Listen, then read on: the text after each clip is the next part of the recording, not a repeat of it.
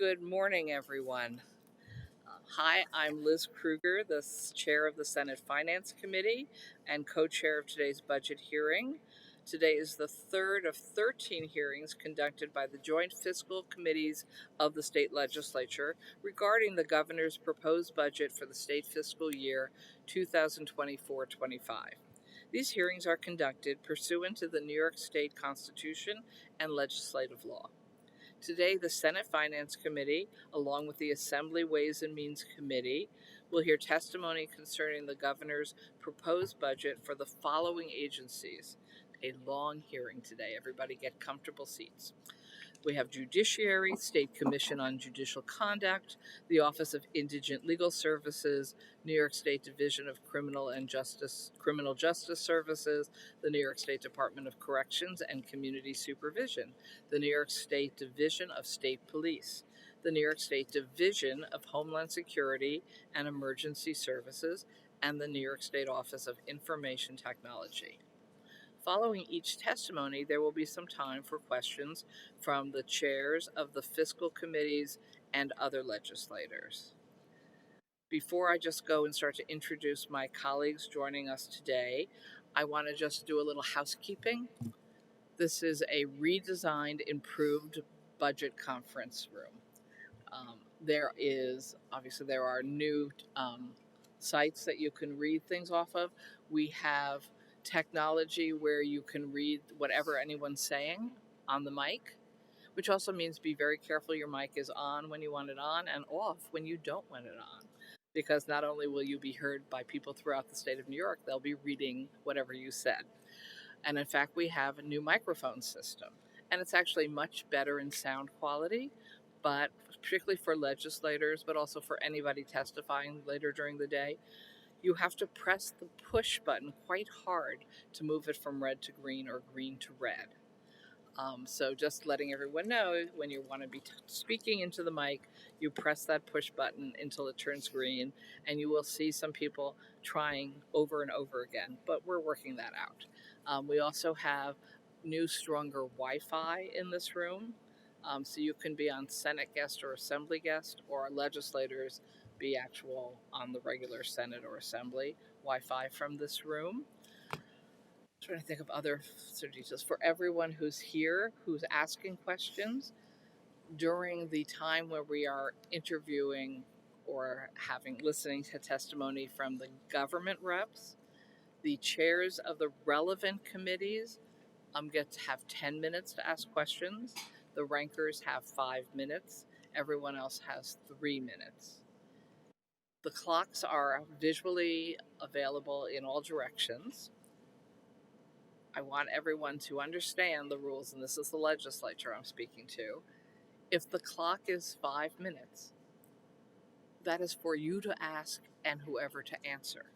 Some people, and we're in politics, I get it. Some people have 5-minute questions. You'll have no chance to hear an answer. You have to leave the person the time to answer the questions you're asking.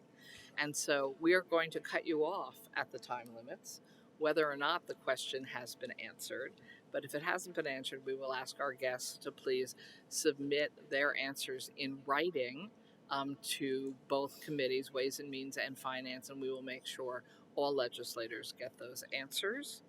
All right, so we understand sometimes we ask stump you questions and you may not sincerely know the answer. I'll get back to you, and then get back to us, please, is a perfectly acceptable response. Okay, with that, and again, after we complete the government panels, and that will be many, many hours from now. So if you're planning your day, just realize government panels take longer, and it will be many, many hours to get through this many government agencies. But there's only 3 minutes when we get to those panels, and that's 3 minutes whether you're a chair, a ranker, or you're just member of a committee. Both 3 minutes for asking and answering. All right, I would now like to introduce members of the Senate, because I know it's texted to me. 1 second, sorry, here we go. And other members of both the Senate and Assembly may come and go during the day, and then we'll try to make sure to announce them when they get here. So we have Senator Gonzalez, we have Senator Salazar, Senator Hoylman, Senator Bailey, Senator Mayer, and Senator Myrie. And I will ask Tom O'Mara, the ranker on finance, to introduce his members. Thank you. Good morning, everyone. We have joining us on our side Senator Rollison, Senator Borrello, Senator Murray. Great, thank you. And now I'm going to ask um, my friend and today's chair of Ways and Means for the day, Jeff Dinowitz, to introduce his members. Good morning, everybody. I'm Assemblyman Jeffrey Dinowitz. I chair the Assembly Codes Committee, but in addition to my role as Codes Chair today, I am also filling in as co-chair of the hearing for Assemblywoman Helene Weinstein, who is the Ways and Means Chair. She would ordinarily be chairing, but she is presently recovering from knee surgery, and she'll be back hopefully in a couple of weeks. We certainly look forward to her return. So I will introduce the Assembly majority members that are here today. They include Assembly Member Levine, who chairs the Judiciary Committee, Assembly Member Delon, who's chair of the Corrections Committee, Assembly Members Boris, Burdick, Mataines, Levenberg, and Wallace. And I think that's everybody. Um, I said Delon. Okay. Well, would you like to introduce the minority members? Good morning. We have with us today Assemblyman Tanusis, who is the ranker on the Judiciary Committee, as well as Assembly members Riley, Durso, and Manktalo. Thank you. All right. So I also, just for the record, have to welcome the entire list of state representatives who will be with us. So we're starting out with the Honorable Joseph Zayas, Chief Administrative Judge, the Office of Court Administration, Robert Tembekian, Administrator and Counsel, New York State Commission on Judicial Conduct, Patricia Warth, Director, New York State Office of Indigent Legal Services, Rosanna Rosado, Commissioner of the New York State Division of Criminal Justice Services, Daniel Martusello, Acting Commissioner of New York State Department of Corrections and Community Supervision, Dominic Chiumento, Acting Superintendent of the New York State Division of State Police, Jackie Bray, Commissioner of the New York State Division of Homeland Security and Emergency Services, Drew Ray, Chief Information Officer of the New York State Office of Information and Technology. I just also, before we start, I want to remind all of my colleagues here, because there are so many chairs of so many committees, when the guest is actually within the purview of your committee, you have the 10-minute chair rights. If you are not the chair of the committee that has oversight of that specific guest, I would hope that everybody will follow the rules of just being 3 minutes, as if they're not the chair for that purpose. And a couple of the committees have overlapping oversight, and we'll just deal with that. But for example, I'm quite sure that our first speaker, Honorable Judge Zayas, Chief Administrative Judge, the Office for Court Administration, will have Judiciary being the chairs, although obviously codes and crime victims also overlap to some degree, I think particularly codes. So perhaps we'll see codes and Judiciary as the two 10-minute chairs for the Chief Administrative Judge. And now I'm going to ask you to start. And also, one more thing. You have the 10 minutes. Some people's testimony is 2 pages long, no problem. Some people like to send 20 pages of testimony. We love getting more materials, and everyone's testimony is up online for legislators and the public to read. But encouraging you, if you know that you have testimony you can't possibly get through in 10 minutes, just bullet point what you think are the most important issues, and we have your testimony and we can read the full 20 pages. So with that, nice seeing you, Judge. Thank you, Senator. So good morning, Chairpersons Kruger, I guess acting Chairperson Dinowitz, and Chairperson Weinstein, who couldn't be here today, Hoyleman, Siegel, and Levine, and all other committee members who are present today.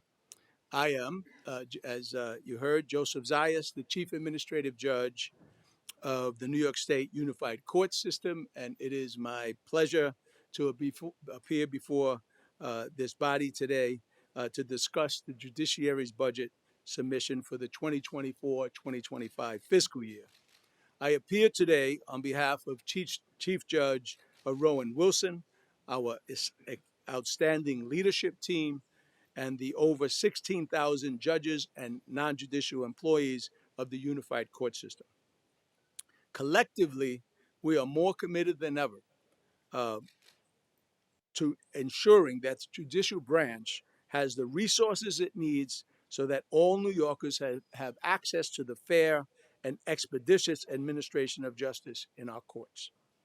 During our conversation this morning about what New York courts are doing now and what we hope to be doing in the future, I think it's likely that my perspective, my unique perspective, will differ in some noticeable respects from some of my predecessors.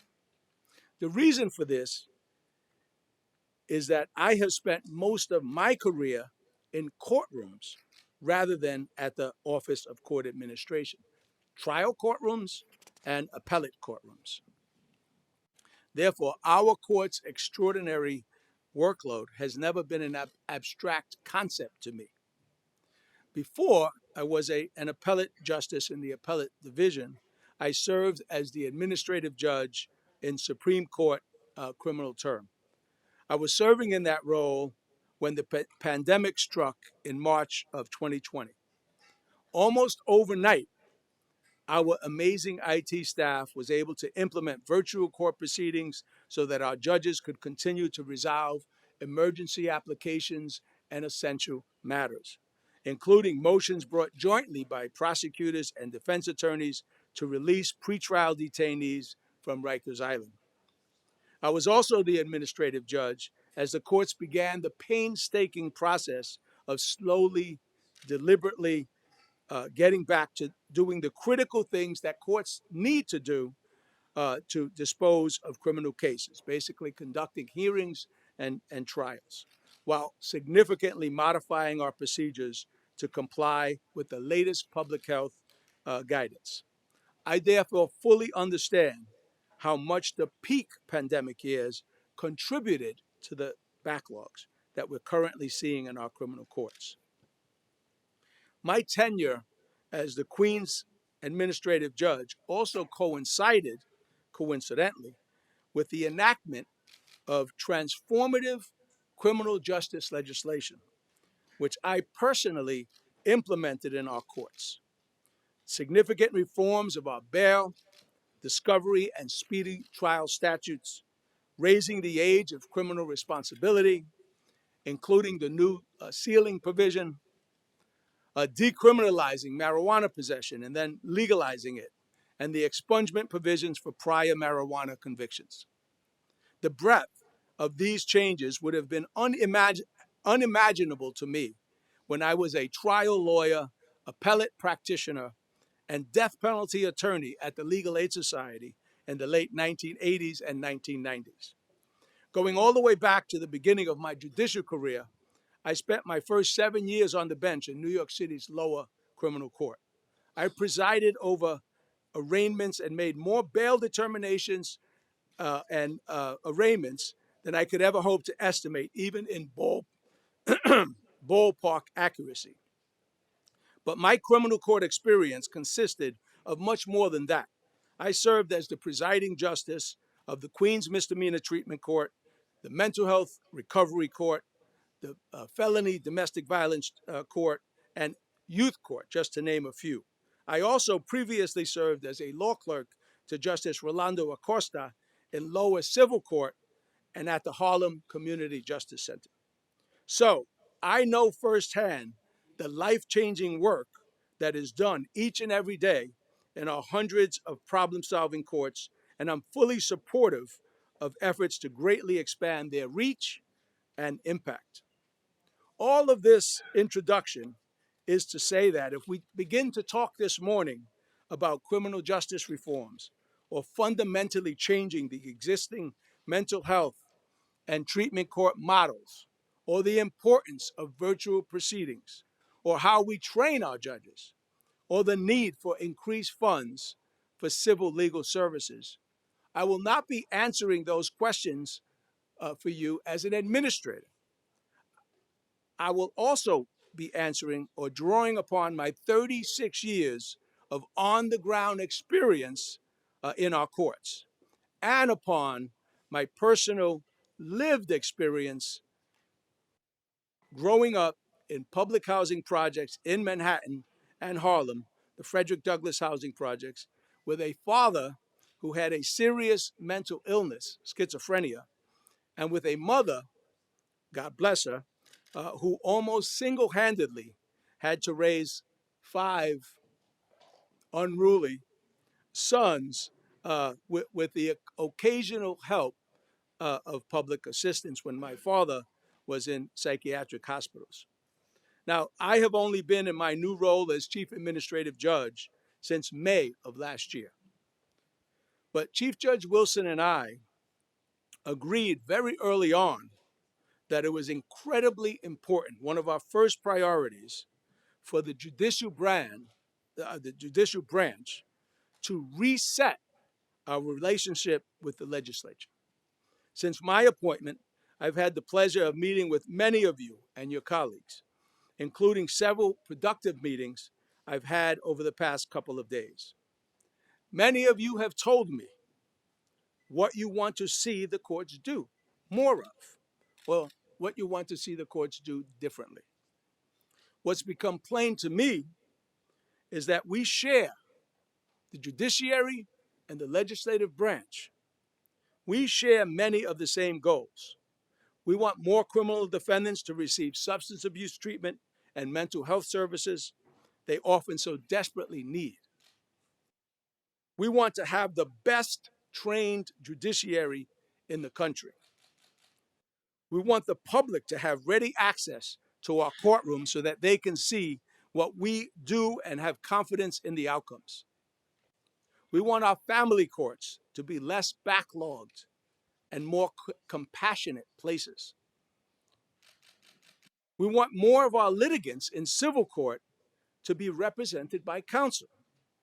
And we want our judiciary and our workforce to reflect the beautiful diversity of our great state. In my view, our visions of what the justice system should look like are largely aligned with yours. And we want to collaborate with you and your colleagues to make our shared goals a reality. To achieve these goals, our budget this year will not only enable the judiciary to continue its ongoing work, but also address historic access to justice funding gaps. It calls for $2.7 billion in spending, reflecting an increase of $131.2 million, or a 5.2% increase over the current year. To maintain core operations and meet required statutory obligations, this funding, more specifically, will support the cost of new judgeships added to the legislature in 2023. Negotiated pay increases for non-judicial employees, which essentially matched what the executive branch offered to their employees. Judicial pay increases recommended by the 2023 Salary Commission, cost of living adjustments for legal services providers, and critical technology upgrades for the courts. Our budget also includes a further increase of $50.8 million, or 2%, which will be used to implement much needed operational enhancements, including additional judgeships and staff in our family and housing court. I see my time is depleting here, so let me close quickly. In closing, I want to suggest that this year's judiciary budget be seen as an attempt to catch up, to restore the court's resources we have been deprived of in recent years because of the periodic fiscal crisis, and to secure funding for crucial programs that have, up until this point, been beyond our means to implement. Thank you, Judge. Appreciate it. Our first questioner will be the Chair of Judiciary in the Senate, Brad Hoylman Siegel. 10 minutes.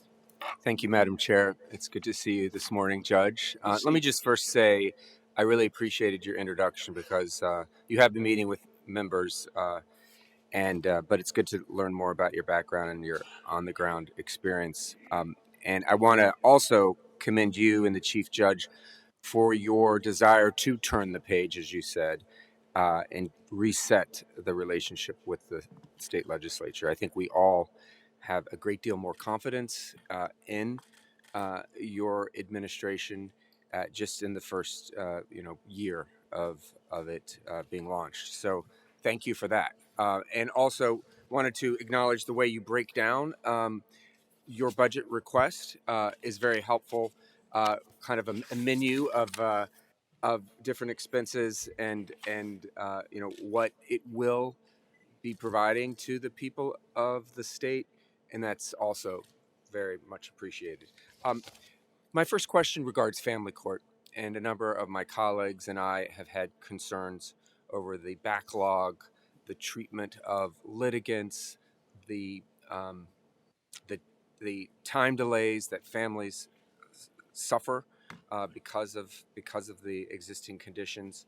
And we had a hearing with my colleague Senator Brisport, and I was wondering, since the chief judge was there, and it was an honor to have him there for part of the hearing, what you and your colleagues learned from the testimony at that hearing early Sure, part of the year. sure. So one of our first orders of business when I took this position as chief administrative judge and met with the chief judge was to prioritize family court. So we certainly were familiar with the Williams report, which had pointed out a number of things. And we knew that we were going to be uh, uh, making it a priority to begin to resource family court. So immediately, within months, they were the ones who received most court employees. If they lose a position, they get that position filled quicker than any other court in our courthouse. We then immediately appointed.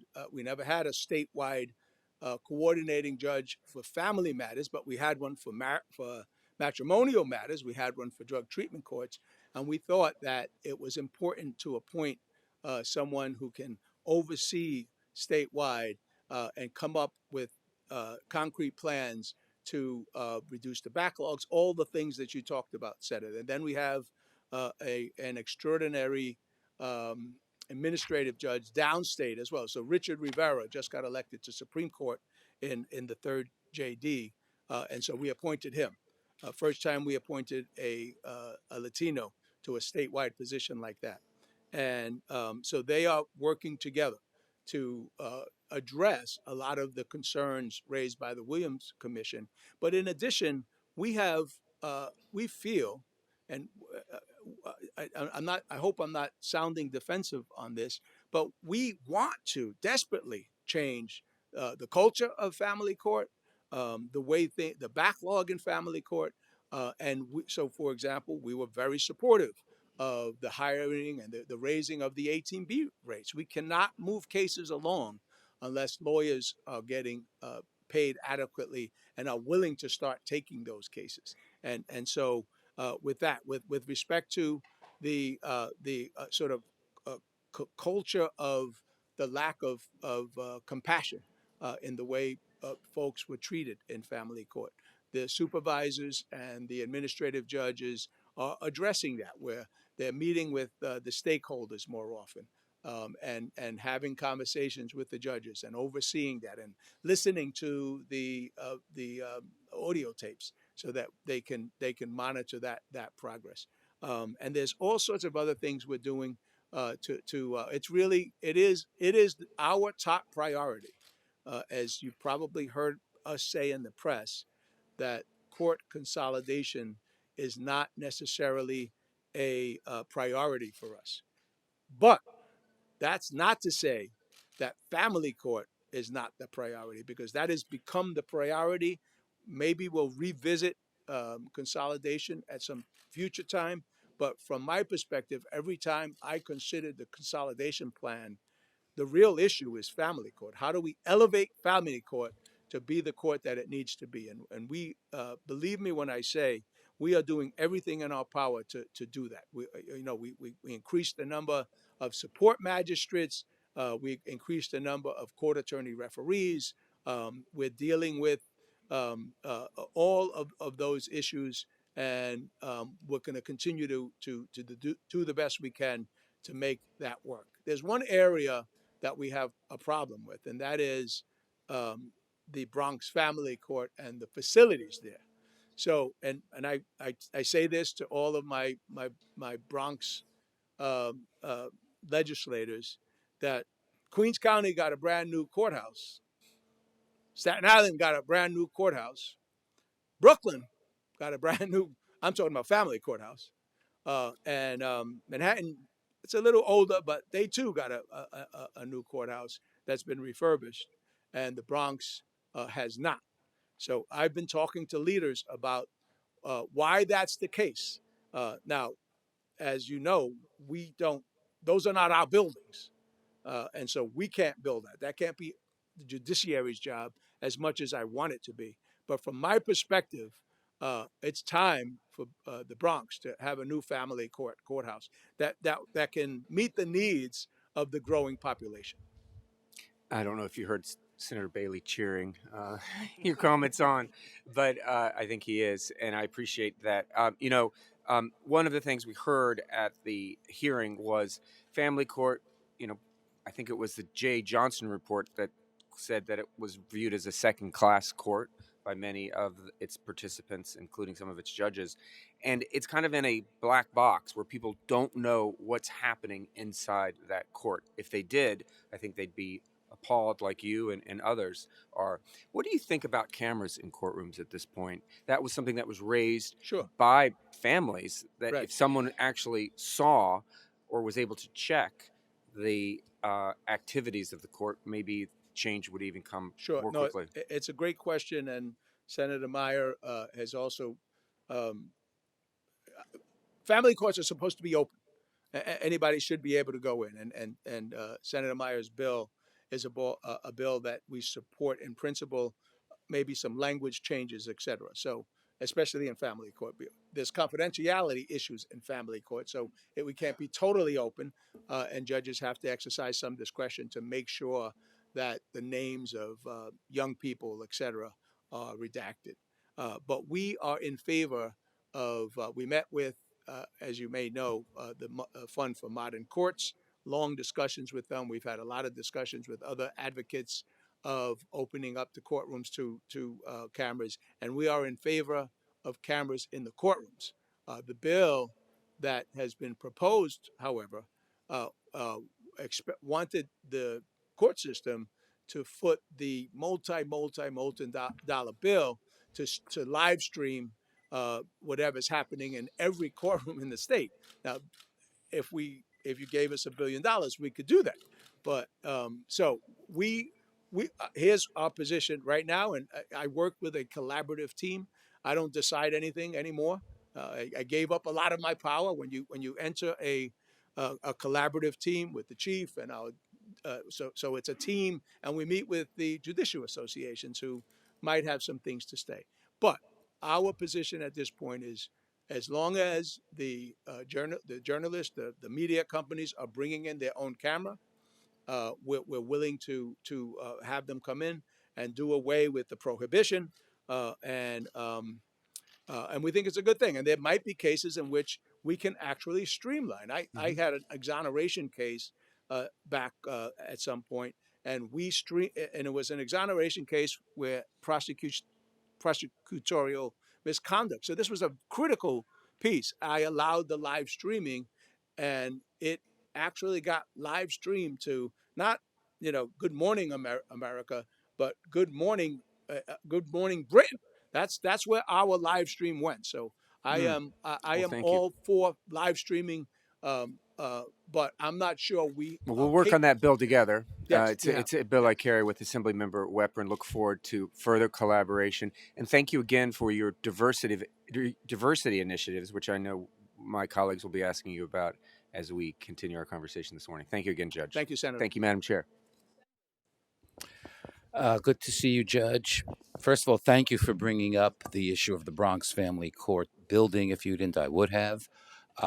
It has to be a top priority. The Bronx, all too often, is in the back of the line when it comes to things like this, but that's my hope, and I'm sure we can count on everybody here today to push real hard uh, to get the Bronx a new facility, a facility that it deserves, and a facility that the people who it serves needs.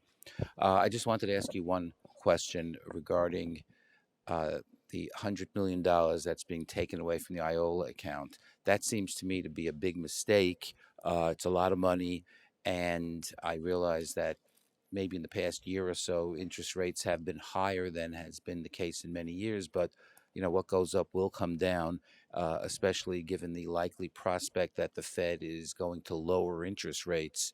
I was just wondering if you have any thoughts on that, how it can impact civil legal services. Sure.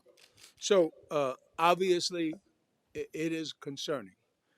As you know, the IOLA monies are used to fund civil legal services, and there's a huge, huge unmet need for those services throughout the state. Indeed, the judiciary proposes an increase we have in our budget, both in the funds we provide to civil legal providers and the amount we allocate directly to IOLA. So we need to be increasing funding for these services, not decreasing them. That said, I know that IOLA currently has a large fund balance, and there will be no impact on the funds allocated this year. And I give the governor credit for proposing to increase the amount that IOLA can spend each year from 50 million to 60 million. But the Fed has made it clear that it intends to cut the interest rates in 2024, which will decrease the revenues going into the IOLA fund.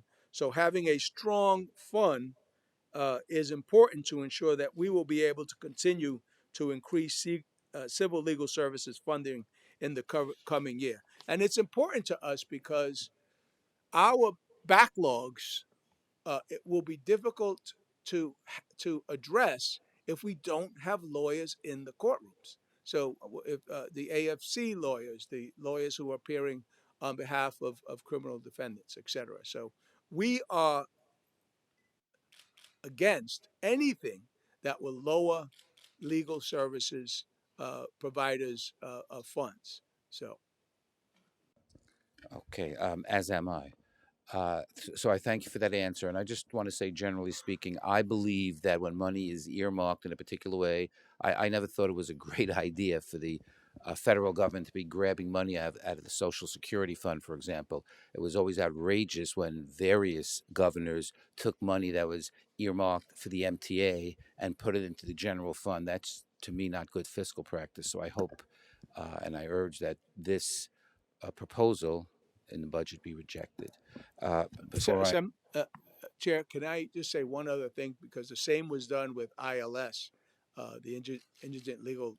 Well, maybe I'm getting the acronym now, but by the head of that is Patricia Worth, and the same thing was done there as well. So there's it's been done in two separate funds have been swept. I'm not sure what that exactly means, and our view applies to them as well.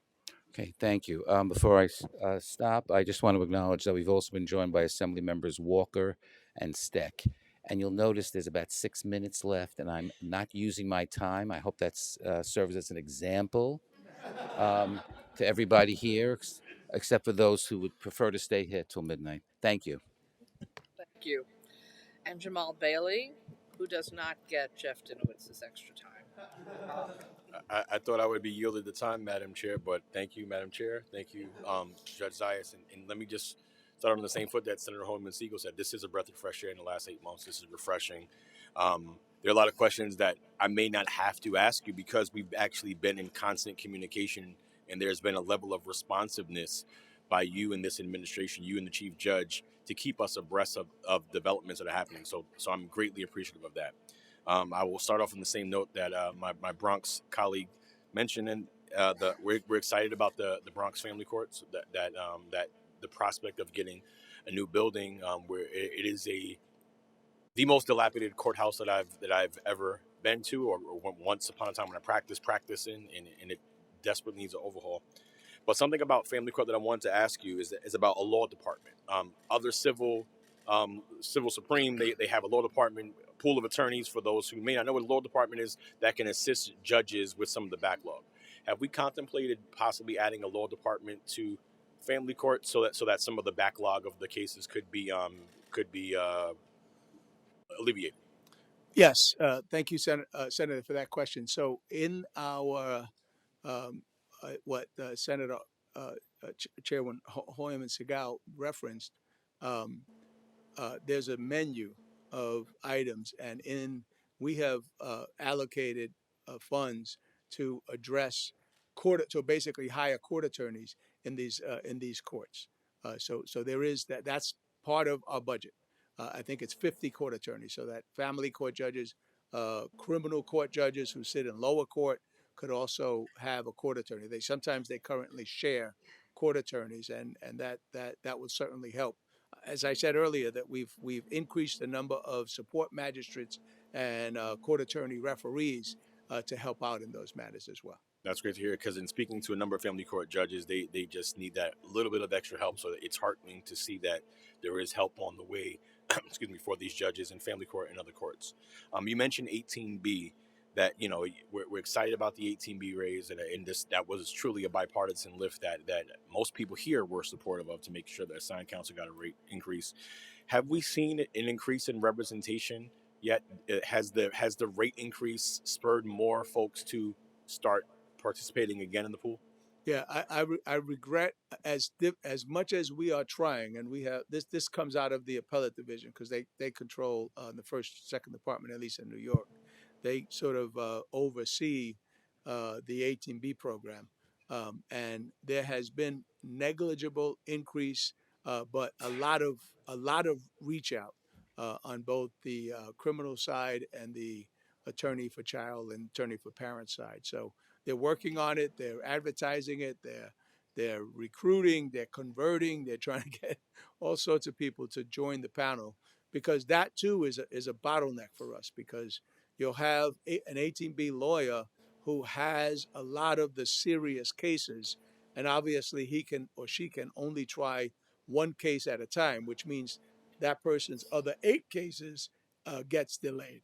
I'm heartened by that. Any increase now? It's been less than a year since it's been in effect. I think there's been a negligible increase, but I'll have to get back to you on the particular numbers. Even any increase at all, I think is worth being happy about, because it shows that there's going to be an increase moving forward. And you talk about efforts in terms of advertisement and recruiting, and there's a recent quote that you said that it's more Phil Jackson than Bobby Knight, which, as a basketball fan, that truly speaks to my heart, and the beauty of the triangle offense. If anybody wants to Google what that was, it was a I included that for you because of the sneakers you wear, Senator.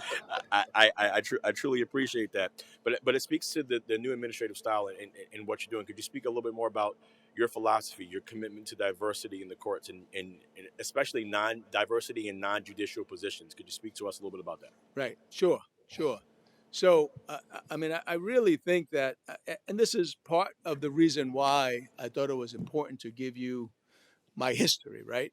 Because I graduated Columbia Law School in '88, so I've been in practicing since those days, and I don't want to take up too much of your time, Senator, but in those days, and anybody who practiced in those days, there was not a single African American judge in these courthouses, or Latino judge, or Asian judge. So that's the history that I look back to, and see the world of difference. Not that we've come as far as we need to be, but it certainly is something to celebrate. And I think that we have to recognize the historical moment that we're in right now. Can you imagine that we have today the first African American judge in the history of New York? We have the first Latino chief administrative judge in the history of New York. I got appointed on May 18th. On May 19th, I appointed the first African American first deputy chief administrative judge. And so that's our top leadership. And many of my other appointments have been historic. I appointed the first Asian appointed to, upstate has some difficulty given its population. And so diversity in a lot of the courts up there, little hard, but we're getting better. We saw Judge Cuevas get elected in the fourth judicial district. We saw Richard Rivera get elected in the third, and Christine Reba. But just recently, I appointed the first Asian appointed as an administrative judge outside New York in the history of, and that's Chris Singh in the fourth judicial district. The fourth judicial district is a district that is basically North Country. And so there are, I could go on and on and on about the recent appointments. I know folks have been asked previously about acting Supreme Court judges and how and the lack of disparity in those appointments, because those are a chief administrative judge's appointment. And the stats I just recently got was that out of the 36 appointments that I made, 22 had diverse backgrounds.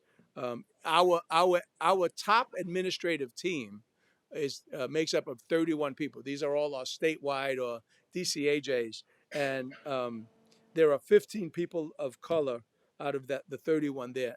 Not sufficiently broadly diverse. We don't have enough Latinos and Asians in that group, and we're working on that. But even our top team is extremely diverse. And I know, Senator, that you're also interested in non-judicial employees. And so we've been doing all sorts of things to attract, basically going into schools. I sent you a video of, it was a recruitment video that's going to, any senator, any legislature that wants me to send them that, to send to their constituents, but it's basically explaining and it was done by young people in Albany. That talks about all the different positions that we're offering in our courts, because we desperately need more employees. So I'm sorry it took up so much. No, I think it's excellent because it shows, again, the clear commitment and the contrast when we only spoke about diversity via the LEO program in the years past, and that was what was pointed to. Anytime I asked about diversity, well, we have the LEO program, but we need more than a LEO program, however phenomenal it is, and I thank you for that consistent commitment. Last question I have is about foreclosure, and I would just encourage that we look to fund the appointment of counsels that's in CPLR 3408 about that. If we can look to, as the budget process goes further, if we can make sure that that there's specific funds allocated towards that, because foreclosure is a major problem, specifically in the Northeast Bronx and the city of Mount Vernon. I know in Southeast Queens and many other areas throughout the state. Right. So I just hope that we can put some real funding for the access to counsel in that, because when homes are on the line, we talk about housing and the right to housing being a human right. It's all of those things are proper. We want to make sure we encourage people to be able to stay in their homes, and getting them counsel is critically important. So I would urge that we allocate some extra funding there. Yes. So, yeah, I mean, it's an interesting question. And I know that there are some groups out there that do that. The homeowners who appear for their settlement conferences are getting advised about counsel, and they're being referred. I'm not sure there's a lot of folks out there who do this work, but we'll certainly look into that to see if we can find some lawyers who want to do this work. Certainly. Thank you, Judge. And like Jeff, I will yield the remaining 20 seconds of my time. Wow. Assembly. I'm trying. Assembly Member Ra. Thank Oh, you. and let me just say, we've been joined by Assembly Member Simon. Oh, we've also been, sorry, if you don't mind, Senator Shelley Mayer, Senator Ramos, I think, Senator Steck. Thank you. Thank you. Good morning, Judge. Morning. Thank you, to you and your staff for the meeting yesterday. I think it was certainly informative in preparation of today, and I just wanted to go through a couple of the items we had discussed. One of which was if you can provide that breakdown regarding the additional $22 million in capital and where that's plan to be utilized? Yeah, sure. So so it's second department. One of the things that happened when Cuomo was governor is there were not quick appointments to the appellate divisions in the first and the second department. So I'm not criticizing him. I'm just saying sometimes positions were open for 5 years. I wouldn't mind you criticizing him. Don't- What's that? I said I wouldn't mind you criticizing him. And then in the first department, there was sort of this malaise in appointing judges to the appellate division, third department and the fourth department too. I think this might be the first time in my memory that there is a full slate of judges in all four of the appellate divisions. So because of that, I mean, that takes away judges from the trial courts, right? So which has caused a little, consternation because we're losing our trial court Supreme Court judges, but the backlogs are happening up in especially in the second department where there's not enough judges, right? So the as a result of that, and as a result of just issues happening, things breaking, that the capital improvement is to help the landmark building there get some work done. And in the first department, it's related to the court attorney pools and the additional judges and creating space for them to work. So um, on other than we're not responsible for any capital projects in our trial courts, but in our appellate divisions, that's the only place that we actually have to request capital improvements for that. And then one of the other things we discussed that I think came across very clearly that you were very passionate about is the mental health court expansion and the I know there's a budget request for $1.3 million to support that expansion. If you can elaborate on what the department would be doing with those funds. Sure. So you know, our mental health court budget, if you look at it, it doesn't sound like a lot of money. But what we do in our mental health courts is we already that money that we allocate doesn't apply to the judges because they're already there, to the staff, the court officers, etc. What that money goes to is the resource coordinators and the case managers who are liaisoning with the programs to which we send the defendants, whether it's an inpatient or outpatient. So that's we have been talking to a lot of legislatures across the state who have wanted us to expand mental health treatment courts. And you might know that I recently appointed a mental health task force headed by Demick and an upstate judge, Sasan. And that's basically just to take a detour there. That's what we've been trying to do in a lot of our appointments because we're a big state. And when we make appointments on these commissions, we like to put someone from downstate, put someone from upstate. And so the money that's allocated is really the case managers, which will help facilitate making sure that these folks are found qualified.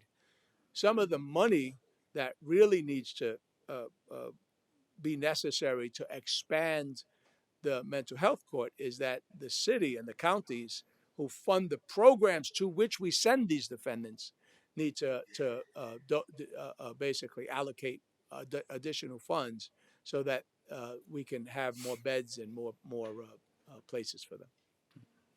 Thank you. Thank you. Senator Borrello. Thank you, Madam Chair. Thank you for being here, Your Honor. Appreciate it. You mentioned in your opening comments some of the things that you couldn't have imagined before. One of them was raise the age. The timing is interesting because there's an article in my local paper how the city of Dunkirk in my district is being terrorized by a 16-year-old kid who's been arrested 16 times in about a month and a half. He's destroyed hundreds of thousands of dollars worth of material. You mentioned being a Latino. His latest victim was a Latino-owned small business in the city of Dunkirk, which, by the way, has a large Latino population. This is a problem. He's not been sent to juvenile detention. So, what do you say to those local businesses and those folks that are suffering because of Raise the Age? And how do we address this? How does this kid get treatment? Because clearly he has issues. He was literally dancing in front of a security camera as he broke bottles in a bar that he broke into. So, how do we address that in this new world of Raise the Age? It's a very good question. Obviously, if that's happening in that court, I'm not sure how the judge is handling the securing order. It sounds like you're suggesting that he's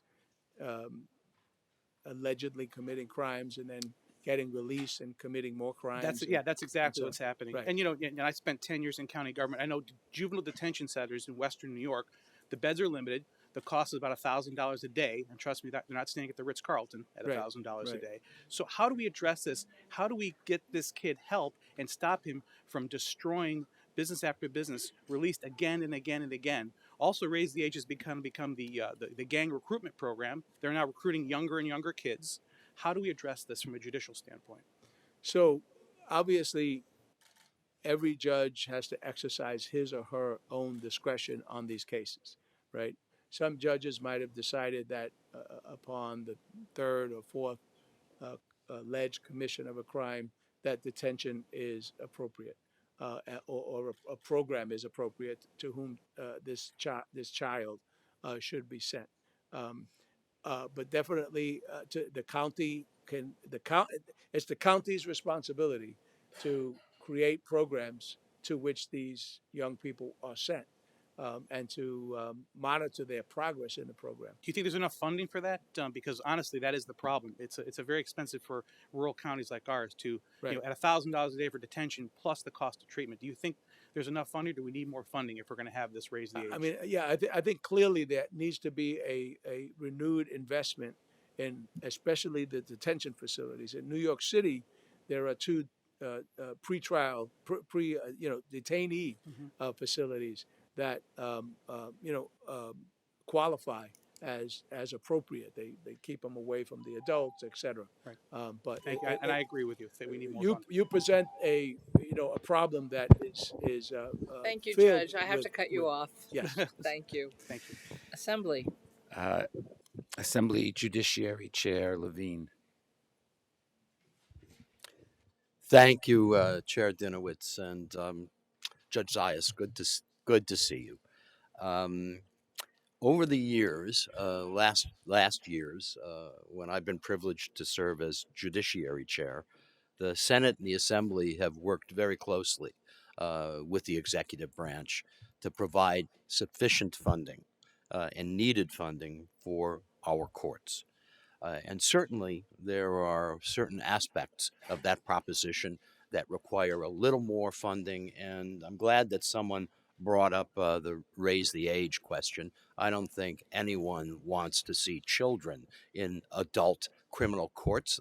You and I, who were both public defenders, and you were a prosecutor as well, have seen what happens to children who are exposed to the criminal courts and children who are jailed in adult courts. That is not humane, and it makes no sense, and it's counterproductive. However, that we will work together to provide sufficient funding, I am sure, for the Raise the Age program. But I have a couple of questions for you. But before I do, I just want to say how much I appreciated you describing your background. And I think that in your position, it is tremendously important that we have someone who has this well-rounded background and understands from a granular level how our courts function. So, speaking of family court, we have provided for funding for new judges in the family court. And for this year, the judiciary is looking for, or seeking is a better way to put it, 11.6 million for its budget to implement 28 new family court judges, and that's effective a year from now. but that 11.6 isn't simply for the salaries of the judges, it's for the court personnel who have to support the important work of those judges. So this 11.6 million provides partial year funding. Do we have a sense, meaning do you have a sense of what the full year funding total is going to look like? I contemplated bringing my budget person to sit near me so I could find that out, but that's something I'd have to get back to you on. Yeah. I would appreciate I would that. like to. I think you said that I previously, not that there's anything wrong with being a prosecutor, but I was never a prosecutor. Oh, I'm sorry. I thought that you had worked in Melinda Katz's office in No, the no. unjust conviction. No, I was exonerating people with Melinda Katz developed a conviction integrity unit, and I was the judge who handled most of the wrongful conviction cases. But like I said, not that there's anything wrong with being a prosecutor. I just didn't want the record to. Judge, I didn't mean to insult you. And I want to just make clear that while I was never a prosecutor, but I did serve for many years as a criminal defense attorney, I have more convictions than any prosecutor you'd ever want to meet. And although I was never a prosecutor, I always worked very closely with them, and my special counsel's a prosecutor, and I love prosecutors. Yeah, And as do I. As do I. I'm speaking. I was actually, even though I was a long time public defender, I'm speaking on Friday at the Association of Prosecutors on Friday. They're having their conference in Manhattan. So maybe I'll see some of you there. I also want to mention how much I, for one, appreciate your collaborative way of interacting with the legislature and the enhanced communication that we have seen. It is truly, truly appreciated. So, just a couple of things on the family court, and then I want to ask you a question about the governor's judicial security provision. Let's start with the security provision. Senator Hoylman and I have bills that are narrower in scope, and they're not as lengthy. In fact, Senator Hoylman's bill and my bill are, I think, no more than 2 pages. The governor has submitted an elaborate proposal, which is important, and judicial security is needed, and we see what's going on, unfortunately, in today's world. But I want to ask you to consider, and you don't have to give us an answer today, who would be able, under the governor's judicial security proposal, to request relief? Because there's a question about how expansive the governor's list of those who could apply is, and the approach that Senator Hoylman and I have taken, and of course my bill has passed in the Assembly, and I am confident that Senator Hoylman's bill will pass in the Senate as well. But I'd ask you to consider working with us to make sure that those who can apply are more specifically defined. So Yes. just something to keep in mind. Certainly committed to doing that. We've actually put together a team of from counsel's office that are going to be working as hard as we can to collaborate with you early on in the process, not just wait till we get the 2 bills passed, but we want to know what's out there, and we want to start working on it ahead of time and begin the collaboration part earlier on than previously. Thank you. It is absolutely necessary. Right. We will not function as a democracy if we can't provide sufficient protection for our institutions. And lastly, while I don't live in the Bronx, I can, to paraphrase another politician, I can see the Bronx from my house, but that requires that I stand on the roof. But I have worked, when I practiced law, in the family court in the Bronx. And I just wanted to assure you that those of us who have experience working in the family courts will do our best to make sure that the family court critically important in the Bronx and in all the other counties, has the facilities it needs. Thanks so much. Thank you, Senator. And I yield 2 minutes and 46 seconds. Well, I think it's great if we're starting a competition today on who can be the shortest. So we're keeping track of the numbers. Um, the next questioner is Zellner Myrie from Brooklyn. Thank you, Madam Chair. And I want to echo the sentiments of my colleagues. You know, we are never reluctant to take folks to task when they are not collaborative, when they're not doing the. It is. Is this better? As I spill water all over my desk. We're never reluctant to take people to task when you don't do the job. It's important to give credit when you do. So kudos to you and your team. I have one question, and it is hopefully will be informed by your opening statement, your professional experience as an attorney, as a judge, and now certainly as an administrative judge. We're considering expanding after-school programming, and I was hoping that you could speak to whether you think, as a public safety measure, that after-school programming could be an effective tool. We know that from the hours of 3 to 6 p.m., that is when our young people are most at risk of getting in trouble. And so I'm hoping you can speak to whether you think this would be an effective public safety tool with a goal of every student, every young person who wants the opportunity being able to take advantage of it.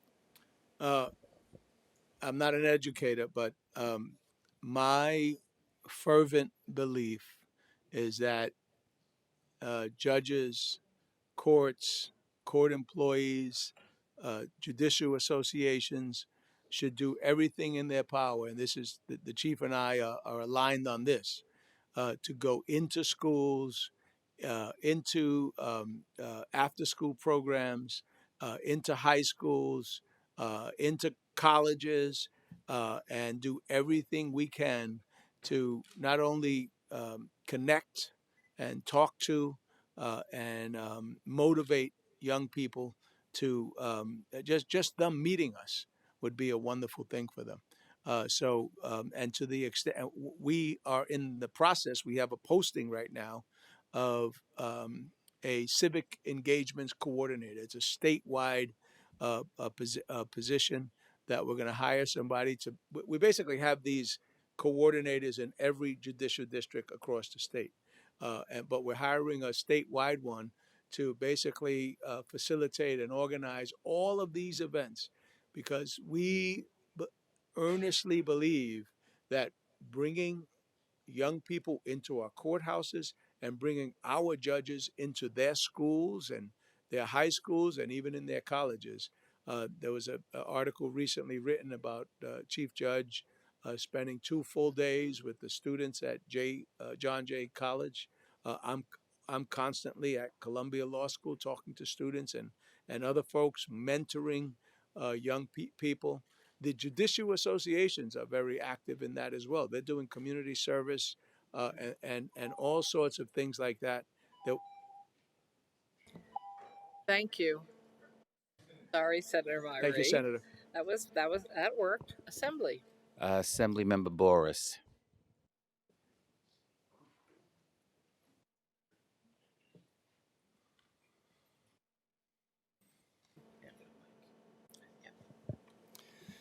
Thank you.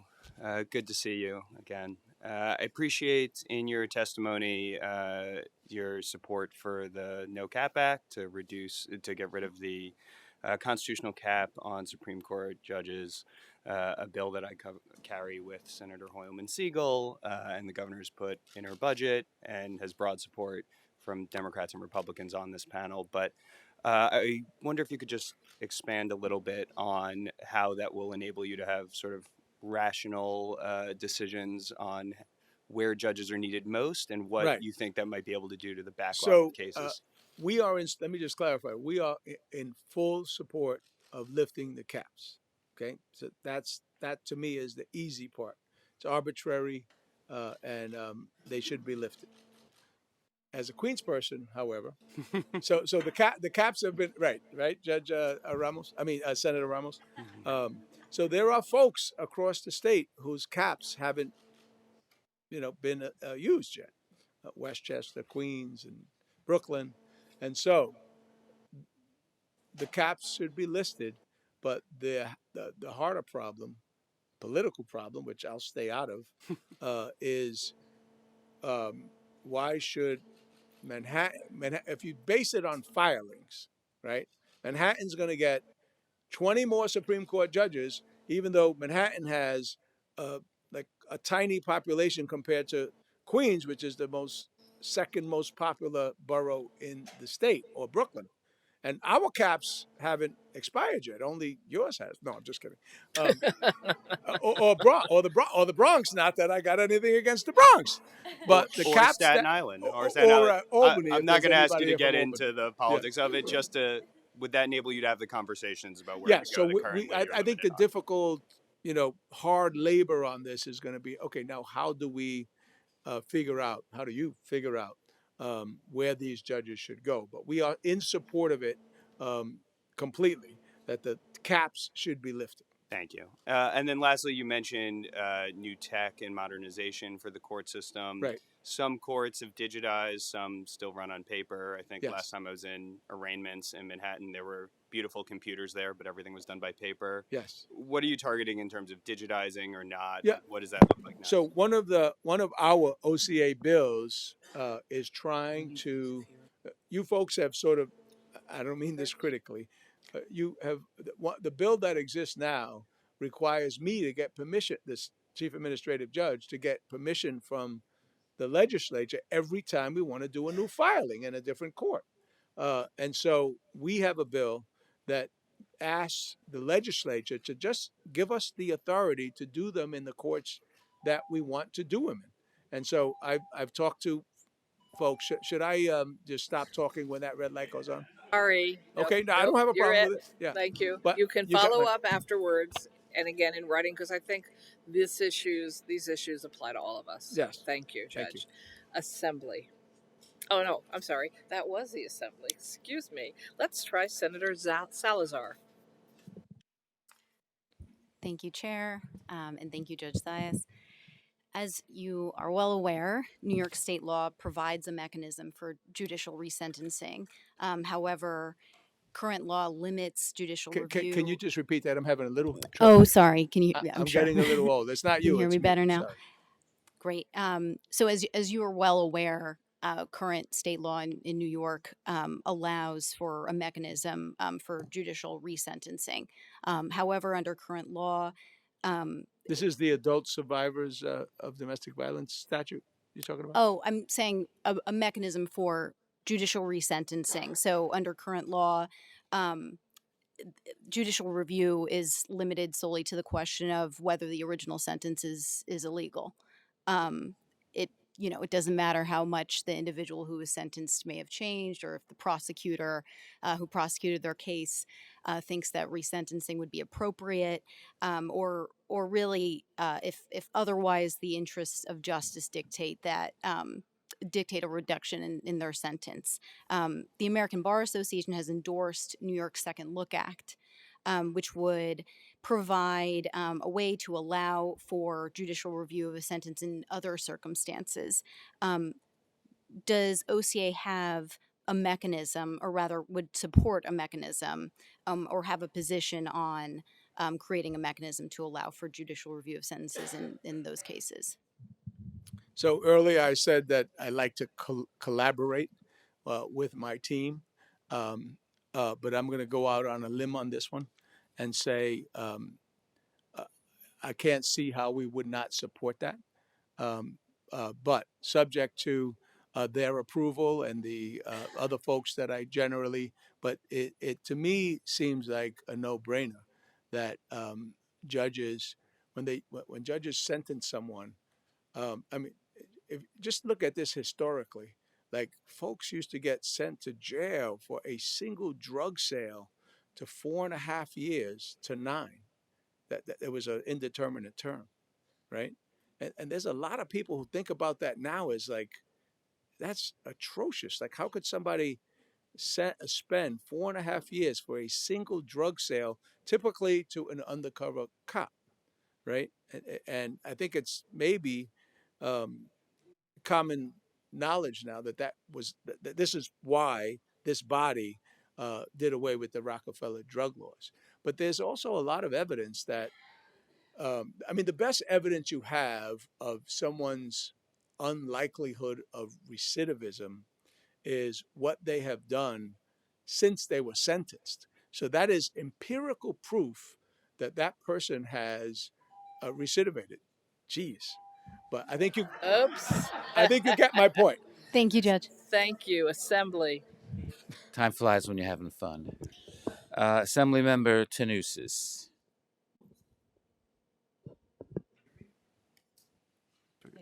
There we go. Thank you. Judge, thank you so much for being here today. Before we start, I just want to say I was proud to be an assistant district attorney. And I was even prouder to have worked for the great Rob Johnson. Some of my best friends are district attorneys. There we go.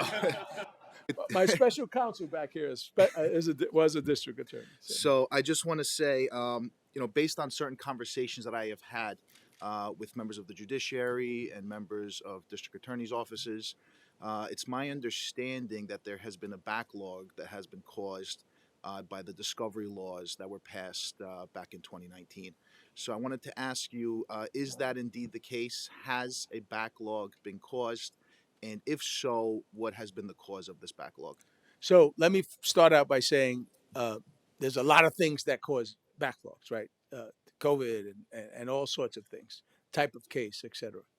But one of the sort of premises of enacting the discovery reforms, which I was 100% in favor of, because I've had enough cases, including the many exoneration cases that I had to handle, where Brady material was not turned over, and men and women spent many, many, many years in jail as a result of that.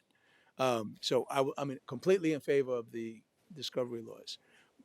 One of the premises was that if you give the defense over everything they need, they're going to see that maybe their client is on video committing the crime, and that would result in a quick resolution, right? But what in practice, what has happened is the district attorney's offices are having an extremely difficult time in getting all of this discovery material together on time. So it takes them a few months. That means the speedy trial clock is ticking against them, and sometimes they don't get everything they're supposed to get. And even if they do, the next thing that happens is, and this was also unintended, that the defense has every interest, because there need to be zealous advocates, are now challenging the discovery that they were giving as inadequate. So now you got these challenges to the certification and to the readiness. And so it has added months and months and months and months of litigation, motion litigation, even before the omnibus motion gets filed.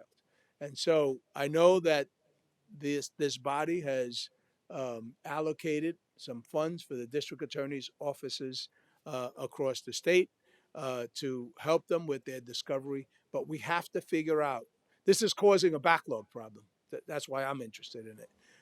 We have to figure out how the district attorney's offices can get that discovery done much more quicker, so that I don't fault the defense attorneys for challenging the certification. That's their job. And if they feel like they didn't get something, they're going to litigate it. But it has caused a bottleneck that we didn't anticipate. And I think intuition, you would think, well, if the defense got something that shows clearly their client was guilty, but that lawyer also got thousands of other pages and body cam. That lawyer now has a constitutional obligation to go and look at every single piece of paper that he or she receives. So it's a complicated problem with a lot of nuances, but it's something that has been a problem. Thank you. Thank you very much. Okay, thank you very much. Next is Senator Ramos. All right. Well, good morning, Judge Morning. Zayas. Let me begin by saying that you make Queens very proud. You clearly bring our spirit of diversity and that big Queens energy everywhere you go. So thank you so much. I wanted to delve a little deeper on mental health courts. And I know you're not talking numbers today, but alas, this is a budget hearing. Yes. And I do want to talk a little bit about numbers because although we've heard so many big value statements from the governor, from OCA about how important mental health courts are, they actually aren't funded in the budget. We haven't seen in the executive budget that's being proposed any real numbers to increase the investment in mental health courts. And that I think is very worrisome to many people in the community because even when you do a basic math of how much it costs to hire one caseworker at around $75,000 a year for 62 counties, we're starting to talk about almost $5 million. And I'll say that the previous administration, before you and Chief Judge Wilson came on, often said that they weren't really willing to use the judges and existing staff for this endeavor. And clearly, that's a depart. What you're telling us today is a clear departure from that. That is very welcomed. But I do think that the advocates with the treatment not jails bill that I've been carrying now for a little while, for a few years, we actually estimate that a true expansion accounting for the previous administration's mentality would actually cost around $16 million. So I do want to know if, like other state agencies, whether you have the discretion to use any of your general funds to expand mental health courts, or what this would look like if the governor ends up not increasing the amount of money that would be allocated for that purpose. So my understanding is that the governor has allocated. I can't get you the. We'll get you the exact number, Senator. But for OMH, and beds, which is precisely the type of thing that we're somewhat interested in. So our funds are related to court operations, and but once we approve of a defendant from mental health treatment court, we then send that defendant to a program. We, unless this body wishes to give us that money, if you give me $100 million, we will help to fund the programs to which these defendants go. That is really what needs to happen. Right now, it's not generally considered a court expense. It is the county's expense. Okay. So if the mayor of New York City, geez, okay. We'll continue. Thank you. Thank you. Thank you very much. Assembly. Assemblymember Walker. Thank you. In New York, 98% of convictions come through guilty pleas, not trial, making a mockery of our system of justice and constitutional right to trial. What role do mandatory minimums play in reducing access to trials, and what policies or potential changes in law does OCA think would help address I'm really having trouble hearing you. Please forgive me. Okay.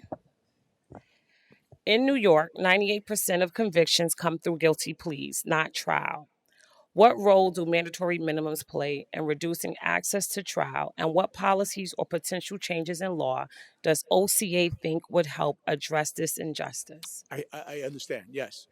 So you're absolutely right about most cases end in pleas, and trials are somewhat a rarity. There are bills. We have offered program bills which would eliminate the second felony offender statute, where the district attorney consents. So instead of going to trial, it might result in a plea that the defendant can take that will reduce his exposure, because the mandatory minimums sort of encourage defendants to say, I'm not taking that. That minimum is too high. I'm not going to jail for that long. And Thank you. My second question is with respect to 3408B, the requirement that counsel be provided in foreclosure proceedings. How much is included in your budget this year in order to fund that requirement? I'm not. There's so many numbers running in my budget, so it's something that I have to get back to you. Well, I believe that that number may be zero. Is there any funding of this particular initiative in previous budgets? This is a to do what to This set. is to provide access to the right to counsel in foreclosure proceedings, sir. I mean, we're doing a lot of work along those lines, so I would be surprised that it's a zero budget because um, that's an issue that's actually in litigation in terms of advising those who appear on foreclosure proceedings we have a duty to um, inform them that they have the right to counsel at these settlement proceedings. Okay, thank you. Just was wondering where it was included in the budget because I was looking for it and I was not able to actually see it. Are you aware that there is presently a lawsuit with respect to this issue in the court system? Yes, I just said that. Yes. And I believe I heard you say that there were no attorneys, though, that you were aware of who actually could represent these individuals. Are you aware that there is a New York State foreclosure defense bar? There certainly is, and there are attorneys that will be willing to take these cases. There's just not that many. Thank you. Thank you. Next is Senator Steck. Thank you very much. Good morning, Judge. Thanks for being here today. I'm encouraged by the Chief Judge's desire to expand family court, and I've been listening to your testimony and a lot of questions about family court around the state. Seems like a lot of interest, in particular in the 5 boroughs. I represent 6 counties in the North Country. I'm worried about my kids and my family court. In 2018, then Senator Little and I in the Assembly put in legislation looking for a family court judge for Essex County. For 6 years, I've been chewing on that tree. Now I'm in the Senate, and Assemblyman Simpson has the bill.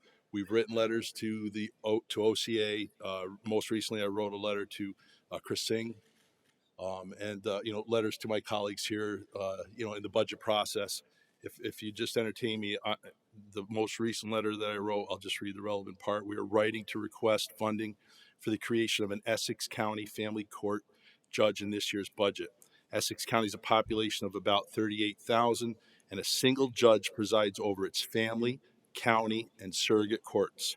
This person also oversees 4 specialty courts: integrated domestic violence, drug treatment, mental health, and the only veterans treatment court in the entire judicial district.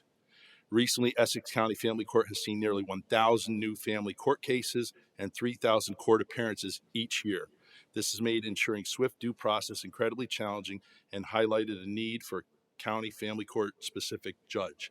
Again, this is a 6-year-old request for a North Country county. One judge is doing everything up there. My people and my families matter too. I've got all the relevant players in the room here. I'd love to see this included in the budget. If you could please take a sharp look at specifically Essex County, and let's try to do the right thing by their family court system. So I believe that the statute that created the 20 judgeships, we did not weigh in on where those judges should be assigned, right? So what you're raising is a question of, once judgeships are created, and we're requesting 28 new family court judgeships. Mm-hmm. I don't want to blame your colleagues, but they kept you out of Essex. I do a lot of that. Most of the time, they deserve it. But in other words, my understanding is that when we received the statute about the 28 family court judgeships, they are telling us where they are assigned. We're not deciding that.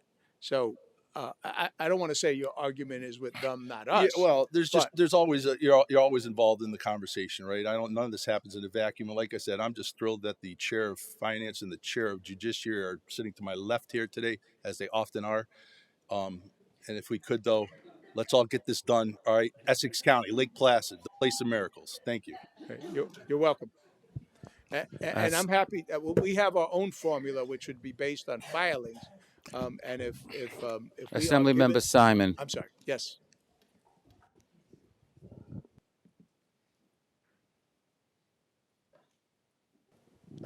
It's a delicate dance up here. So thank you very much. Judge, for your testimony. I have a couple of questions I wanted to ask you.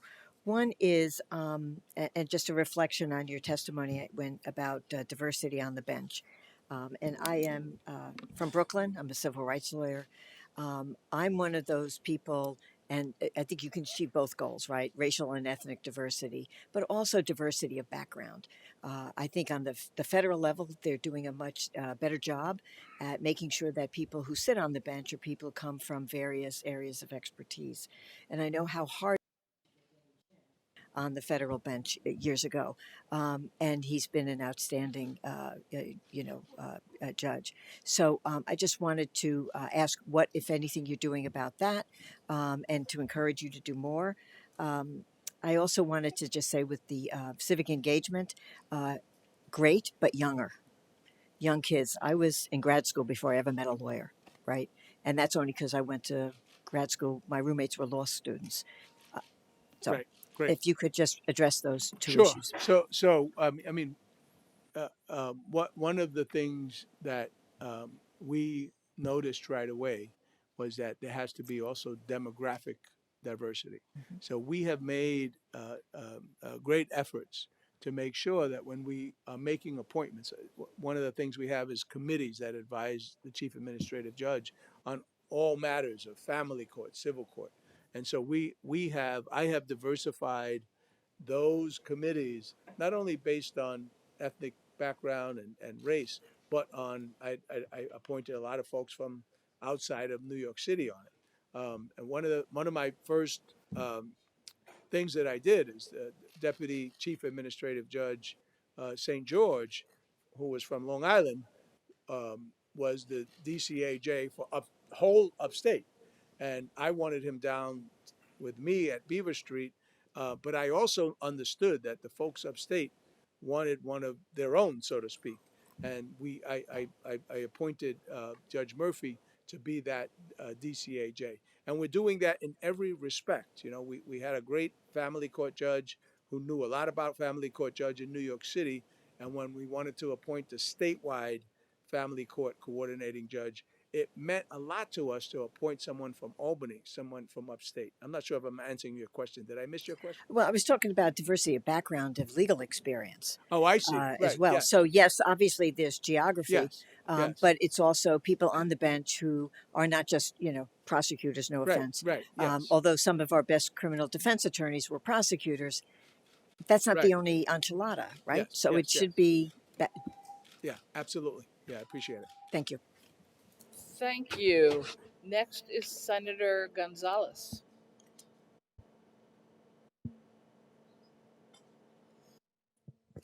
Hi, good morning. Can Morning. you hear me? Yes. Turn this thing's on. All right. So I wanted to dig in a little bit more today on technology spending. OCA's budget request includes $93.4 million for technology to support court modernization, an increase of $14.6 million. The $14.6 million includes $6.6 million to support general core operations and $8 million capital funding. So I want to better understand, one, how the upgrades in technology assist court operations, and two, if there are specific court locations that can, especially in places where we're seeing a need, that OCA intends on focusing on expanding these Sure. Good. technological needs. I'm glad you asked that. So we developed a courtroom modernization department and appointed a director.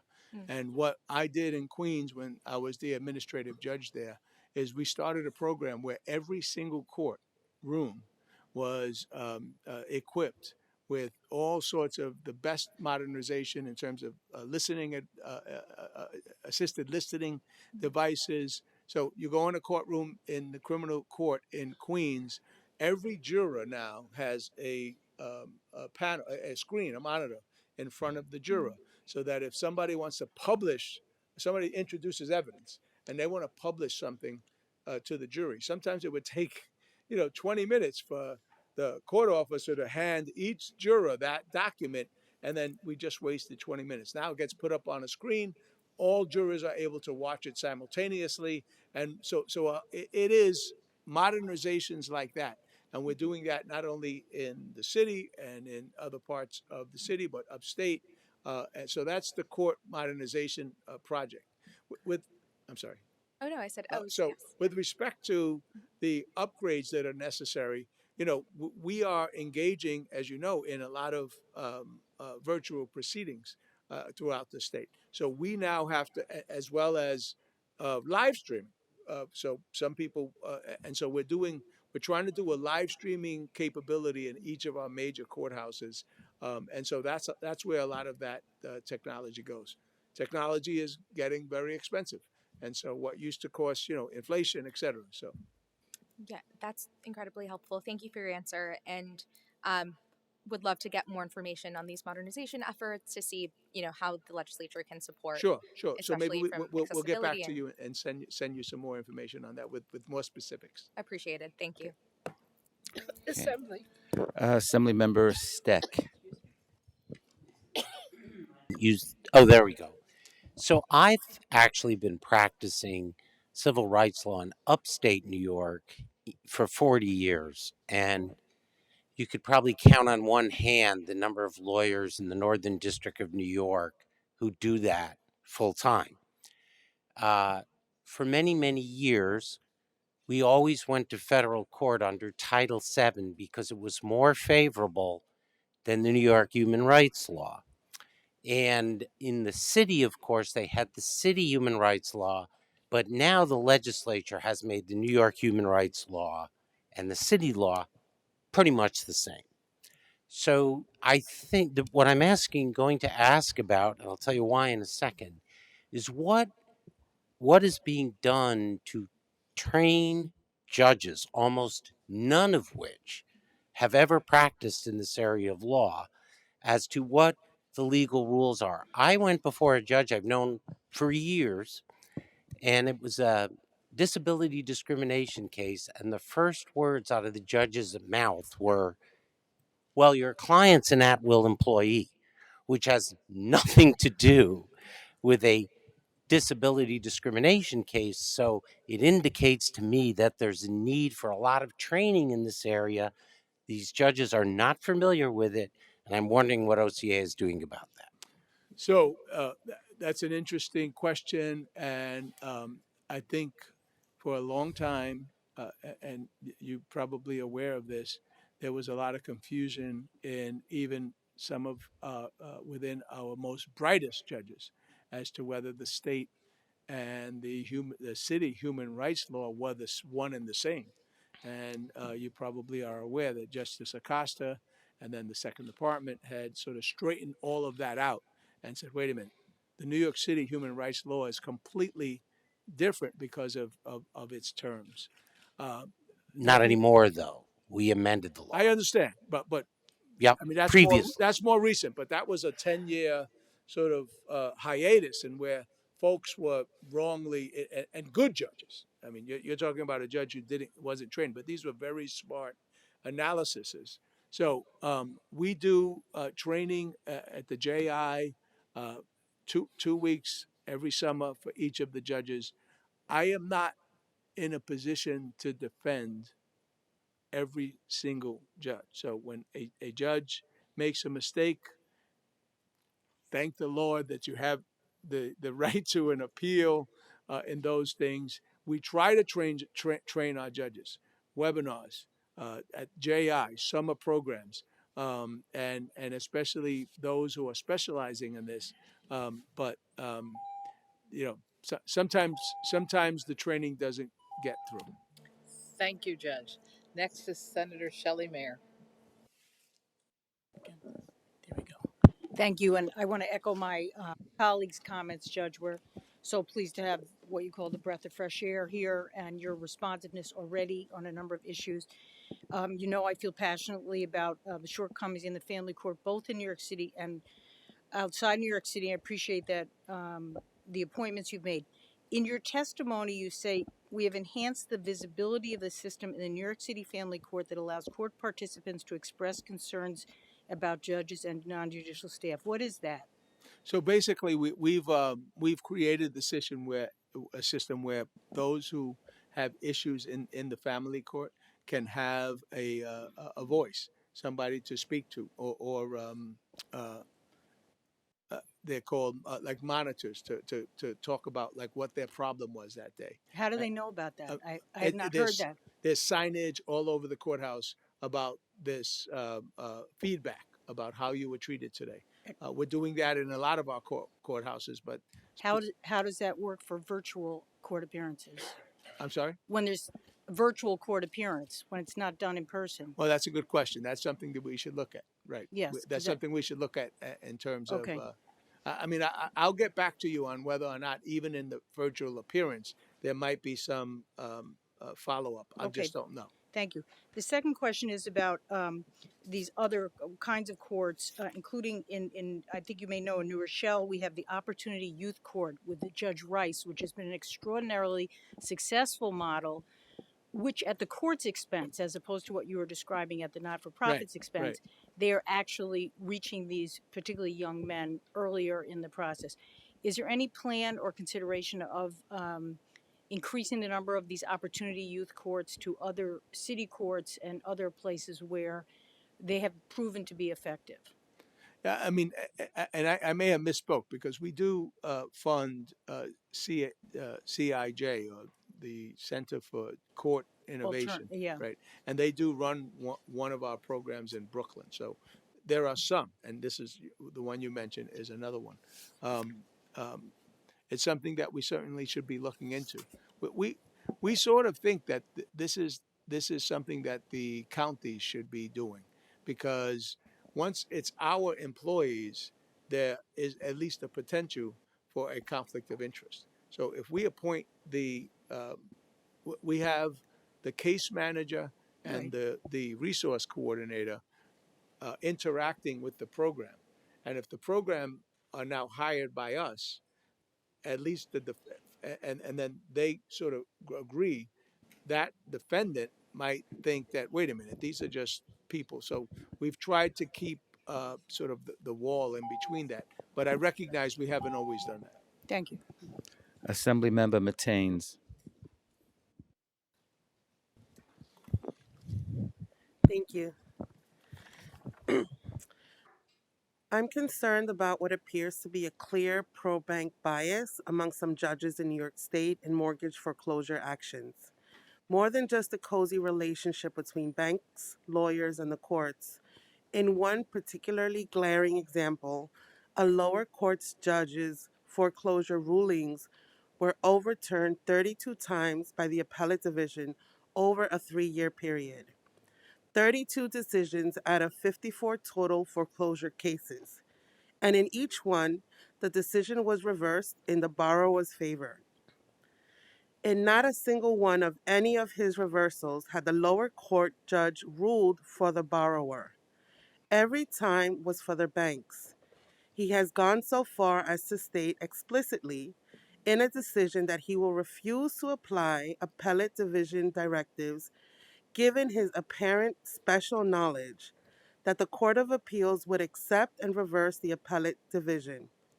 Does a record like that concern you? And is that something that the Office of Court Administration can address, or do you need additional tools and directives from the legislature? Thank you. No, thank you for the question.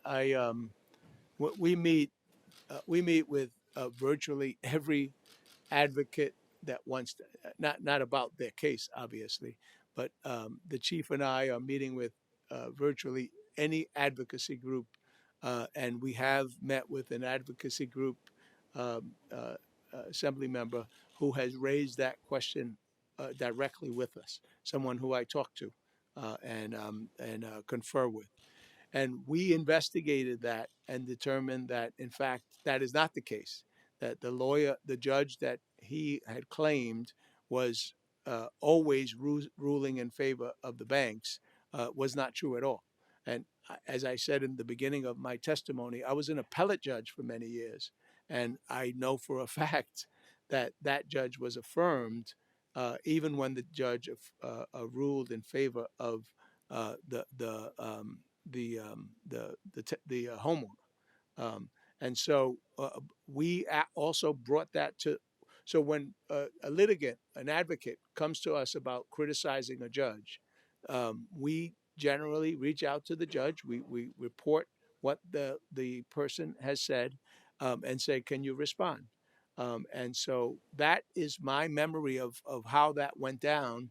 And I know from personal knowledge, because I sat the appellate division hears probably four foreclosure cases every time we sit, especially in the second department. And I know for a fact that I have affirmed that judge's rulings. But I Thank you. appreciate you bringing it up. We did ask. I guess I should stop. Thank you. Senator Hoylman Siegel for the chair 3-minute follow-up. Thank you.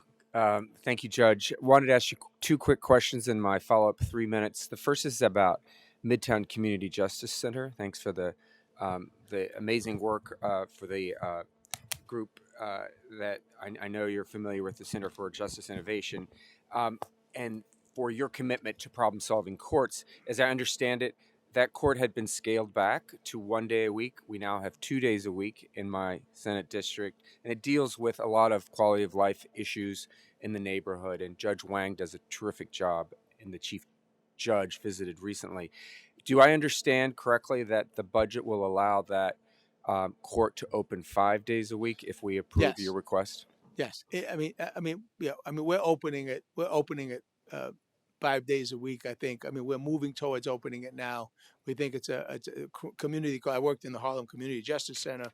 They're wonderful courts, wonderful neighborhood That's terrific courts. news. Perfect judge in there, and we're very supportive of that. Thank you so much. And then I carry a bill with Assemblymember Levine to expand the Commission on Judicial Conduct's authority to allow you to continue or begin investigations into judges even after they leave their post. We see this as a crucial step toward ensuring that jurists who engage in misconduct aren't able to evade investigations simply by retiring or resigning. Do you support that approach? Yes. Thank you. I yield my 1 minute, 25 seconds. Thank you. Assemblymember Wallace. Hi, thank you so much, Judge, for your testimony today. First, I just want to associate myself with the chair's comments earlier about the sweeping of the IOLA fund. As you know, they provide essential services, and if we were to not have that funding available, we would increase the number, presumably, of pro se litigants, which would then increase the burden on the courts because it takes more time. The judges have to explain what the process is and so forth. So I think we would be penny wise and pound foolish to do that. So thank you for your support of putting that money back in. And I guess I just want to talk a little bit about the family court crisis. First of all, obviously, I support increasing I didn't hear that. About the family court crisis. Yes. Obviously, I support increasing the number of judges, family court judges. I think that will go a long way. I know you mentioned the fund for more modern courts, and I know in the past there have been discussions about elevating and expanding jurisdiction of the family court and how that would help alleviate. I don't think that's part of this current budget, but we're talking about eliminating the cap on Supreme Court judges. I think we really need to stay focused on family court judges and addressing that issue. And I'm wondering, I spent a lot of my career in federal court, and I know that when there's a backlog and there aren't more judges to handle things, there's an increase in the number of lawyers and law clerks to try to help those judges because they can really streamline those cases. Every time you add a new judge, you have a new courtroom, you have a whole new staff of people, whereas if you add more law clerks and more attorneys, they can really help move that case along and help the judge streamline and address more cases. So I'm wondering, have you made efforts to try to address that in lieu of the judges, Sure. and how can we help you in that regard? Right. So one of the parts of our budget is to hire 50 law clerks for the lower courts, for family court and other courts. And so that will absolutely be helpful. With respect to hiring the lawyers who are going to represent the litigants. No, that's not what I meant. More lawyers for the courts. Oh, yeah. So Yes. court attorney, law clerks. Yes. Yes. Yeah. So we're doing that. That's in our budget. Okay. We think that the more law clerks that we hire will help the family court judges reduce their caseload and reduce the backlog. And that's in our budget. And referees and other. And referees, yeah. I mean, as soon as we get a request for a support magistrate, we approve it and move it right away. There's some, you have to interview. We're a good government operation, so everything we post, and that process does take time. But when somebody leaves the bench or leaves the court attorney position or support magistrate gets elevated, we immediately get someone else in. Okay, and I'm running out of time, but I just want to also mention Erie County Circuits Court is one of the most backlogged in the entire state. And so if we could look at maybe addressing that in some way as well. Thank you. Thank you. Assemblymember Burdick. Thank you. I first want to join my colleagues in warmly welcoming your collaboration with the legislature. And you mentioned this is a question about access to counsel. About access to counsel. And you mentioned a huge increase in the need for funding representation for civil litigants, that IOLA has a large fund balance, and that the governor has proposed increasing to 60 million from 50 million funds which IOLA can spend in this area. Now, I recognize that there are other sources of funding for legal service organizations that are in this area and in the executive budget. My concern is that even taking that all in the aggregate, it still is insufficient. And given the dire need, particularly migrants requiring legal representation in deportation hearings, would you be amenable to increasing above the 60 million level? So I'm going to, I talked to you about transparency, and which is what our administration wants to do. And as we prepared our budget on December 1st, when we had understood that there was a austerity and maybe not a balanced budget, right? So I would love, I keep thinking about this as I read everything every day, and I keep thinking I made a mistake. And we should have requested $200 million more for civil legal services. That is honestly what I've been thinking over the last few days. And so that's on me. The buck stops with me. And I feel like I should have asked for much more than we did. But to the extent that you have the power to do that, I will gladly accept that into my budget. I don't know if that answers your question. It answers it very nicely. And next Thank time you so much. Next time I come here, I'll do a little better and do my Well, homework listen, a little more. it was shifting sands. There's no way to be able to predict these things, but I would welcome working with you on trying to get that number up. Yeah, and it's not only because the poor need this help, but it helps the operations of the courts, because that is a thing that bottlenecks our courts. That there's not enough lawyers, there's not enough 18B lawyers to try all the cases that need to be tried. And so adjournments have to be granted sometimes because one lawyer is representing a defendant on an old case or a family court litigant on an old case, but that lawyer already has his trial scheduled, 2 or 3 trials scheduled. So now I got to. Thank you. Assemblymember Riley. Thank you, Mr. Chair. Thank you, Judge. One of the things I want to talk about is the 30/30 speedy trials. So ever since the law changed, in 2019, there were 12,000 dismissals. That increased in 2022 to 31,000, almost a 250% increase. So given your remarkable professional experience that you laid out for us, and I'd really be interested in this, do you have any recommendations for the legislature to address that, and maybe practical implementation to address the increase in technical dismissals?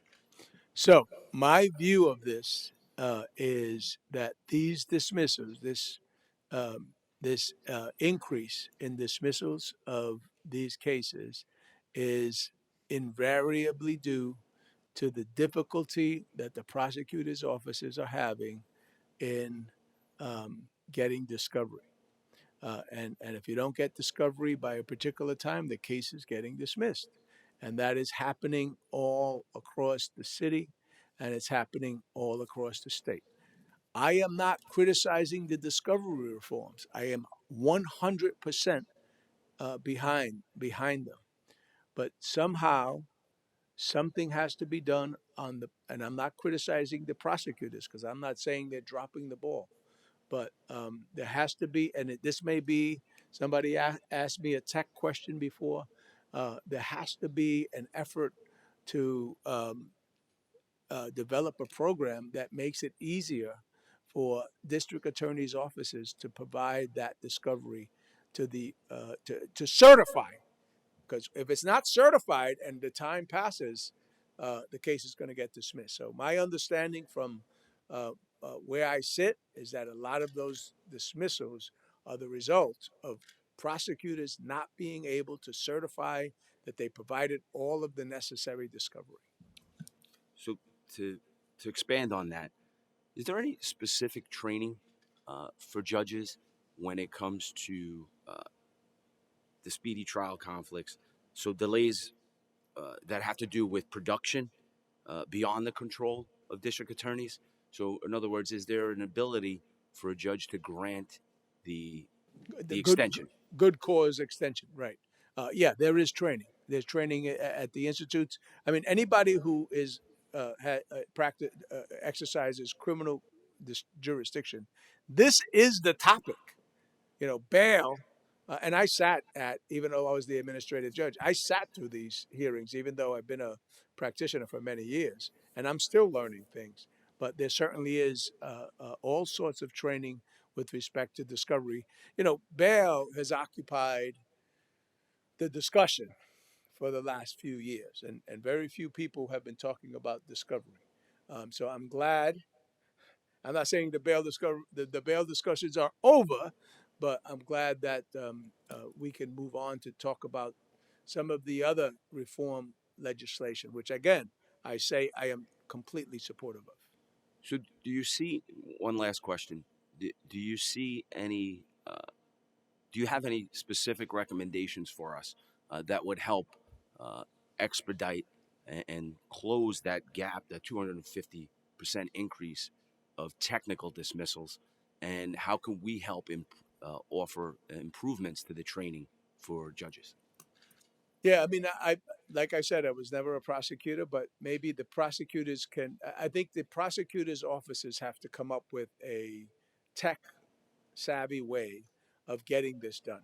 I mean, I wish I had some suggestions, but to me, it's an internal process in the district attorney's offices as to how they're going to produce that. You know, you can't even. There's so much documents that a lawyer will come in, the defense attorney will say, here's my thumb drive, put it all on my thumb drive so I'll have the discovery. And that thumb drive doesn't have enough, what is that called, BTUs or whatever it is, the kg. It doesn't have enough room.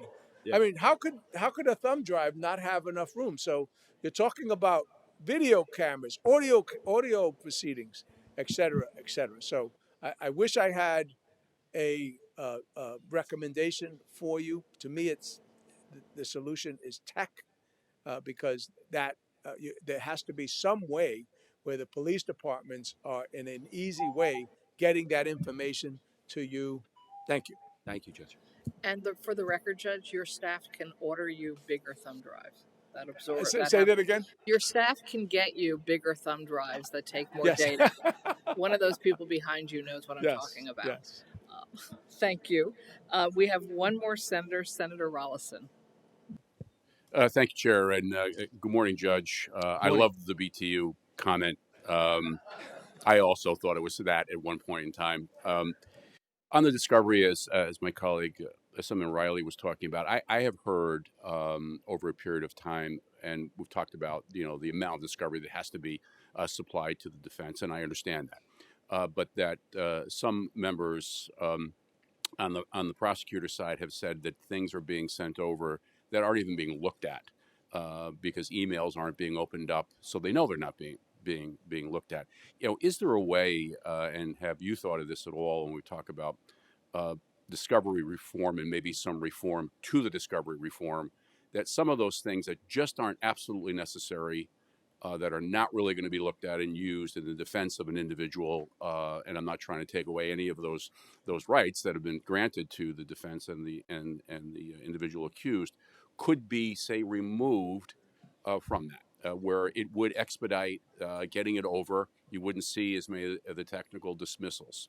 Is that something that anyone on your side, MOCA, has thought about reviewing that from a access issue? Right. So I am not familiar with anyone who's reviewing that. It sounds to me like the defense bar, prosecutors, and members of this body might want to do that. I mean, I think it's more appropriately a legislative function in collaboration with both the defense bar and yeah. Sure, understood. And one more question, Judge. I was participated in the hearing in Manhattan last year on family court. Kind of an eye-opening hearing for sure, and great testimony and discussion on both sides, both from people who have been in family court and ones who practice in family court. With that said, is family court, would you say, the area with the largest backlog in the statewide in the system? I mean, It sounds like in New York, but yeah, there's a huge backlog but it's either between that and criminal, serious felony criminal term, and it's in New York City. I mean, we don't really see the criminal cases being backlogged too much outside of the city, and I think the same is probably true for family court. So it's the high volume courts that have the problem, and I attribute it to a lack of a sufficient number of defense attorneys. And in my last 16 seconds, how is OCA staffed up? Shortages in those courts as well? Yes. So I mean, as soon as there is a vacancy, we fill that vacancy. I mean, even in housing court, I appoint housing court judges. Thank you, Judge. Thank you, You're Chair. Chair Levine. You were gonna, no, oh, did you? Okay. Talk about electronic difficulties. I can't even turn this on. I just wanted to mention that on the subject of discovery, issues involving problems with the delivery and the digesting and review and analysis of discovery don't seem to be very prevalent on the civil side of our litigation experience. But we know it's difficult on the criminal side. And for those of us who have engaged in actual electronic discovery, as you mentioned, it's a matter often of reviewing hour after hour after hour of video, much of which is completely inconsequential.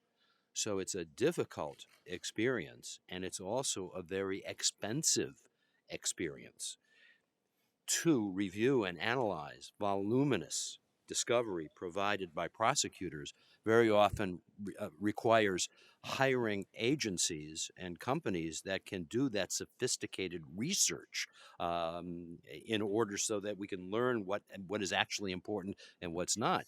But we did provide in last year's budget, and when I say we, this is the state, provided $80 million to the prosecutors, to our district attorneys, to be able to gear up to do this. And I'm confident that over time they'll be able to use that funding and that we will get there. This is our modern world. And but you may not want to trust me so much as someone who can't even figure out how to turn on the microphone here. But we're heading in the right direction. And thank you. I forgot who asked me about training on this, but there is ways in which this type of thing can get fixed with training on tech. So.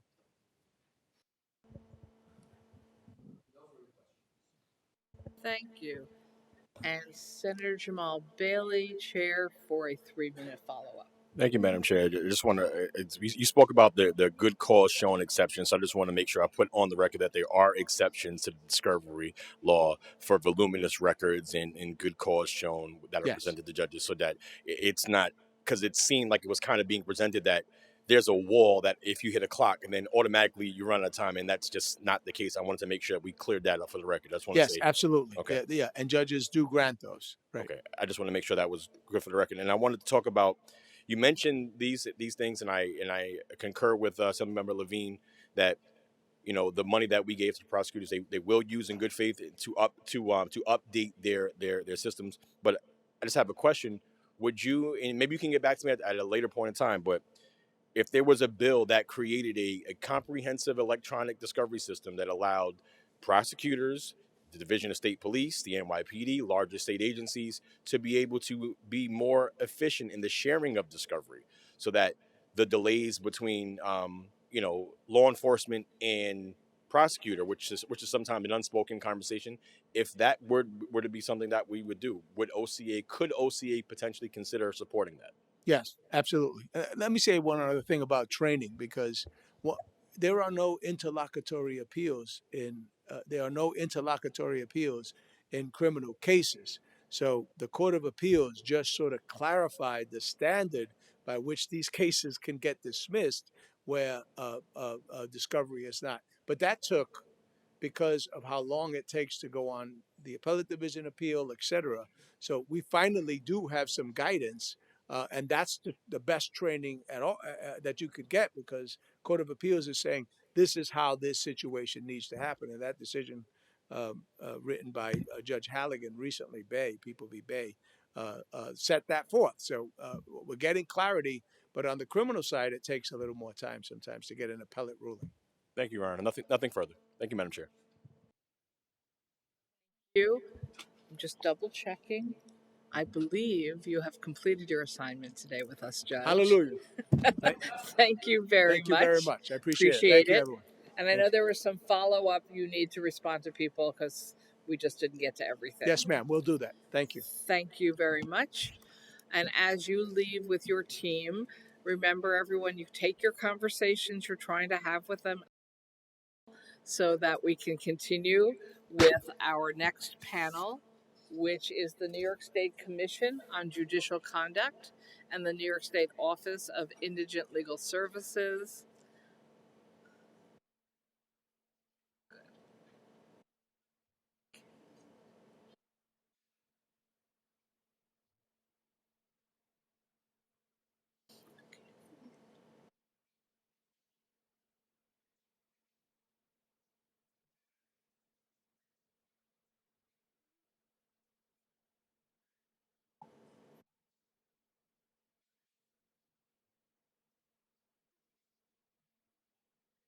I'm going to let them all walk out in the hall and then get bombarded with other questions. Good. It is still morning. This is very good news. Good morning, both of you. And do you have a preference with whoever goes first? Okay, thank you. And you have to press the button until it turns green, and it's a challenge. You have to hit the sweet spot. There you go. Thank you. Good morning. Good morning. I'm Patricia Worth. I'm the director of the New York State Office of Indigent Legal Services. And I want to thank you for this opportunity to talk to you about the ILS budget. But I also want to thank you for your ongoing support of the Office of Indigent Legal Services as we work to improve the quality of public defense, which includes not only public criminal defense, but also the representation of parents in family court matters. My written testimony compares our budget request to the executive budget request. So I'm not going to go over my written testimony, but instead I'm going to talk to you about the two most salient points that I want you to be aware of. First is the crisis and the quality of representation provided to parents in family court matters. And this is a crisis that must be addressed, and there was a lot of discussion about this earlier. For that reason, ILS is requesting $50 million in our aid to localities budget for improved quality parent representation. Second, I'm urging you to reject efforts to sweep money from the Indigent Legal Services Fund, which is earmarked for a special purpose, into the general fund. The Indigent Legal Services Fund must be used for the purpose for which it is earmarked, and that is to improve the quality of public criminal defense and the representation of parents in family court matters. I'll start with the representation of parents in family court matters.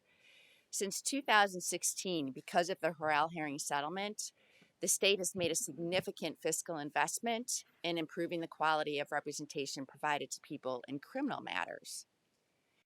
But family court has been left behind. And the data that we get from providers across the state shows what this means. The data we get shows that family court attorneys, that on average they carry weighted caseloads that are 50% higher than their criminal court counterparts. And on average, they spend less than half of what their criminal court counterparts spend on on cases. Now, viewed through a criminal lens, this is sort of good news, ironically, because it shows what can happen when there's a state investment in improved quality. Attorneys have manageable caseloads and are spending the time and resources needed to provide competent representation. But when viewed through a family court lens, it shows what happens when the state hasn't made a similar commitment. Family court attorneys feel like second-class citizens, and there's some discussion about that feeling earlier. Defense attorneys work under overwhelming caseloads with few resources needed to do their job. Their parent clients face a higher likelihood that their children will be taken from them and placed in foster care.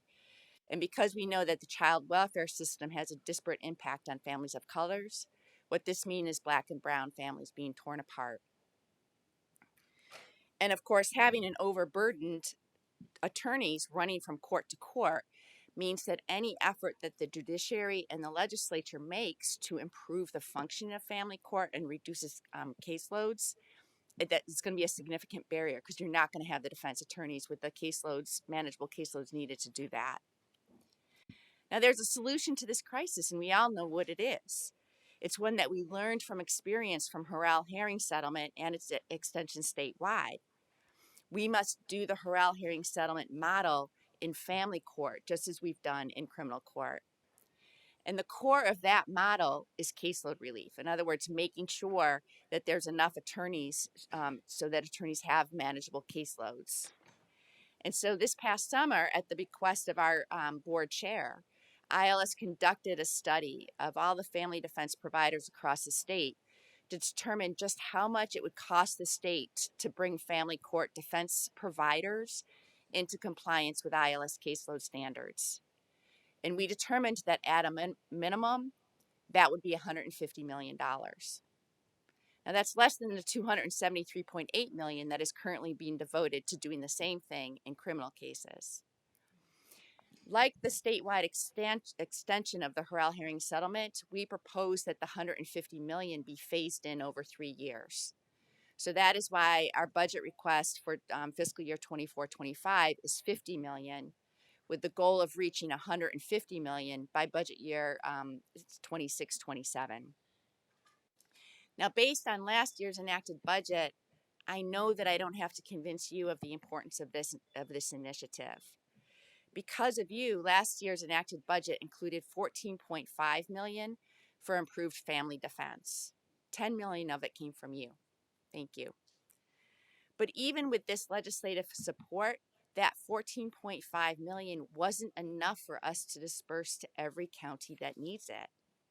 And so we had to engage in a competitive process. And all of the money that we've gotten over the past 3 years for family court defense, none of it has been enough to disperse to counties statewide. And so currently, as a result, only about a third of New York counties are getting some additional funding for family court representation. And even that's not enough. And most of your districts have been left behind.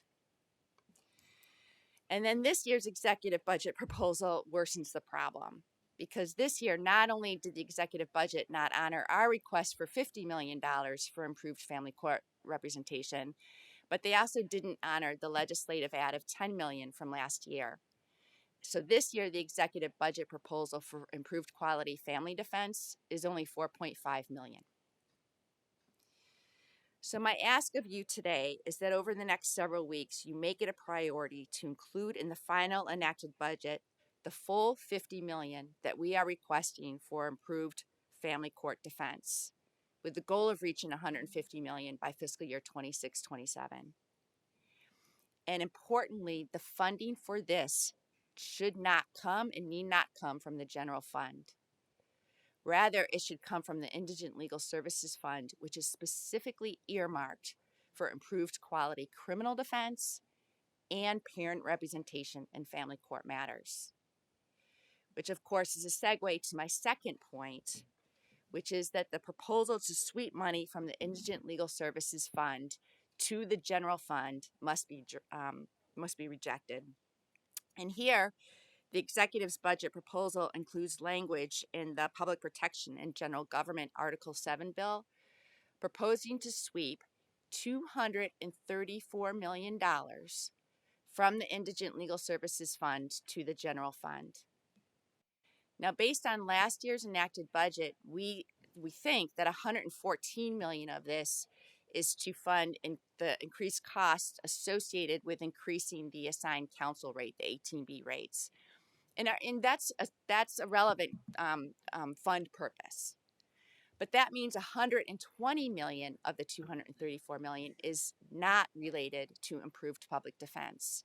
It's not related to the purpose for which the fund is earmarked.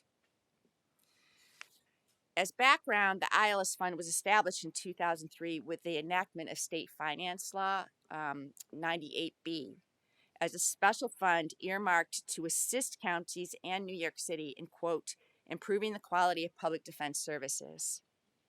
To date, the fund has been used almost exclusively for improvements in public criminal defense. Very little of the funding has been used for improved parent representation. In 2017, legislation was enacted to increase the fund's receipts, and that legislation has worked well. Right now, the fund is vibrant, and it is capable of both fully supporting the Harrell Herring settlement, its extension statewide, and based on the fact that the executive is proposing to sweep the fund, it's clear that the fund can do more. But this more has to be improved quality parent representation, not bolstering the general fund. So therefore, I urge the legislature to reject the proposed sweep and to ensure that the money is used for improving the quality of public representation of parents in family court matters. And I look forward to answering any questions that you may have about these two issues, as well as anything from my written testimony. Good afternoon, Robert. Good afternoon, Senator. And to you and all of your colleagues, thank you once again for this opportunity. A judiciary which is both independent and accountable is essential not only to the rule of law, but to public confidence in the courts. In New York, as in all 50 states, there is a mechanism to ensure that accountability. Here, it is enshrined in the Constitution, which creates an independent commission on judicial conduct that is responsible for receiving and investigating, and where appropriate, publicly disciplining judges for engaging in ethical misconduct. I think it is fair to say that the New York Commission is the leader nationally in this field, not only by the number of public disciplines that we render each year, but by the fact that the procedures that we have developed in New York have been adopted by other states which recognize how sophisticated and appropriate they are to the task at hand. As we all know, so much attention is being paid nationally to the role of the judiciary, to the importance of judges acting in a manner which is ethical, and the degree to which they will be held accountable when they are not. Only recently, the U.S. Supreme Court became the last court in all of the United States to adopt an ethics code. But there is significant discussion as to the significance of that because there's no means to enforce it.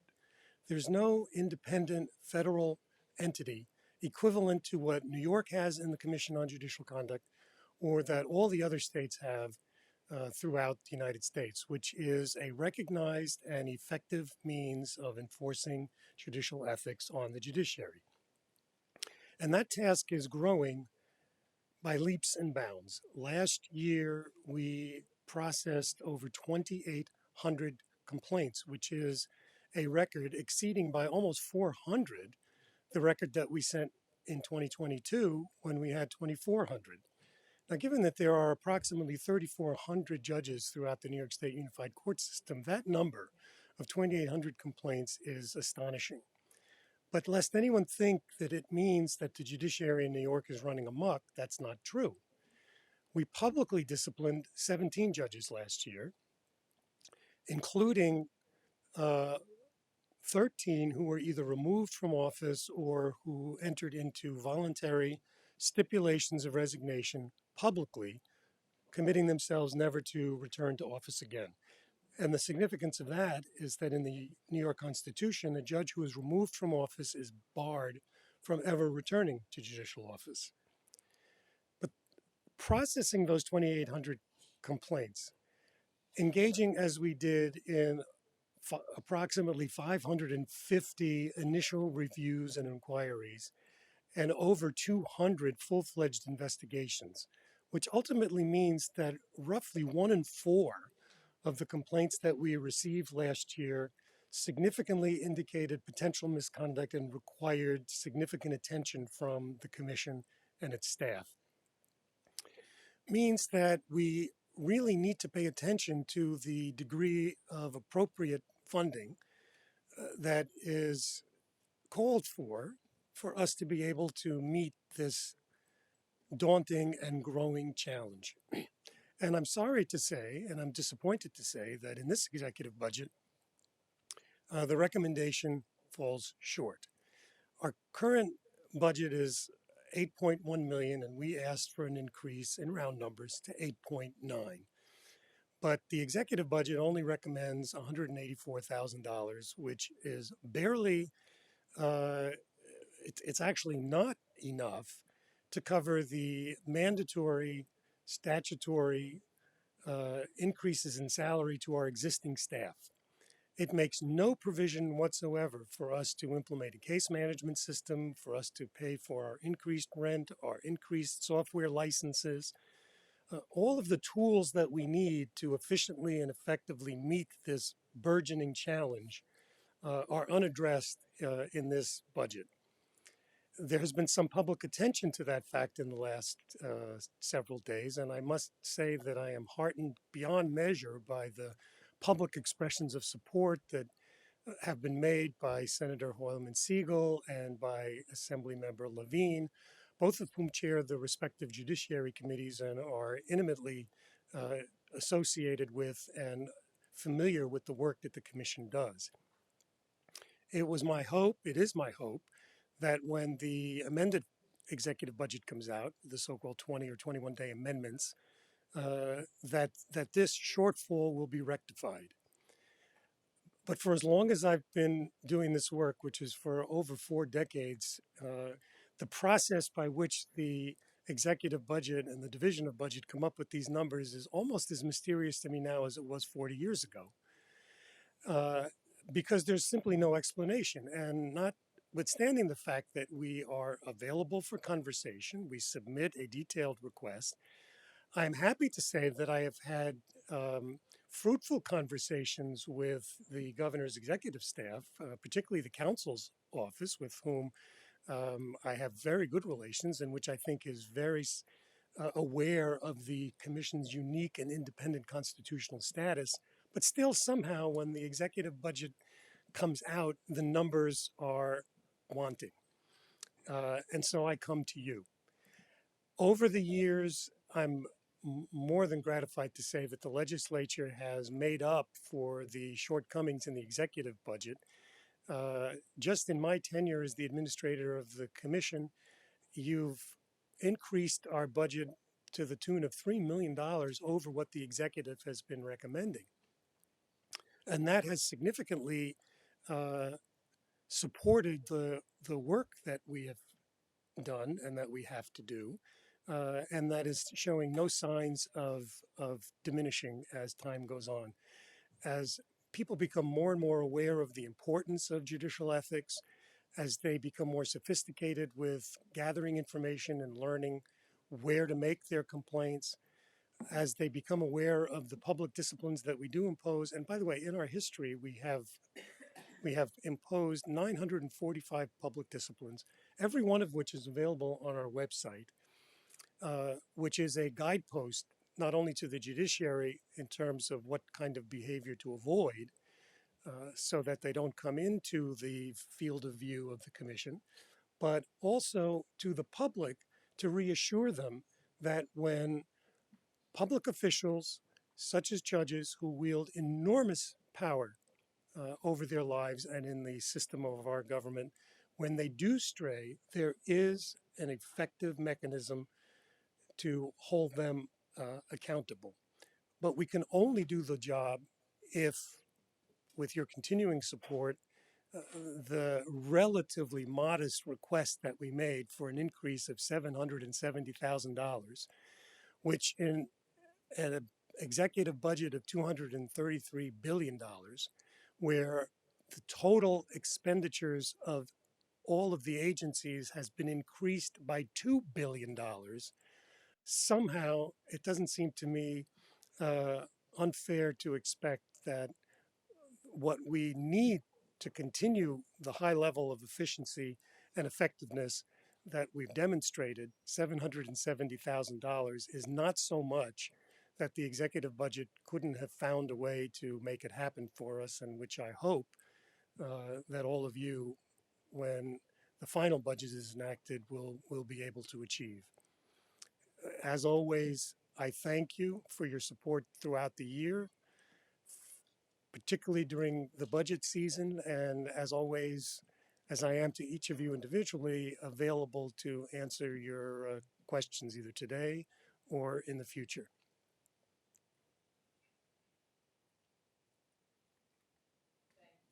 Much appreciated. Our first questioner will be Senator Brad Hoylman Siegel.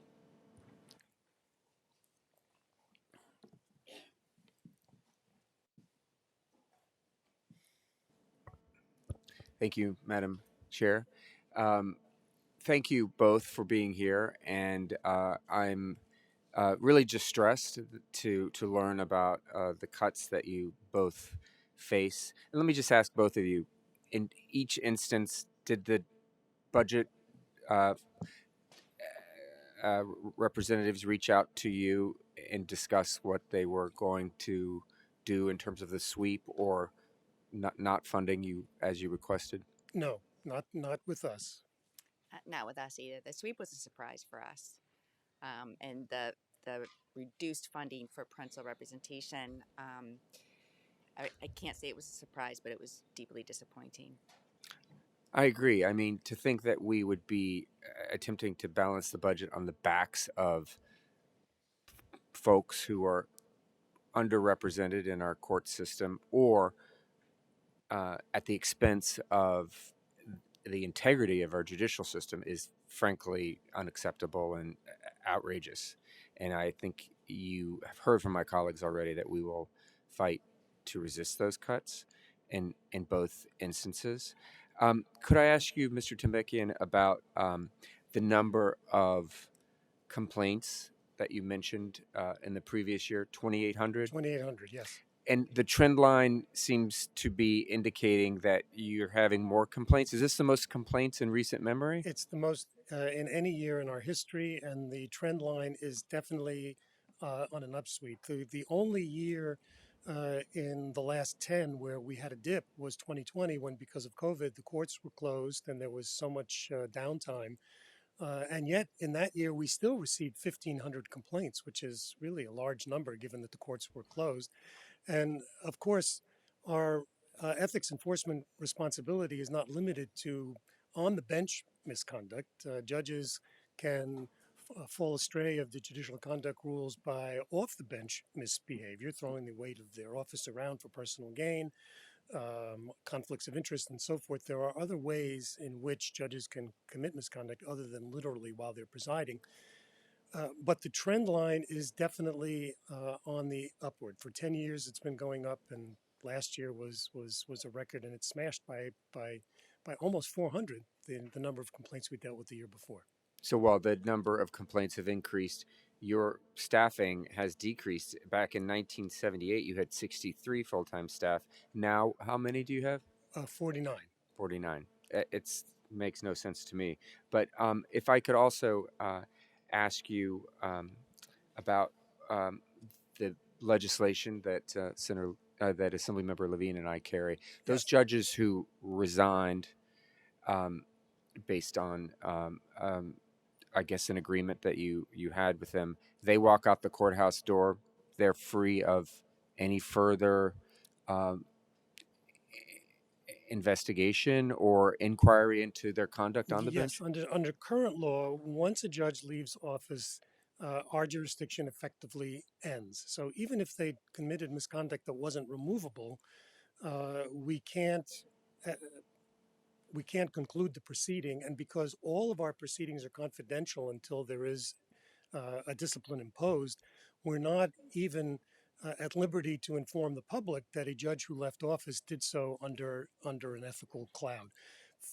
It is relatively a limited number of judges with whom we enter into what for them is the voluntary resignation in exchange for our stopping the inquiry, but they publicly have to acknowledge that they will never come back to office again, which is the most we could do under any circumstance. That's the greatest power that we have. Removing a judge, which bars them from ever coming back. I'm curious to know, do local district attorneys ever reach out and say, we'd like to follow up on this matter Well, if it's ended at the commission's doorstep?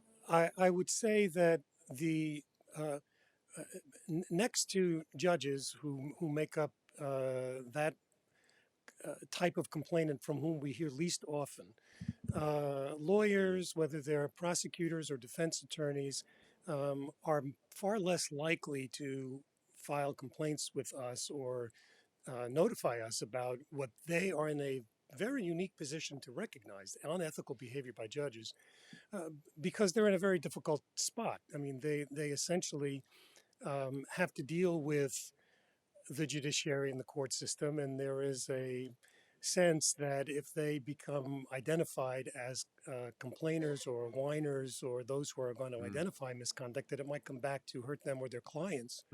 And so I think that tends to inhibit lawyers from making complaints. Not their clients, however.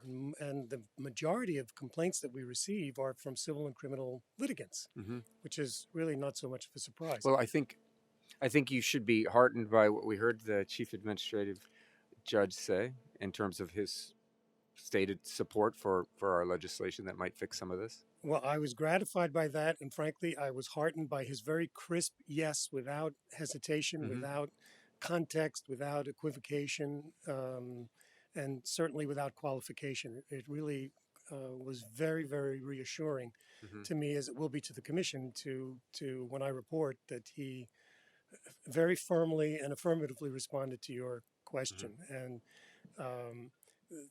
this reflects the sort of conversations that I've had with you and with Chairman Levine on the Assembly side.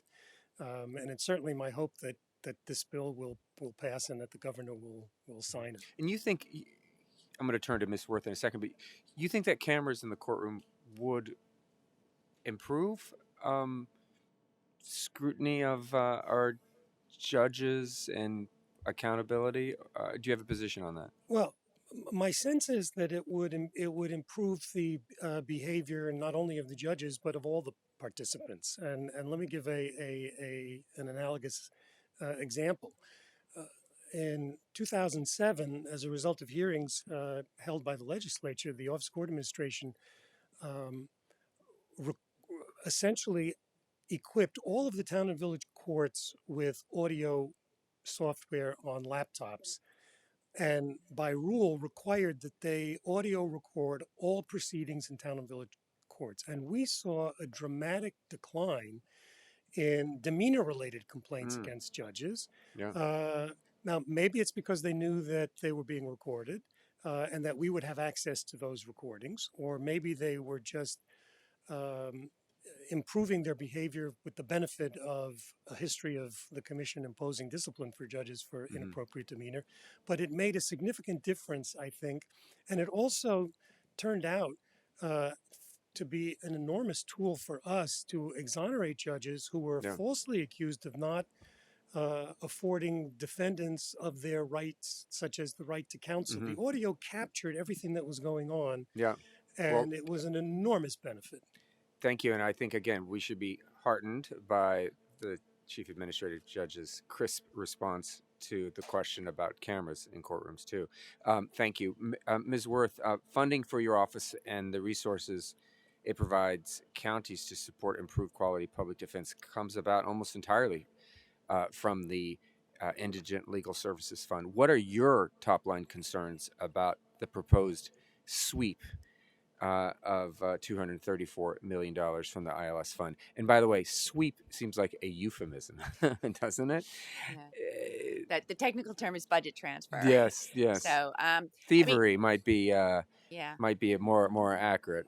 yeah. I mean, the concern, of course, is that the funding won't be there when it's needed, and in fact, the fact that the executive is proposing to transfer funding to the general fund that is needed for improved parent representation, yet reduce the amount of money available for improved parent representation, I think highlights answers the question essentially about the concern. And every year, I think we discuss about the Harrell Herring specter on parental representation. That still exists, correct? Say that again. The fact that a Harrell Herring type of lawsuit. Yeah. might- Oh, yes. Could you describe for my colleagues what I that mean, would all look the like? essential elements are there. We have a commission report from 2019 describing the poor quality of representation, just like the Kate Commission report from 2006 in criminal cases. We have a family court system in crisis, just like a criminal court system in crisis before the Harrell Herring lawsuit. And frankly, we have people who are interested in solving this problem, and they're waiting. They're not going to keep waiting for the executive or the legislature to solve it. And if that doesn't happen soon, there will be a lawsuit. Well, maybe that might be the only route to providing quality representation to these families. I would hope not. I would Me hope too. that Me something too. could happen sooner. Thank you. Assembly. Assembly Judiciary Chair Levine. I think I can speak for everyone here and say how much we value and appreciate what each of you does for the people of the state of New York. So, Ms. Worth, let me follow up on the Harrell Herring issue. As you've said, and as is noted in your written testimony, state funding for Harrell Herring settlement, for the Harrell Herring settlement, and its extension statewide has been flat for years. How has that impacted public criminal defense providers and their clients? The best example is just this contract I signed yesterday, extending a previous contract that was supposed to fund 7 attorneys for a provider, but there was only enough funding because it was the same amount as in previous years to fund 6 attorneys. So we're going backwards. You cannot maintain the same number of staff people, and you cannot maintain the same programs, the same technology, the same space, as fucking said, when you have the same funding. And inflation has gone up in the past 3 years between 3.5% and 7% every year. And we've requested for the settlement, its extension statewide, and for the ILS program that is the foundation to both of those, only a 3% COLA increase. And we think that's a modest increase, but it would go far in making sure that the programs that have been established and the staff, people who have been hired, that the providers can maintain them. Thank you. And Mr. Tembekjian, there have been some positive signs over the last days that one way or another, the commission is going to be funded. I'm very happy to hear that. I want to ask you a question, though, about your proposal that the commission be able to continue investigating and reporting on judges who have resigned. Right. Now, given that there are quite a few judges who negotiate a voluntary resignation with a stipulation that it's over at that point. How will that affect your ability to continue to investigate and report on those judges? I should say that the 40-year figure of judges who have resigned while under investigation by the commission is almost 700. It's about 675. We have negotiated 131 public resignations of judges. So there is a substantial number who, over the years, have left office and without agreeing to a discipline, probably because we weren't close enough to the end of the proceeding to meet our current statutory limitation. So that number, I think, would be redressed by the legislation. There would be less of a need for us to negotiate a resignation if we had the authority to continue.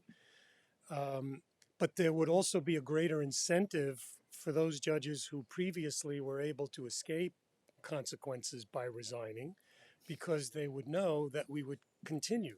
Now, I should point out that for other public officials in the executive and the legislative branch both, under the current ethics procedures, you're subject to continuing discipline for 2 years after you leave office.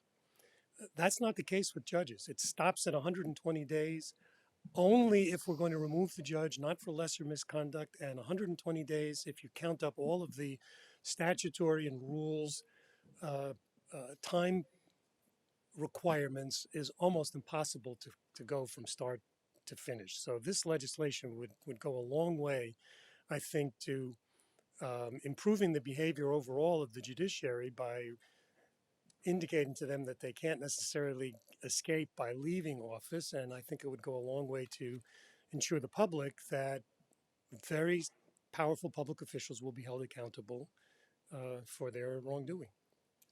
Thank you both for fighting for our constitutional protections. No further questions. Thank you.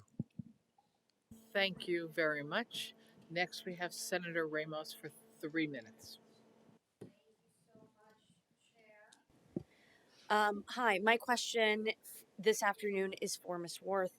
I, get on average a handful of letters from Rikers to my office every week, mostly folks who are incarcerated and wanting better representation.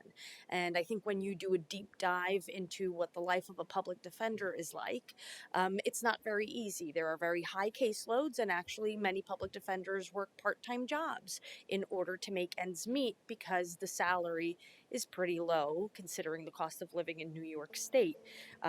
In fact, of all of the student loan reimbursement programs in our state, it's the public defenders who receive the least. It's a measly $3,400 per year. I actually have a bill to increase that to $8,000.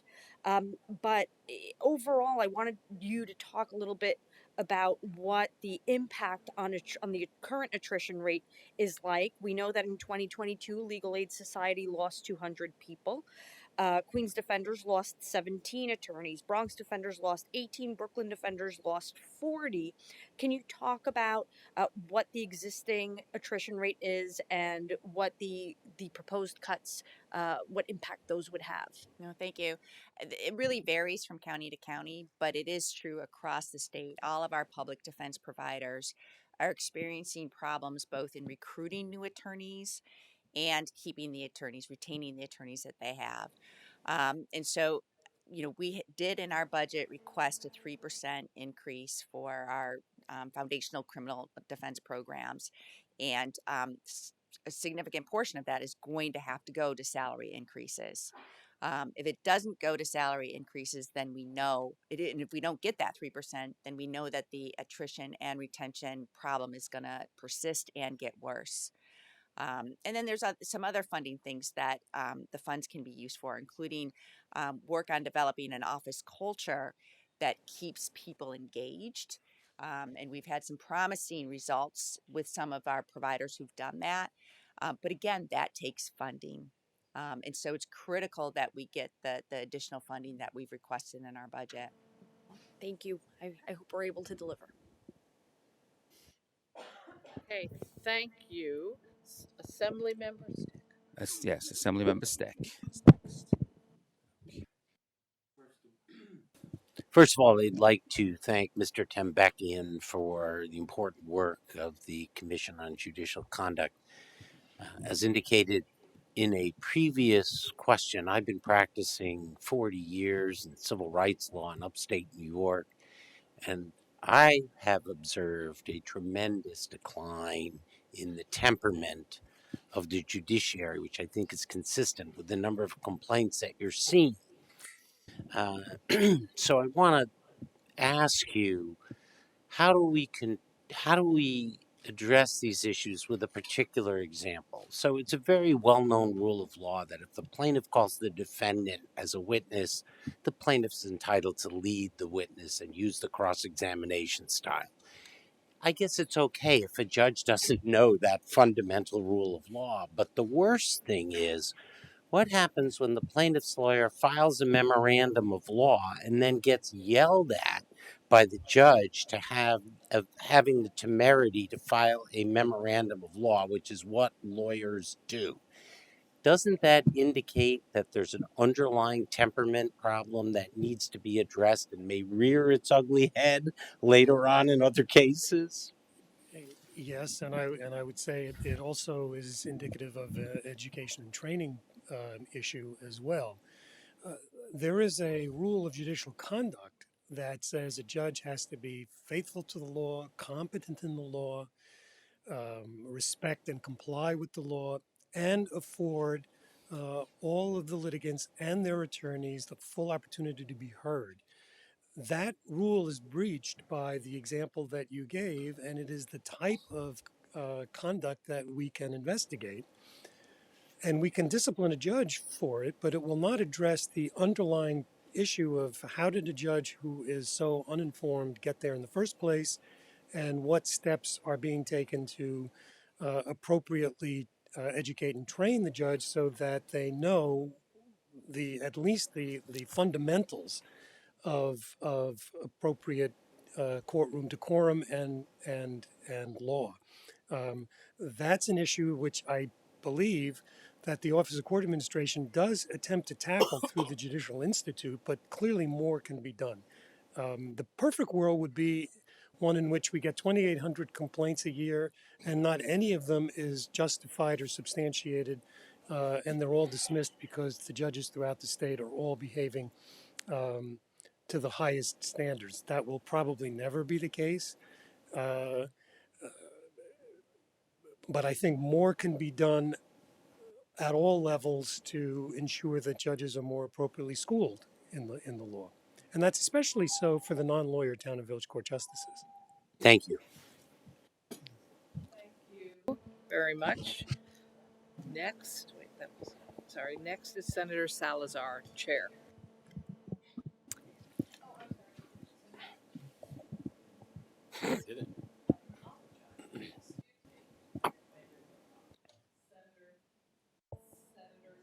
League of Chair of Codes.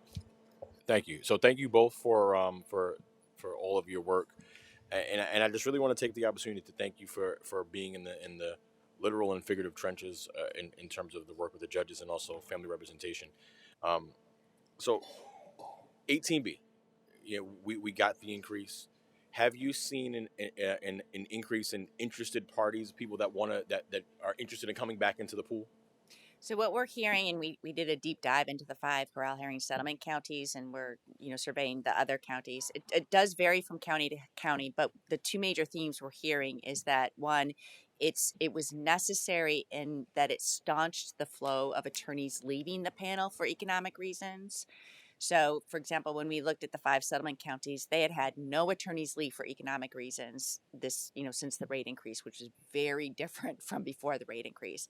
Now, attorneys are still leaving because of other reasons, including they're aging out, they're retiring. There's been some success in bringing new attorneys to the panels, but it varies from county to county. It's not been a deluge of new attorneys, it's been a trickle. And the ACP leaders, assigned counsel program leaders across the state are working really diligently on leveraging the rate increase to try to bring in new attorneys. Okay. Because again, I think, in speaking with the Administrative Judge Zayas, it's not something that we're going to be able to see the effects of over until like at least a 2 to 3, maybe even 5 year period when we look back at the numbers. But any to I guess to correct to fix the dam so that the water doesn't go all the way out. We fixed the levees. Now it's about rebuilding the levees, so to speak. Right. It was a crisis 19 years in the making. And so it's not going to, be solved right away. But I can tell you that the trend is moving in the right direction because of the rate increase. So I thank you for that. So I would also want to align my comments with Senator Holman Siegel in that we certainly think that the sweep transfer, whatever language you want to use, of $234 million, quite frankly, for the people who can least afford representation, we can at least afford that sweep. So I just want to make sure I concur with that. But I want to talk about parental representation. I want to give you some time to talk about what it is, because people that are listening may think it's simply right to counsel. Right. It is way more than that. The services that are provided, it is a wraparound type of services that can do a lot more for families. Could you, I guess, provide a greater context as to what parental representation actually is? Sure. I mean, I think the best way to say it is it's the right to counsel in the matters that affect the most intimate and important part of your life. And so the model of quality representation is not only having an attorney, but having that attorney able to access social workers, case managers, parent advocates, people who can come to terms with what is going on in the life of the family and help address some of the issues that may have brought the family into the court process or into the child welfare system. And so a good example is if during a child welfare investigation, a person has access to a counsel who has a social worker working for them, that counsel and can work with the social worker and the parent and help the parent identify what's going on with this investigation. Often help the parent connect to much needed services, identify in an individualized approach what those services are, and then help the parent access them and then follow up with the parent. When that type of representation is delivered, chances are that child welfare investigation is not going to lead to a family court petition being filed. The problem's going to be solved. And so that's the value of having, funding for improved quality parent representation. It really helps parents solve the problems that, again, with aspects of the most intimate part of their lives. So it's fair to say that it's well beyond the scope of just the courtroom or the proceeding, that this is something that can help, again, not just stop the proceeding, but can help to improve the lives and provide direction for individuals in that. Would that be fair to say? Yeah, and for the family. So think about it. So in that child welfare matter that I gave the example, the child stayed with a family. The child stayed with a parent. A child wasn't needlessly removed from the parent and put in foster care. And so you're not only reducing public spending on needless foster care, but you're having a significant impact on the lives of families and lives of children. So the $50 million we spend up front that you want, and that I agree that we should have, is the value that we're getting for that $50 million is well beyond the $50 million. Would that be a fair assessment to say? Yeah, not only value in saved costs, in foster care costs and things like that, but also, for those of you who are at the Senate hearing in November, listening to people talk about the family court system is fundamentally unfair. Well, it was fundamentally unfair to them because they didn't have an attorney, sometimes no attorney, sometimes an attorney with overwhelming caseloads who couldn't help them navigate the system in a way that they understood it.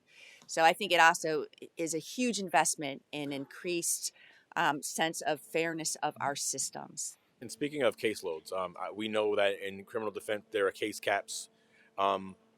Is in thinking about, you mentioned in your testimony or in your opening remarks, I should say, that certain attorneys get overburdened.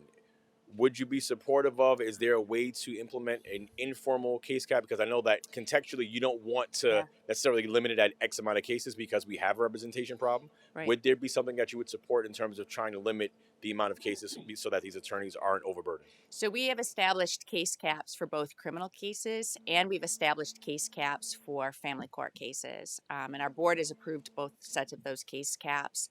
The family court cases, we don't have the state money to implement them. So right now they're purely aspirational and their attorneys across the state are exceeding those case caps because there isn't the funding. In the criminal realm, because of the Harrell Herring settlement and its extension statewide, the providers are working towards meeting those case caps. But to answer your question, we look at it at a provider level. So there's some discretion within the provider that some attorneys can handle more, some attorneys shouldn't, right? So And that's a case by case Right. case by case Yeah. contextual decision because no two cases are alike, and maybe that attorney X may have the ability to handle more cases based upon their experience. but the provider overall has to have a funding so that on a provider level, they're within the case caps. And at a wish list, I don't even know if this is included within that $50 million.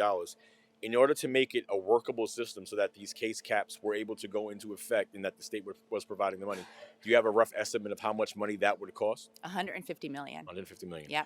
And so that's why over time or phased in? I'm sorry, what? Phased in or at one time? Phased in 50 million, at one time. So that's why we're proposing 50 million with a 3-year phase in. So 50 million this budget year 25, 100 million budget year 26, and then 150 million budget year 27. Okay, and again, these are investments that if you are an investor, you would say that they would Oh, pay for themselves. yes, that's a sound fiscal investment. I have no further questions. Thank you. Thank you very much, Assembly. Assemblymember Simon. Thank you very much. I have a couple of questions. One, Mr. Tembekian, thank you for your testimony. We just had a conversation with Judge Zayas about judges not understanding, for example, disability rights and in the law. And I've had a number of lawyers reach out to me because judges have denied their request for accommodation. So these are not litigants, but they're lawyers who just had cancer and want to do something remotely or need large print and can't follow the transcript as quickly and would like an extension of a day or so. And some have even had cases dismissed. And of course, they can't appeal that. There's no record. Is that the kind of thing that somebody would bring to the attention of the Commission for Judicial Conduct? It is. It has.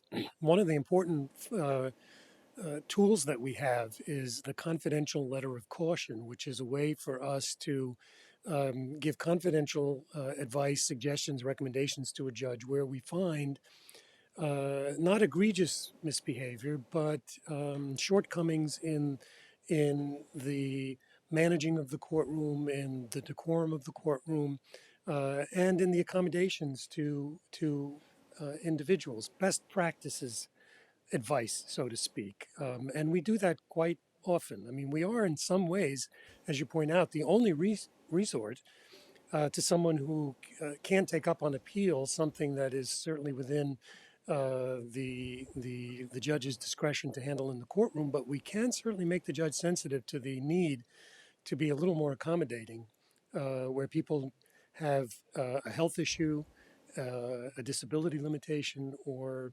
some other such issue. But absolutely, yes, we're a place that people can come for that. Thank you. Ms. Worth, with regard to indigent legal services, I totally support your request for to not sweep that money. But I've been working with a number of legal services attorneys on the loan reimbursement program that we have in New York State to increase its availability to people for a longer period of time, but also increase the amounts are available. And this also would apply to prosecutors because DAs are losing employees as well. Can you address that issue, the need for loan forgiveness for those attorneys working in indigent legal services who have a mountain of debt and aren't earning very much? I mean, very quickly, two parts to it. One, they need it, if only because they just don't have enough money, because their salaries are so low to live day to day. But two, having that loan forgiveness is an incredible incentive to stay doing public defense work. And so, from our perspective, it's also a really important recruitment and retention mechanism. Thank you. Thank you. Chair Senator Salazar, Crime and Crime Victims. Thank you, Chair. And first, I want to associate my comments with Senator Bailey regarding position on the proposed transfer of funds from the ILS fund account to the general fund, and appreciate your position on that. Wanted to ask you about an issue that is relevant to ILS clients and also potentially to ILS funding, the End Predatory Court Fees Act. So essentially, fines, fees, and surcharges in our court system can become a regressive tax on defendants and people interacting with the court system. The revenue is not even centrally tracked. Previously, a couple years ago, when Senator Bailey and I co-chaired a hearing on the End Predatory Court Fees Act, you testified in full support. Even though some revenue from these court fees currently goes toward funding ILS, obviously I want your position to be accurately characterized here on eliminating fees that burden indigent clients. Would you still support including the End Predatory Court Fees Act in the final budget, for example, if we were able to ensure that it would be included? And would you be able to elaborate on the impact that you'd anticipate seeing if it were law? So, from the perspective of the director who heads the agency with the mission to improve the quality of public defense, ILS supports the ending court fees that burden our clients for the rest of their lives, and we think that's a quality improvement measure. So we support that.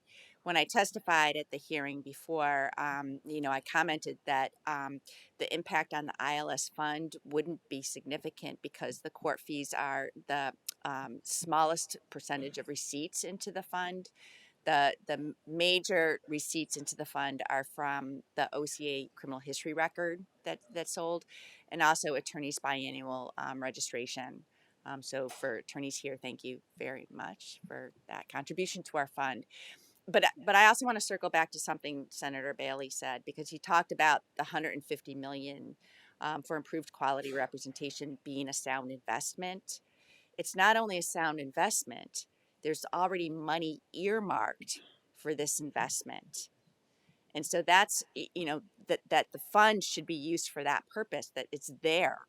And to me, that's what the governor's proposed budget transfer communicates to us, is that the money is there in the fund to sustain not only the settlement, its statewide expansion, but also what we need to do, what we all know we need to do to improve the quality of representation of parents in family court matters. Excellent. Thank you. I'll cede my time. Assemblymember Levenberg.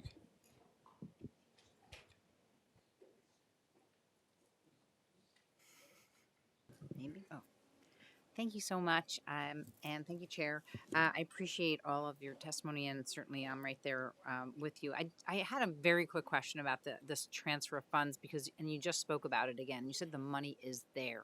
So once again, is the money not being spent, or it's not currently being allocated to the ILS fund? I'm having a hard time understanding. That's a very good question. Like I said, there was legislation enacted to increase receipts of the fund, and so that's part of why the fund keeps building up. The expenditures for the settlement and its extension statewide, in large part because the implementation happened during the pandemic, they were slow to both start the implementation process, which has started, but also many counties in New York City have not been claiming in a timely fashion. But over the past year, they have caught up. And so, just by way of example, in 2022, ILS processed 1,036 claims, totaling $82 million in value. In 2023, we processed 1,500 claims totaling $210 million in value. So that's an exponential increase of money now coming out of the fund. We also sent to over 45 counties, payments for the state's share of the increased assigned counsel rates. And then there's also an automatic 40 million that goes to New York City every year. And so, it's starting to tick up, but the fund is currently flush enough to handle that tick up in expenditures and still support the additional need to fund family court representation. So again, that 50 million per year that you were looking for would be coming out of the 236, or is Out that, of the fund right or now what? has more than that. Okay. Yeah. Okay. Yeah. But out of the, in other words, if it wasn't, you mentioned the sweep was, it's okay to, if it's going to underwrite the 18B additional funds. Yeah. But not so great, just for anything else. But again, I'm just not clear if we did nothing but not have that sweep happen, then the money would be there for you beyond. And the so the 50 money would be million. there, and it wouldn't be Okay. being spent the way it should be spent. Got it. So, Okay. to me, that the governor's proposed transfer shows that even the governor's office thinks that the fund is sufficiently, has enough money in it to support ongoing settlement, implementation, extension, and more. But our view is the more needs to be parent representation, not putting money in the general fund. Okay. I don't know if I have enough. Oh, I don't think I do. Follow up with the question. Thank you. Thank you. Senator Palumbo, 5-minute ranker.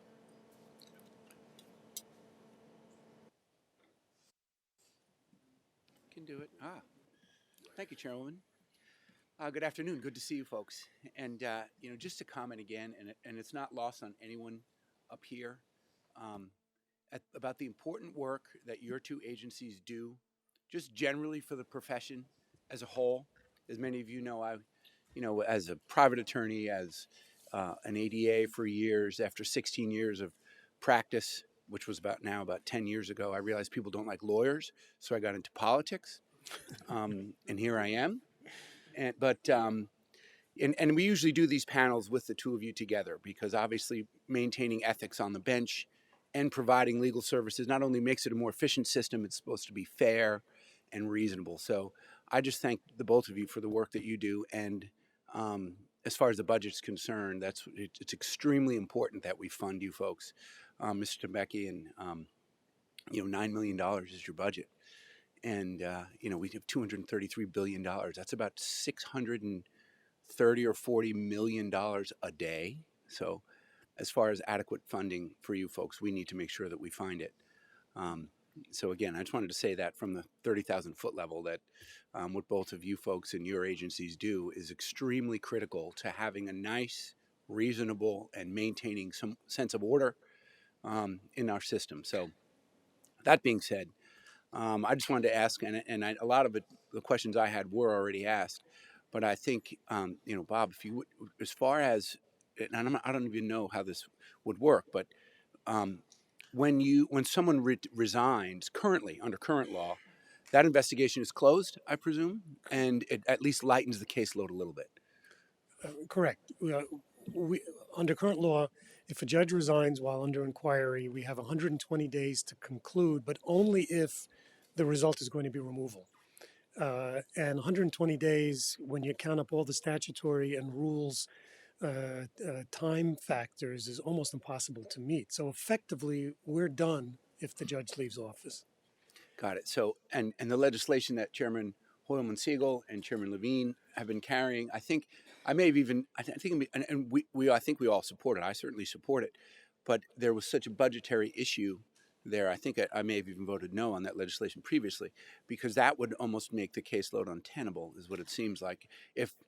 Not untenable, but at least we'd now have people who've been removed from the bench, retired, maybe even resigned pursuant to stipulation. Is that, would that be a closed case? Yes, or they do that now. And I don't believe that there would be any significant budgetary impact if this legislation were to pass, because we're already investigating these cases. And in fact, Okay. there have been a number of cases, most frustrating, where we've investigated, we've formally served with charges, we've taken them all the way through to a hearing, they get an adverse referee's report, and then they resign.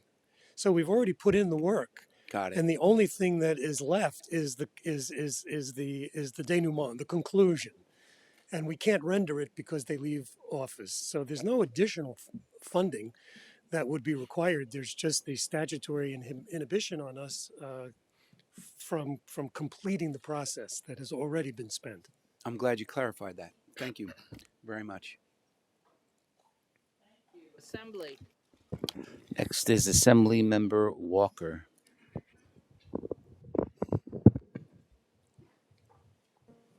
Okay. Good afternoon. So I was looking through your testimony. I did see the need for an increase in resources for attorneys' salaries. I was wondering, does this also include paralegals and other support staff that would be necessary? Is that addressed to the commission? ILS. Oh, I'm sorry. For parent representation, the $150 million was for attorney caseloads.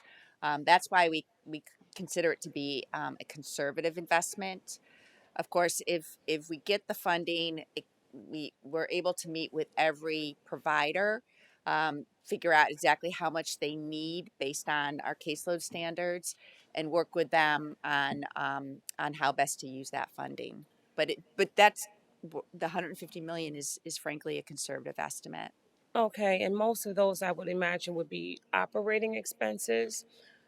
So I was also wondering, with respect to technological infrastructure needs, does the proposal also include sort of capital requests for what may be required in the area of technology? Not the $150 million we're requesting for improved parent representation. Like I said, it's a very conservative request. The additional 3% that we're requesting for the settlement, Harrell Herring settlement, its expansion statewide, and the ILS foundational program, that could include other costs, not only attorney costs, personnel costs, but also other than personnel costs. Okay, great. So also, in my last minute, with respect to the criminal defense resources that you also included in your testimony, does any of that include perhaps technological infrastructure resources to comply with perhaps discovery and raise the age, et cetera? Yes, it would. That part would, the 3% increase would cover those extra costs. Yes, So there which were are very also, important. thank you, I'm sorry. There were also some sort of combined requests with New York City, for instance, as well as the state, as it relates to supplying some of these additional resources. And I know last year there were monies that were put into the state budget. Can you tell me a little bit about what New York City also did to support the resources that the state put in its budget? That money was dispersed through the Division of Criminal Justice Services, so I can't respond to how that's been spent. I can say my understanding is that money that DCJS has issued award letters to providers in New York City, but so far providers outside of New York City have not received award letters yet. Thank you. Thank you, Madam Chair. Thank you both. First, Mr. Tembekian, first place, are there any vacancies on the commission currently, or is every seat filled? No, all 11 places are filled. Okay. Of the 945 public dispositions, how many of those were for non-lawyer judges? The roughly 70% of those have been for town and village court justices, and of those, clearly the majority of that 70% have been the non-lawyers. So overall, the majority of our public disciplines has involved judges in village or town courts who are not attorneys. The majority of your yes. dispositions? Okay. Senator Ryan has a bill with respect to that in particularly busy town and village courts. So Yes. this is relevant to that. Thank you. And then, Ms. Worth, I have a question. How many parents were served last year through this parent representation of the ILS fund? We don't have that number available to us. I'm sorry, you mean how many What? parents were served? Yes. Um, You're talking about parent right, representation. We're right, we right. want to support that. Yeah, But how many parents were served yeah. last year? We don't have data on the exact number of parents who were served. I can tell you that with the funding that has been appropriated to date for improved quality parent representation, which like I said, is not a lot of funding, we have been able to issue awards to with 2 rounds of RFPs essentially. With fiscal year 22 and 23 funding, we've been able to issue awards to 20 counties. And then with the last year's funding, we've issued awards to 8 counties, 8 additional counties. Those procurement records are still being reviewed by the Office of State But the Comptroller. counties don't report to you how many people are actually served at the end of the day? At this point, we don't have that data. We're trying to, for those awards, we're working with the counties on trying to get that data. And do you know the income level for who? Does each county determine their own income ILS eligibility? established eligibility standards for financial eligibility for assigned counsel a few years back pursuant to the settlement.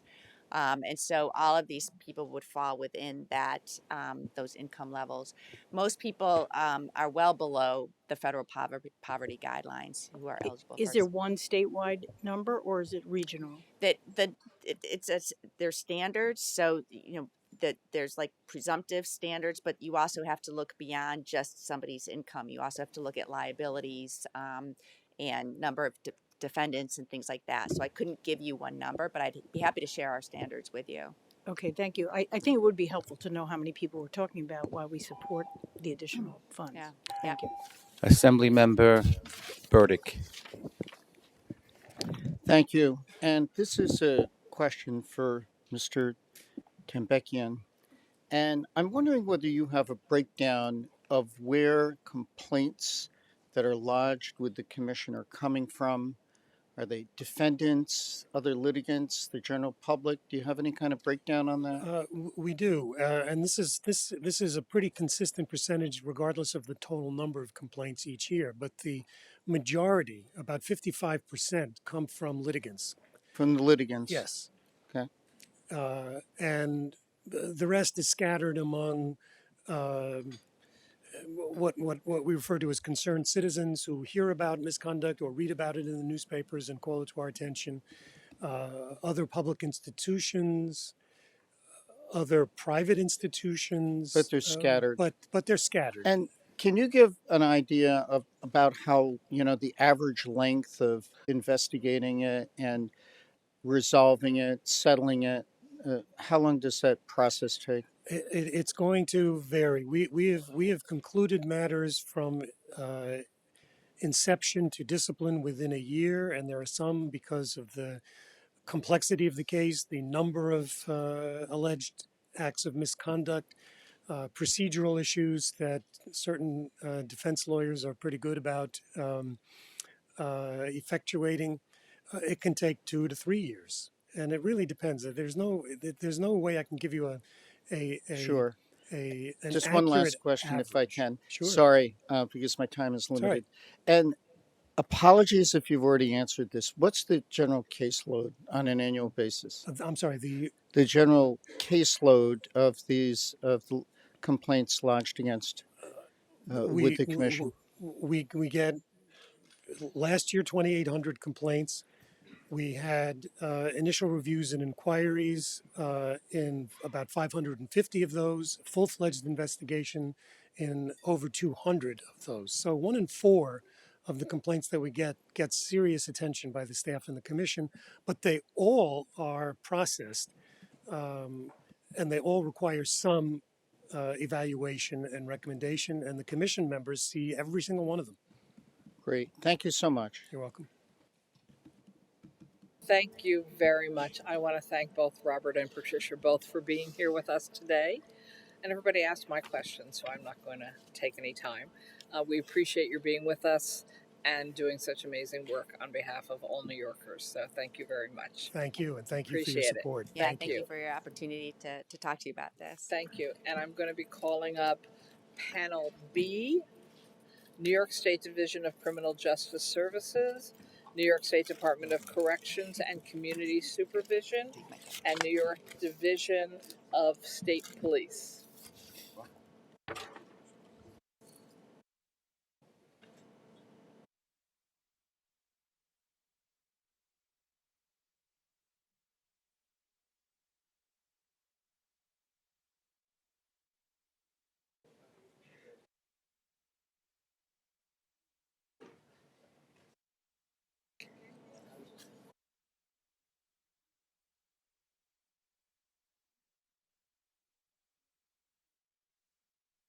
We'll check with where's Rich. We'll find out.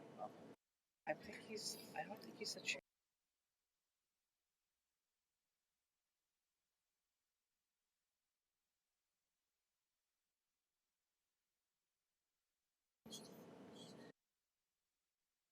Okay.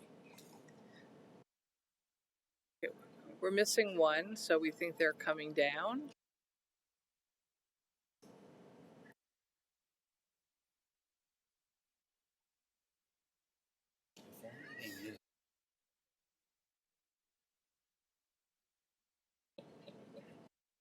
Aye.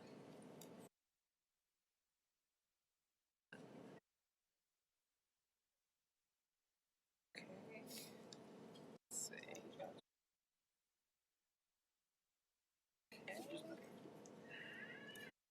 Okay.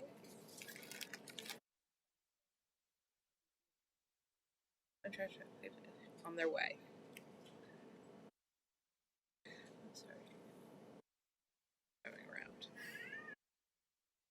I have no idea what that sound is. It's a new one on us. All right. Just make sure everybody takes their seat.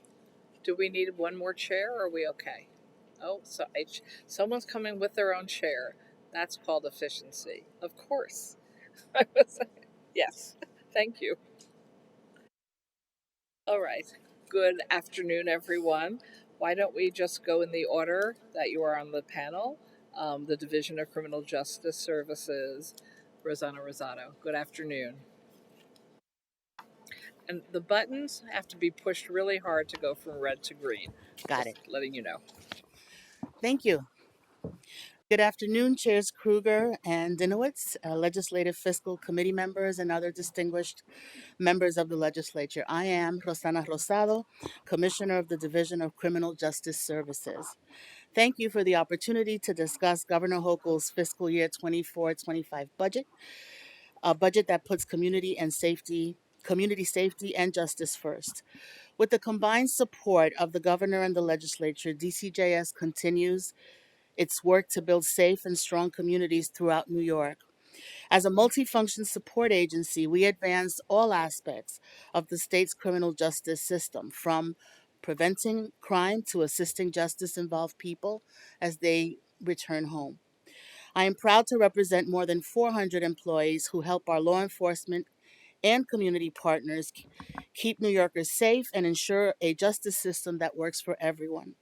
The challenges in the past few years have kept the country and us all in crisis. The pandemic, social unrest, violent extremism, and a surge in shootings, just to name a few. We found our footing by redoubling our efforts to stop the cycle of violence and stabilize neighborhoods. Today, I am pleased to share that these efforts are working. We are using this moment to develop new approaches and innovations that are preventive and that make our state safer and also attempt to make our communities whole. Since 2021, the agency's budget has grown to be the largest in our 52-year history, a more than $500 million increase. We have used this funding to better support our local partners and to expand our evidence informed programs that tackle the causes and consequences of crime. To guarantee that these investments reach the people and places most in need, I toured 20 communities, met with public safety and community leaders, and heard about their local programs and their unmet needs. In several communities, this was the first time they had been brought together by a state agency to discuss what was working, what wasn't working, and also what support was needed to provide more opportunities for those communities to thrive. At every stop, we discussed recruitment and retention challenges, pandemic disruptions, justice reform implementation, and growing needs among justice involved individuals. This outreach strengthened existing partnerships and fostered some new ones, and guided our funding to prosecutors, public defenders, police, probation, and community groups. Our investments addressed changes in the public safety field and brought many of our priority programs to scale, including the GIVE initiative, now in 21 counties, to help law enforcement agencies adopt evidence based strategies to drive down crime. The Crime Analysis Center network, with 11 centers serving 49 counties and more than 350 agencies with dedicated intelligence and investigative assistance. The SNUG Outreach Program in 14 communities, leveraging more than 200 credible messengers and social workers to interrupt the cycle of violence. The Project Rise community engagement in 7 cities with 99 organizations, providing 50 new services to promote safety and expand youth opportunities. The County Reentry Task Forces in 20 counties to support the needs of people returning to the community from prison and to foster successful reintegration.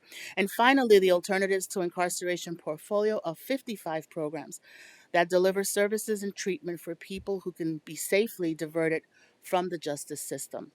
Together, these efforts have made a difference. Our comprehensive approach has curbed the pandemic era surge in violence, and we are well positioned to use similar collaborations to curtail the rise in property crimes. Last year, shootings were 24% lower than 2022 and 36% lower than their 2021 peak. This means there were 1,013 fewer shootings and 198 fewer people killed by gun violence in New York. This is a victory. Through the first 9 months of 2023, reported crime throughout most of New York State returned to pre-pandemic levels, as seen in 2017 and 2018. In terms of trends, violent crime decreased. However, property crimes increased. And outside of New York City, violent crime dropped 5%, and violent crime involving firearms dropped 13%. Yet, property crime was up 5% through September of 23. New York City's initial crime reporting shows similar changes. To further the fight against crime and victimization in 2024, Governor Hochul has prioritized the expansion of domestic violence interventions and targeted enforcement of organized retail theft and property crime. The proposed budget provides DCJS with more than $35 million to enhance police and prosecution efforts to combat domestic violence where it is most prevalent. We have long supported these types of focused strategies. In partnership with the National Network for Safe Communities at John Jay College, the city of Kingston addressed intimate partner violence through GIVE and successfully reduced the recidivism rate of domestic abuse by more than half. This nation-leading investment will allow partner agencies to use comprehensive strategies to save lives and hold abusers accountable. This budget also includes $15 million to combat organized retail theft through crime analysis and information sharing with district attorneys' offices and police departments. This collaboration will build upon the crime intelligence resources that New York has developed over the last 15 years and will forge new relationships with businesses to identify theft trends and help authorities solve these crimes. Finally, I join you and the governor in rejecting all forms of hate in our state. DCJS administers the Securing Communities Against Hate Crimes grant program to protect nonprofit organizations at risk of hate crimes. Through this program, we have provided nearly $68 million to fund more than 1,400 security projects since 2021. We also just released a new request today for applications that is posted on our website, which will provide another round of funding to secure these community institutions. This executive budget will allow DCJS to continue to deliver the training, tools, and technical assistance needed by our local partners. It will build upon our solutions to keep neighborhoods safe, and it will promote trust and confidence in our justice system. To me, it also allows us to be proactive and serve the changing needs of our communities. To quote a former police commissioner, we need to be able to watch the grill and water the flowers at the same time. And this budget does that for DCJS. I want to thank Governor Hochul for her outstanding leadership on public safety. I also want to recognize the exceptional work that the DCJS team who make this work possible, bringing humanity and holistic focus to justice and safety. This team has gone above and beyond to develop an award-winning work community and culture where people are valued. Thank you for your steadfast support and your time today. I look forward to answering any questions. Me. Thank you very much. Next along the panel, we have Daniel Martusello. Thank you. Good afternoon, Chair Kruger, Chair Dinowitz, and other distinguished members of the legislature. I am Daniel Martusell III, the Acting Commissioner for the Department of Corrections and Community Supervision. It is my honor to discuss some of the highlights of Governor Hochul's executive budget plan and the various initiatives that will benefit the department and enhance public safety. The department continues to implement a multitude of structural changes as a result of shifting demographics and legislative initiatives. The incarcerated population has been on a consistent downward trend, decreasing 55% from our high of 72,773 in 1999 to the current population of 32,750. This dramatic reduction in the incarcerated population has resulted in our ability to right-size the system with the closure of facilities and consolidation of housing units across the state. While we have been focused on ongoing recruitment and retention efforts, we continue to have critical vacancies throughout the department, particularly with the position of correction officer. This issue is not unique to New York, as correctional systems across the nation are struggling to meet staffing demands. As a result of current staffing levels and excess capacity, the executive budget recommends the closure of up to 5 correctional facilities to ensure the safe and efficient operation of the system. This will assist us in managing the population, utilizing staff more effectively, and operating programs in a safe manner while we continue to focus on our recruitment efforts. Staff wellness and retention initiatives will be prioritized to ensure the hardworking employees of the department are provided the support and relief they deserve. Facility safety will continue to be an issue of overriding concern. Last year, there were 1,671 assaults on staff, a 13% increase, and 2,107 incarcerated on incarcerated assaults, a 42% increase. The rates of both categories of assault were the highest ever recorded. No one should have to endure the threat of violence at their place of work or fear for their safety while residing in any of our facilities. We will continue to work with all stakeholders to enhance safety and security and pursue solutions to drive down assaults within the system, including the deployment of new technology such as body scanners, enhanced training, and introduction of new and innovative programs to ensure we are addressing the population's risks and needs. I believe that education, in all of its form, is transformative in a correctional setting and a key pillar to the department's mission and an individual's success. Building on the governor's vision to restore TAP eligibility for incarcerated individuals, we will expand college programming from the current 36 facilities to all facilities. This will open additional avenues to higher education for the population so that they may enrich themselves and their peers, while serving as role models for the remainder of the population. We will also seek to enhance existing programs and institute articulation agreements to ensure credits are transferable between facilities and there is no interruption in a college student's education. Understanding that not all individuals are suited for college, it is critical that we address reading comprehension as a building block for further educational advancement. Accordingly, the executive budget includes funding to institute a reading remediation program to enhance reading skills among the population. Through these initiatives, the department will expand the availability and quality of education programs so that incarcerated individuals can reach their true potential. Recognizing that the trades are an important facet of our society in an area with tremendous job opportunities, the department continues to implement several programs included in the governor's Jails to Jobs initiative. These include the expansion of our auto tech and commercial driver's license program, as well as new initiatives such as heavy equipment operator and coding programs. The department is laser focused on enhancing employment opportunities for the individuals in our care and will continue to evaluate programs to provide economic security for individuals releasing to the community. In 2022, the department began piloting the Edgecombe Transitional Housing Program, a first of its kind program for undomiciled men returning to New York City to receive transitional housing and social supports as they seek permanent housing and employment. The program has been a great success and has prevented over 215 individuals from entering the New York City homeless shelter system. This year, building on our success, we will expand this initiative to include undomiciled women who are returning to New York City with additional financial support for those who secure permanent housing. Among our community supervision operations, working with the Board of Parole, we have seen a significant reduction in the number of releasees on supervision, with our current population at 17,730.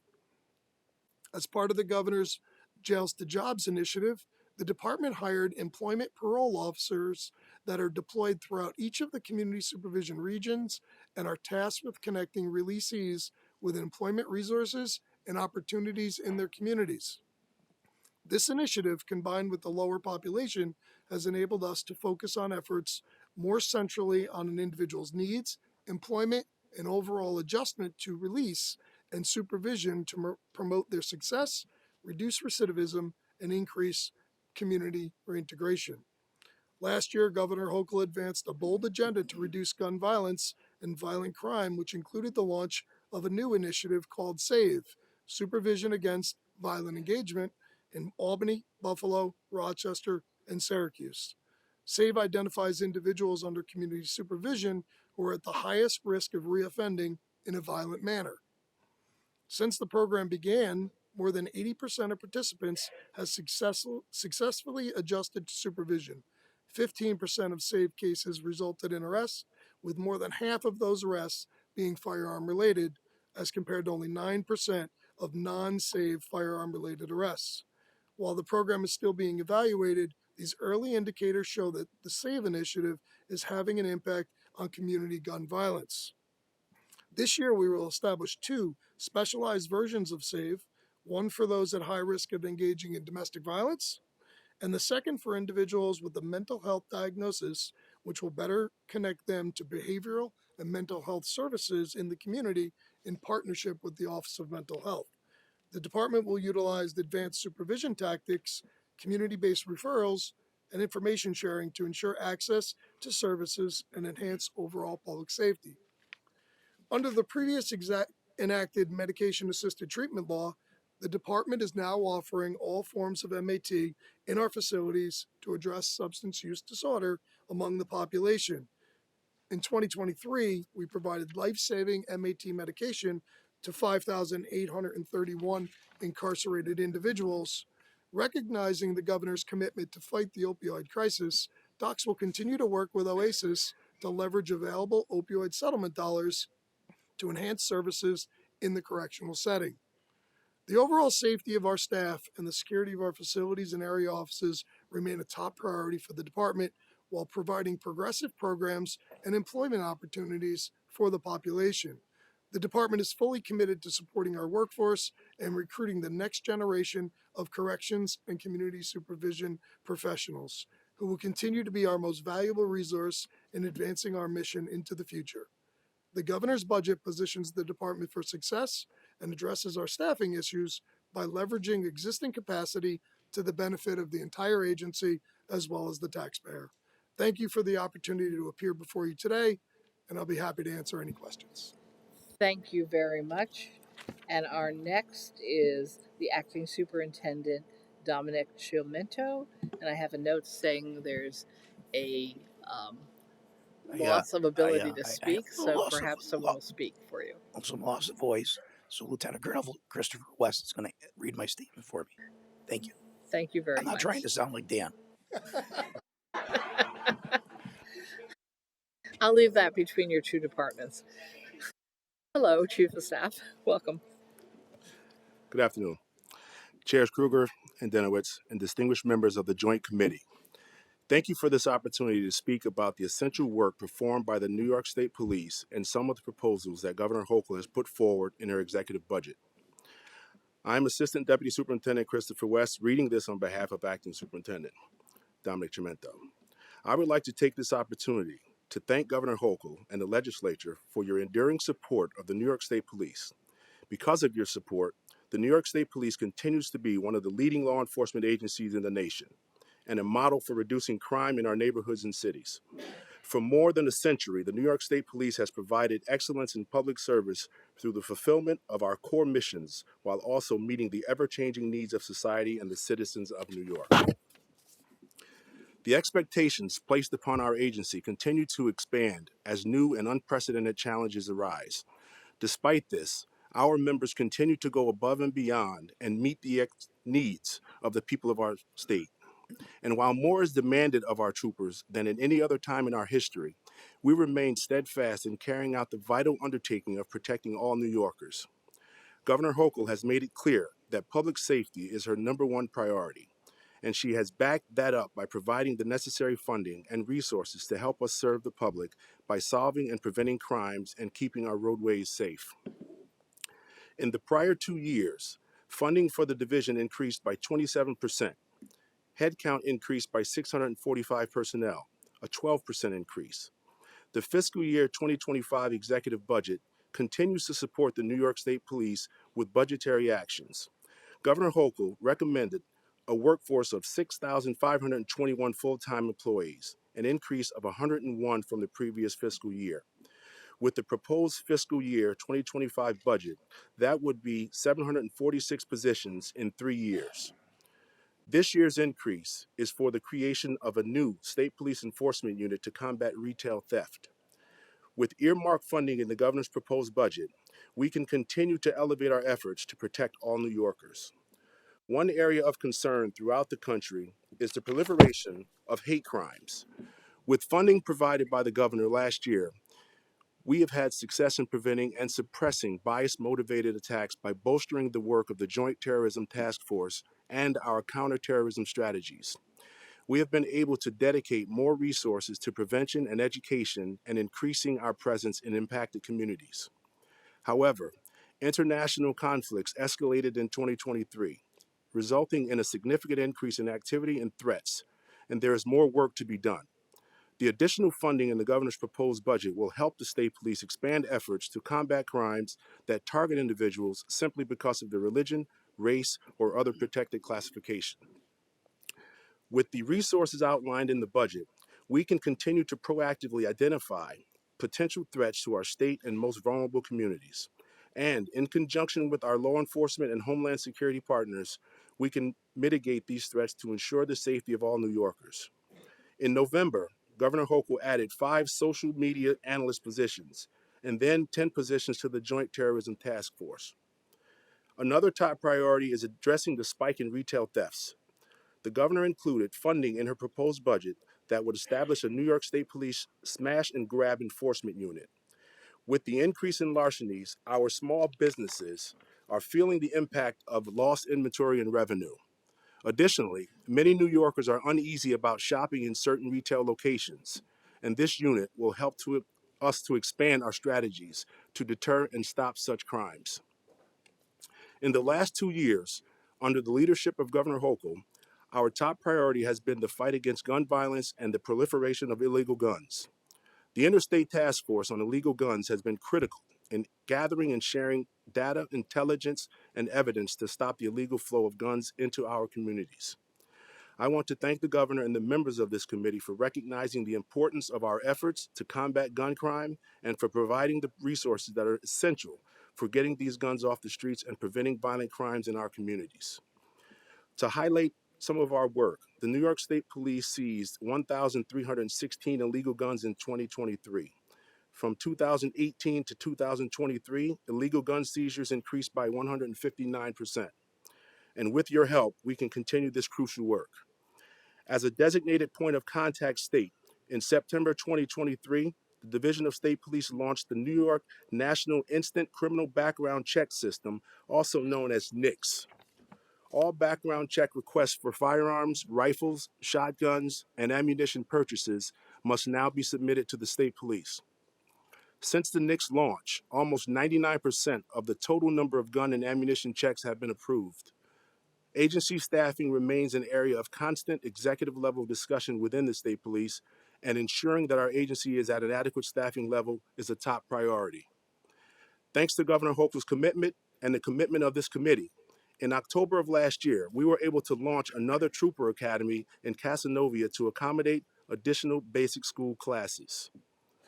This is vital to ensuring that the adequate staffing levels are maintained to perform our new core mission priorities without sacrificing the response time or safety of our troopers. In addition, the New York State Police remains committed to reaching a diverse pool of candidates, and we have taken the 30 by 30 pledge to increase our percentage of female recruits to 30% by 2030. In June of 2023, there were 34 graduating females in our basic school class. And in our December 2023 class, there were 41. During our July 1st through October 1st recruitment campaign, 12,691 individuals applied to take the exam.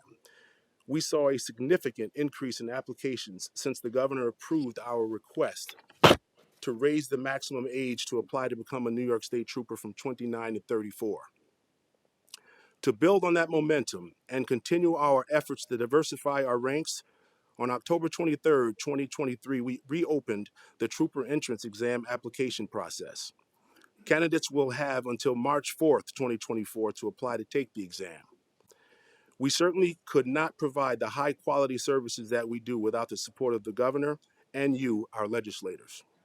Our most valuable asset is our troopers. With your support, the executive budget continues to provide our members with the necessary equipment, training, and other valuable resources to carry out their duties. The men and women of the New York State Police serve each day with integrity, pride, and dedication, and they will continue this tradition of excellence with your support. Thank you for your continued support and investment in the State Police and for the opportunity to address you today. We welcome any questions you may have.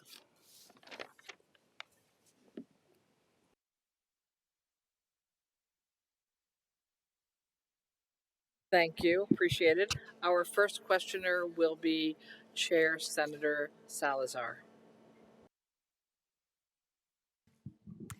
Thank you, Chair. My first question is for DCJS. In last year's budget, $10 million in capital funding was provided for DCJS to award to reproductive health centers security projects. Do you know how much of this funding has actually been awarded so far to reproductive health centers? All of it. Oh, the money was moved from DCJS to DOH. Okay, thank you. And I have a question about, I will direct it to Commissioner Marticello. Good to see you. And I just want to say thank you for the increased communication that we've seen, I think, publicly and also and otherwise from docs in the time since you took over last year. The governor's budget proposes an investment of an additional $2 million in the transitional housing program. Of course, given the high number of people who need housing when they leave state custody or local jails, does $2 million seem sufficient to support transitional housing when there is currently a sort of prison to shelter pipeline, and unfortunately in New York with so many people unhoused or very housing insecure when they leave prison or jail? Yeah, thank you for the question, Senator. The funding proposed in the budget is specific to the Edgecombe Residential Treatment Facility.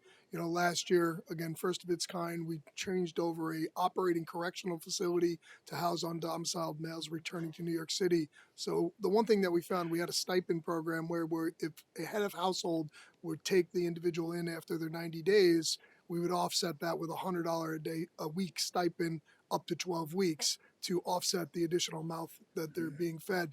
Because this is a state-run program, these individuals going into Edgecombe do not qualify for housing vouchers in New York City because they're not in the shelter system. So this $2 million will go to offsetting rents. When I talk to the residents, one of their biggest complaints is that they don't want to be a burden on their families and on their friends, but they actually want to be employed and they want to get housing on their own. And not getting those vouchers was a big deterrent and kind of a setback in their biggest complaint. So the governor addressed that with adding the additional $2 million so we could offset that and pay directly to the leasee or the landlord a portion of rents depending on where the housing's located.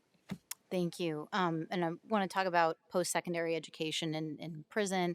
Obviously, it's a critical resource for people in prisons, people who are incarcerated, and people who participate in college and prison programs. On average, are 4 times less likely to be arrested again after they leave prison. But we also know that right now, about 50% of people in New York State prisons are eligible to enroll in a post-secondary education program, but only 4% are enrolled. Why do you think so few of the currently eligible people in DOC's facilities are enrolled in these programs? Well, I think it comes down to the access and the partnership, which is why in this budget, we will be expanding our college footprint from 36 facilities to all of the remaining facilities at the end of the day. Last year, we were able to serve approximately 2,200 incarcerated individuals. Any given semester, it's almost 1,700. We awarded over 291 degrees. So with the new TAP eligibility for incarcerated individuals and the expansion of college, we'll continue to work with our college partners, which there's 29 of them, to increase access, but also increase the types of degrees that are awarded. You know, going from associates, increasing our eligibility for baccalaureate degrees, as well as masters. Right now, we only have 2 master's programs. So I think education is really critical to individual successes, and it has additional benefits. It's calming to the overall institution, but it also allows the incarcerated parents to talk to their children and break cycles of incarceration, which are be immeasurable in the future. Thank you. And wanted to just ask about capital projects across DOC's facilities. Not a lot of information is publicly available or like easily accessible to legislators even about capital projects at different facilities, perhaps in their districts. Would you mind even just sharing, because I know we don't have a ton of time, some information about ongoing capital projects that DOCS has, maybe a sample, and would you be willing to make that information about capital projects and facilities more accessible? Yeah, absolutely. We have every facility has a 5-year capital plan, which we invest in, obviously, depending on initiatives either pushed by the legislature or pop-up emergencies. We have to shift gears, but certainly we'll make that accessible to you and anyone that's interested in that.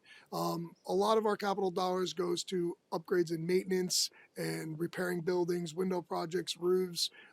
In the last 10 years, we've spent over $600 million in camera projects and fixed camera systems and making sure that we're putting those in our institution. That's included in this year's budget request as well. So, and then additionally, some of those funding go to support the staff that work in our powerhouses and our maintenance. This budget calls for an increase of $82 million in our capital allocation as we've been investing in cameras and infrastructure upgrades to respond to some legislative initiatives that have been pushed.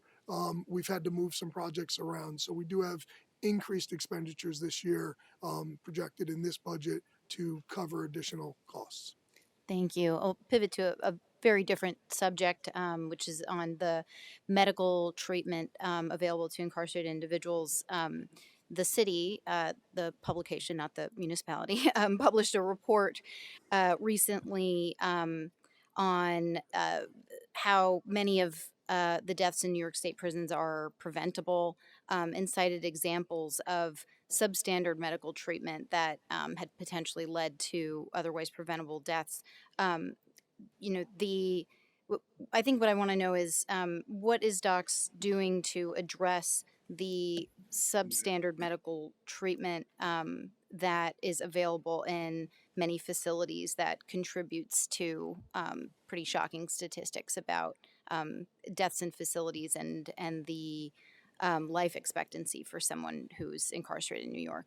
Sure, I appreciate the question. First, I'm not going to agree with that article on substandard treatment, but I would say that obviously any death in custody really hits home. Anytime somebody dies while in custody, regardless of the day or night, I receive a phone call directly, making myself aware of it. Last year, we had 107 deaths in custody. It's actually the lowest number in 25 years.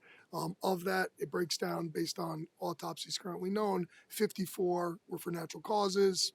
We had 2 overdose, which is a direct result of our drug interdiction efforts. We had, unfortunately, 10 suicides, which is 44% down from last year. And we're still waiting on 40 autopsies.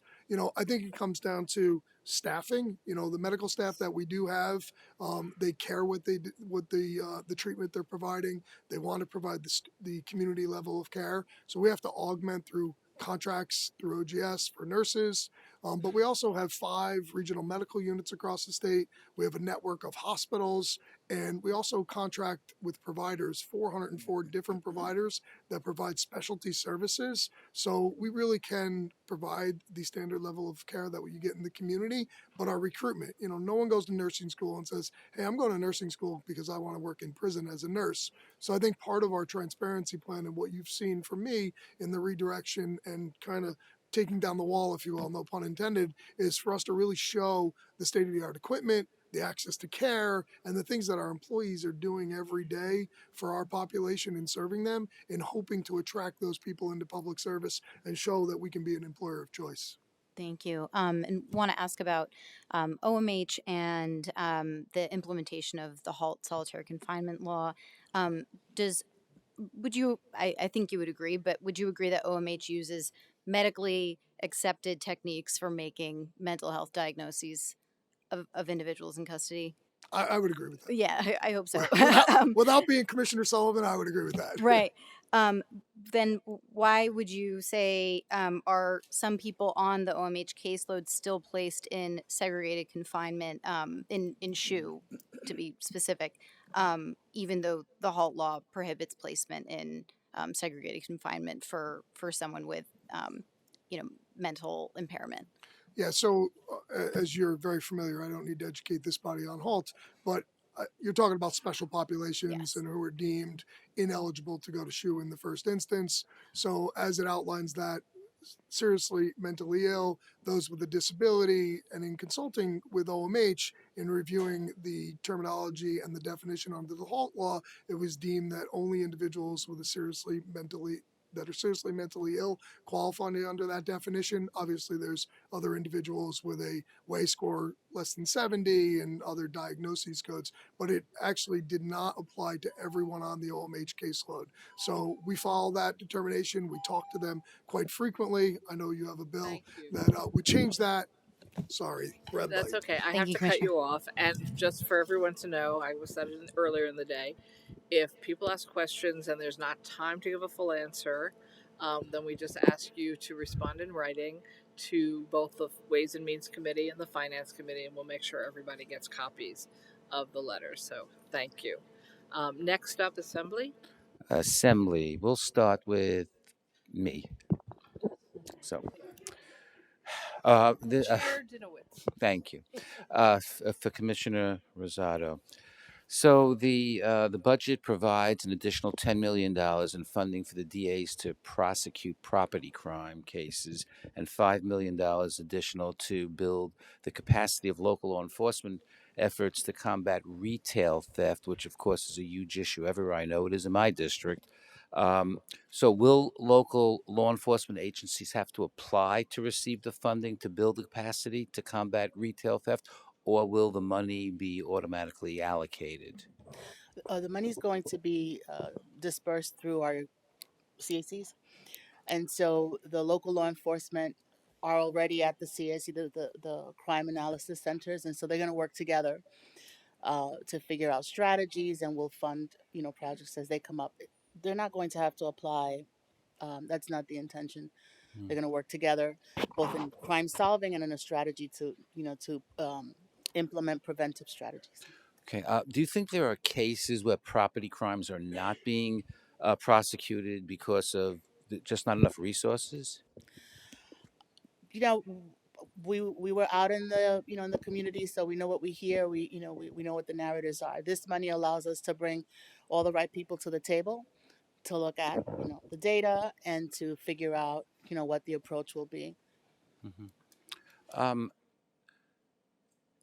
the Office of Gun Violence Prevention was not provided with the $2.5 million carve out that had been in previous budgets. Why? Is it that DOH? Yeah, the Office of Gun Violence is in DOH. I'm sorry, say it But we again? work closely. Go ahead, Joe works closely with them. Okay. Sorry. Hi, Joe Popkin, the Executive Deputy Commissioner. So the $2.5 million for the Office of Gun Violence Prevention in DOH was carried in DCJS budget for the last 2 years. But as a part of budget making, we thought it was more appropriate to actually be situated in DOH because that's where the office is versus having to do a transfer every year. And then it might jeopardize their funding in the out years. So it was a budget making thing. Okay. And now you had mentioned that in most areas, not every category, but in most categories, crime has been going down significantly in some cases in the past year or so, correct? Correct. So I don't want to really bring this up, but as far as I know, we didn't repeal bail reform, and yet crime is going down, even though we still have bail reform. Now, I know the police are doing a very good job, and that's one reason why that's happening, but could it be that as the pandemic has ebbed, so is crime in many cases? There are people in academia looking at we're happy to have the result. We're happy about what the data is indicating. And also, as we have more data sets, every 6 months on the impact of bail reform, it's showing what we said to you last year, which is that there isn't a big difference in terms of people returning to court or being rearrested. It's we have been able to do both things, right? To implement bail reform and to see historic declines in crime. Right. I mean, I guess it'll take a while to really know what the trends are, but it just seems to me that the decrease in crime and the waning of the pandemic seem to have gone hand in hand. So, just an observation. Thank you. I do have a question for the state police. So, it's my and tell me if I have my information correct, but it's my understanding. Well, first of all, the training that the troopers get. With regard to, and this is kind of a sort of a narrow question, but in regard to search and rescue missions in the 215 state parks, um, do they get special training different or over and above what the normal training would be for the other functions that they perform? So, yes, they do. We have specialized units that do swift water rescue and rappelling rescue. Our special operations team that go in and do those rappelling rescues, like in a Letchworth State Park or swift water. Is that what you're asking? Specialized units have that specialized training. Okay. We might ask for that afterwards. I apologize. It's like when the Zoom has a bad connection and you're getting every other word. But okay, I think I got the gist of it. It's just creepy. Okay. Yes, writing would be helpful, though. Oh, in addition to that excellent response that you gave. And do the parks police get that training also, or? Yes. Okay. Okay. That's it. That's it. Thank you. Thank you. Our next is Chair Jamal Bailey. Thank you, Madam Chair. Thank you, Commissioner, Acting Superintendent. Thank you all for your service and your responsiveness, not just today and in the days preceding. First question that I have is for Commissioner Rosado about discovery. A lot of conversations about discovery every single year, and there's been $120 million allocated for discovery reform in this budget. We have heard past concerns by prosecutors that sometimes the funding has gone to the counties, and based upon internal political struggles that you or I have no concerns or subject matter jurisdiction over, that the money doesn't get to them. How is the $120 million that's allocated in this budget going to get to the prosecutors?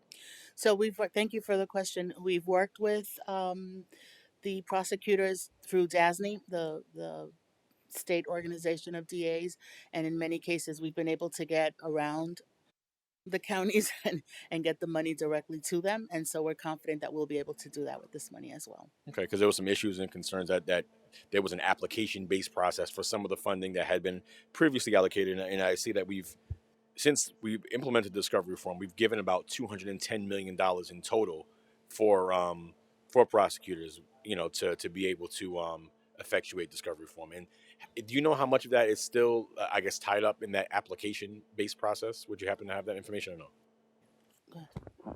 So I would say the vast majority has, has been delivered to where it was received. The application-based process this year we tried to streamline, as the commissioner talked about, to avoid some of the hiccups that we saw before. We also baselined funding for the DA's offices in this year because we know from their last 2 years that they were spending roughly 67% of their award on the DA's offices. So we kind of made that, kind of a requirement going forward. So I can get you an exact breakdown of where everybody is, but as of right now, to the best of our knowledge, all the counties that have applied, we've made sure that we're processing their payments. And if there are specific counties, we can drill into them. And we provided dedicated funding in last year's budget for New York City as well now. Excellent, because again, we all want discovery reform to work, right? Yes, and I just want to add that in DA Flynn in Buffalo also they've been allowed to do some innovative stuff. So he hired some non-lawyers to get through some of that discovery stuff. So we had a lot of complaints about that last year, but this year they've really used the money.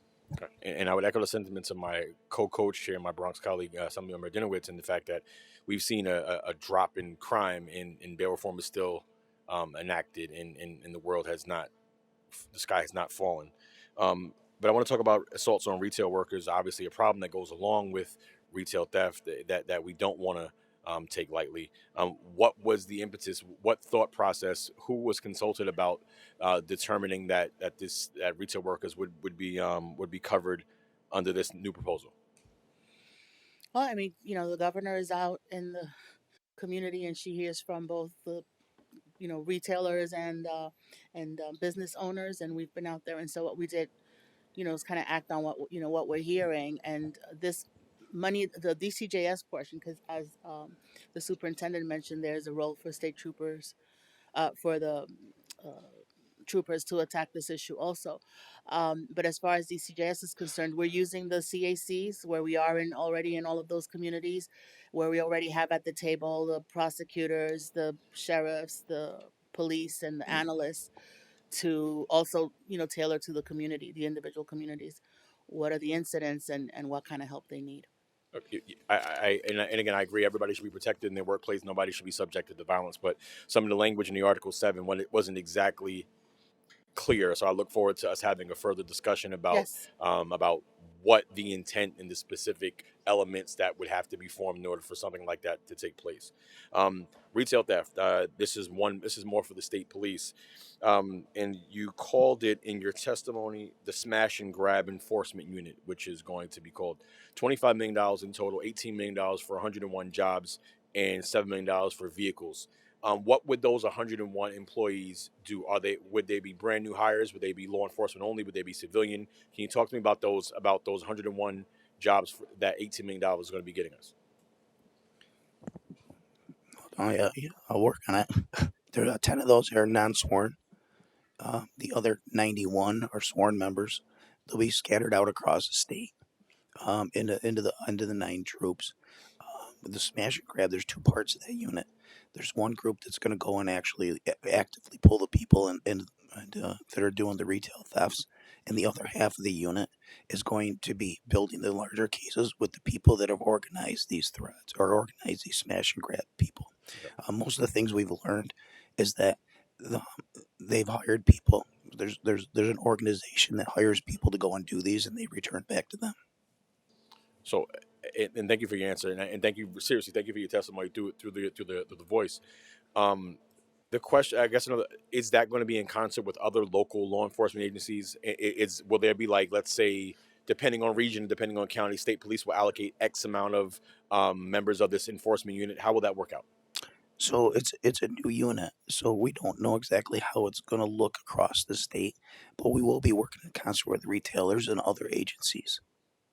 Okay, yeah, because again, I don't want us to downplay the seriousness of retail theft, and nobody likes going to retail stores and having to press a button and waiting 45 minutes for a bar of soap. None of us like that, right? But I just want to make sure that if we're spending taxpayer dollars, that this unit is going to have like a specific and focused purpose, so that we can maximize and actually bring the retail thefts down and hopefully alleviate us of those issues and concerns. Back to DCJS for a brief second about gun violence prevention. $20 million stays for SNUG. Do you think that's a sufficient amount, or should that be increased? You're welcome to add.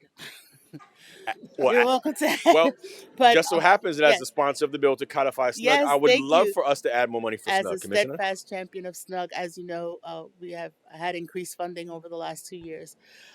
We've put the funding to good use. We have hired more SNUG workers, but we also have hired other folks to work with the SNUG workers, such as the social workers, and also the SNUG workers have been key in our Project Rise, which is providing dollars, $2 million per community. It was 7 communities last year, for real community folks to come around the table and say, oh, hey, DCJS, this is how we want you to spend the money. As I said, the first 2 years we were just pure pandemic, and then last year was bring those shootings down. So this year we have time to be a little innovative, to say, there are programs. There's a guy in Buffalo who's using after school program. Kids are building, are making jewelry out of melted guns, and that have been seized by law enforcement, and other kind of innovative ways to keep kind of youth on a different track. And so SNUG has been very involved in that. We could always use more money, but we feel that we've invested the money that we've received, and we're ready to act on the 20 million this year. We have great plans. So it'd be fair to say that these credible messengers actually are credible in their communities, and that it does more than just a pat on the back. It actually provides an insight to why these individuals are engaging in this activity. Would that They be fair to say? contribute to the stability of a community. I can tell you, I was in Buffalo about 6 weeks after the mass shooting, and our SNUG workers, both from Buffalo and Rochester, just started to do the work as a result of the shooting. They went house to house. They were credible messengers, and they went to kind of gauge what the citizens needed. As you know, it was a food desert, and they basically took they did a whole tally of who needed what, and as a result, the SNUG teams have been working for the last 2 years. They've been working on this plan to which we hope to pilot. Joe laughs because it's one of my pet projects, is to get, they want a food truck project where they will be able to deal with both the food desert issue, but also train their participants in food prep, culinary, and also owning a business, right? So that all came from the SNUG team in wanting to make the community whole after that shooting that had, wasn't directly connected to the work they do at night, on the street, kind of getting guns off the street. So SNUG, as a team, they're a stabilizing force in the community. And I think it's important to note that, again, you're talking about whole child, whole person, whole community, and that speaks to that. Last question, on the second round, I'll get to some hate crime question, but to the Acting Commissioner Marcello, really quick, Matt, in prisons, what is your perspective? What's the overview? How is it going? It was a long time coming. I mean, we're providing vital services to individuals with a substance use disorder.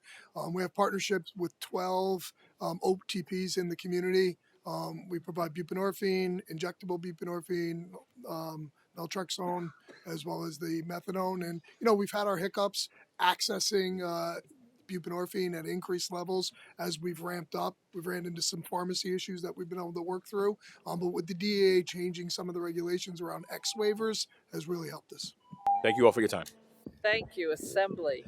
Assembly Correction Chair DeLon.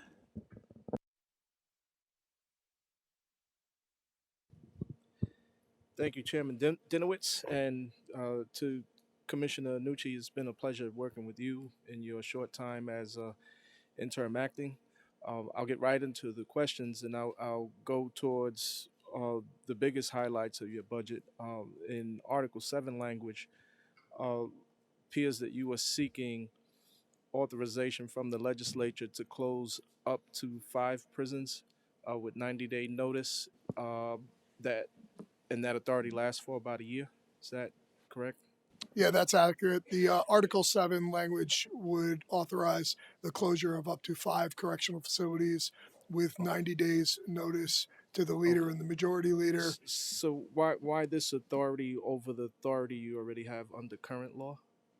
So right now we are in a critical staffing crisis, right? We have 3,800 vacancies in the system, of which 1,900 are correction officers. So the main impetus for the closure of up to 5 are for staffing reasons? That is the main impetus, but additionally, we've seen a 55% reduction in the incarcerated population since our high. So we are in a good position with excess capacity. We have 6,000 staffed vacant beds and an additional 6,000 beds, which we've consolidated to try to alleviate staffing concerns. We can't consolidate anymore, so closures is a way forward so we can make sure we use our staff more efficiently as well as provide the services to the population. Okay, the other major highlight of your budget was the elimination of approximately 1,500 FTEs. Are these going to be done through attrition, or do you anticipate current employees being laid off? I have 3,800 vacancies. There's going to be no layoffs through this process. We'll work cooperatively with our employees, our unions. I have jobs within the system to absorb everyone. And if they so choose to go to other agencies, they'll have priority placement through the Department of Civil Service if that's the case. I'd rather retain my employees. Okay, does the same criteria apply for non-correction officer staff as well? Correct. 1,900 of the vacancies are correction officers. The rest are within our civilian ranks. Again, I have enough vacancies to absorb anybody that's impacted through the closure process. There will be no layoffs. Okay, so the Article 7 language asks for the legislature to give you 90-day authority. How do you believe this will impact your workforce? Is 90 days enough time for folks to relocate and So again, the Article 7 requires that we provide 90 days to the legislature prior to closure. Doesn't mean that we may not take longer, right? So that's the first thing. Secondly, I've been through a lot of these closures. We've closed 27 prisons. I was the HR director. I oversaw the administration, and I've been involved. We have a good relationship with the unions once the decision's made to do closures, and we'll go out there and meet with the impacted staff. We have a 97% retention rate. I find that doing it in a shorter time period where there's certainty, we talk to and effectively communicate, and people understand what their options are and opportunities, and we've been successful. So I think that where we are now with vacancies, staff working double shifts, giving up their regular days off, not spending time with their family, it's unsustainable. They need relief. The staff need relief. And I know that this is a very, anxious time when closures. It's probably one of the worst things that I do as commissioner, to call someone Sorry, and say, I just want to stop you short because time will run out. it's good. But if we take this action, how do you expect it to impact your shortage going forward? Like, how much of an impact do you think this action will take? Yeah, so if we look specifically at correction officers, right now our vacancy rate is about 12.5. What's anticipated in the budget for the savings associated with the closures, we'll be able to cut that in more than half. And then we have to still do recruitment and retention initiatives as we've been doing over the course of the last year, and work on the collective bargaining agreement with our correction officer union. Okay, so in terms of individuals who are under custody, once you decide to transfer them to whatever new facility they're going to go to, how will that process be facilitated? And with these closures in general, is there a cost savings to the state? There is a cost savings to the state. In this fiscal year, it's $77 million. When we move the incarcerated population, each one has a risk and needs assessment that's done upon intake. There's a medical level, a security level, a mental health level. So we make sure that we associate them with a prison that can provide the necessary services, and then re-engage them in programs to make sure we're providing the services that they need. Okay, and I think you've answered this question in private conversations, but I want to get it for the record at this time. Do you know which facilities you intend to close? We have not identified which facilities will be impacted. Pending the outcome of the Article 7, we will identify prisons moving forward. Okay, and I have just one question on something that's in the current year's budget. It's about the approval for the body scanner technology that we authorized last year. Where are you in terms of the process of adding this into operation in your facilities? Sure. So the body scanner legislation required us to promulgate regulations as well as the State Commission on Corrections. A few weeks ago, we adopted it after a public comment period. SCOC adopted theirs last week. We have a contract in place approved by the State Comptroller, and we will be taking delivery and begin training on the body scanners starting the end of this month, going into February. We'll start with 8 pilot sites and then expand out to all of the prisons across the state will be fully operational. Okay, and then I just have one question on something that may or may not have been a part of the Clean Slate Act. It just appears that the money was not in the Clean Slate Act, and I wanted to see if it was in this budget, and if it's not in this budget, are there any plans in the works? And that's for the digitization of records of folks under custody for the purposes of the parole board. Is there any funding? Yeah, in the there budget was for that? no funding associated with Clean Slate for the digitization of parole board records. I know it's something that Chair Towns is interested in pursuing, so we'll continue to have discussions relative to that. There's no funding specifically tagged for that, but they have their own appropriation. They do have funding associated with this budget in a lockbox, which cannot be transitioned to the agency. It's specific to the board, and then we augment that funding. So we'll continue to have those conversations. Okay, and then I have one other question, and I'm not sure who it would be appropriate to at this table. It may be appropriate for DCJS. If not, just tell me. And just the question was around some Article 7 changes for elevation of crimes for deed theft. Is that something that's in your purview? Or is that potentially at another table? Deed theft? Yes. Another table? Okay. Thank you. Thank you, Mr. Chair. We'll find out. Say that again? We'll find out for you. Okay, it may be in another table, just for the purposes of our briefing document. It was under this Okay. table, and that's fine. Thank you, Mr. Chair. Thank you. Senator Murray. Thank you very much. Yeah. And thank you all for being here. I really appreciate everything you do. Sounds like I'm losing my voice now, too. Stop cheering. For time purposes, I'm going to ask you one question. This is to Commissioner Rosado. For time purposes, if for this question, could you just give me a yes or no? As far as crime statistics and data, has there been a major change from last year to this year as to how you collect and compile your data? No. Okay. So last year, and I've heard it mentioned twice now about bail reform and crime being down, the sky's not falling, etc. So we had, and Chairman Bailey put together last year a hearing on crime statistics right before the budget hearings. So I was in that, we spoke, and in the budget hearings we spoke, and I have the transcripts here from the budget hearings. Your testimony, so DATs can be issued for certain felonies and misdemeanor charges that require fingerprinting at the time of arrest. Now, we'd also talked about that the process doesn't start as far as data collection until the fingerprinting, till they're processed, not when the DAT is issued, the desk appearance ticket is issued. So later on, I asked you, the testimony was that if someone were rearrested, released, rearrested again, released, and this happened 16 times, they're counted as one rearrest. Is that accurate?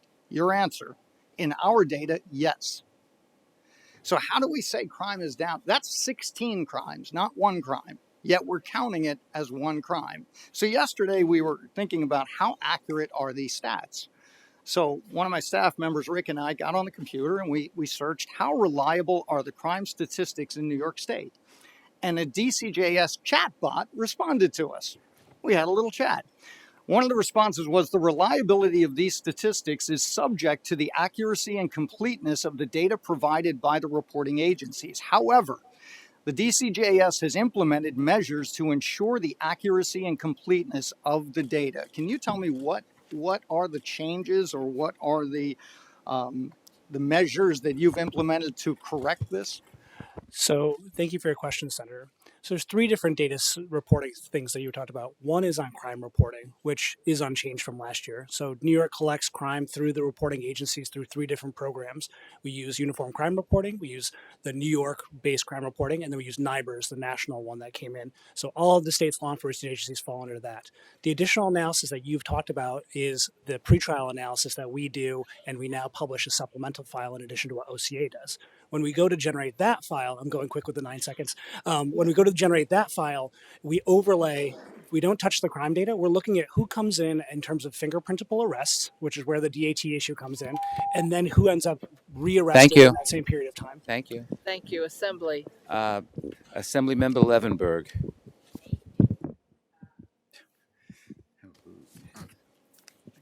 Fingers crossed.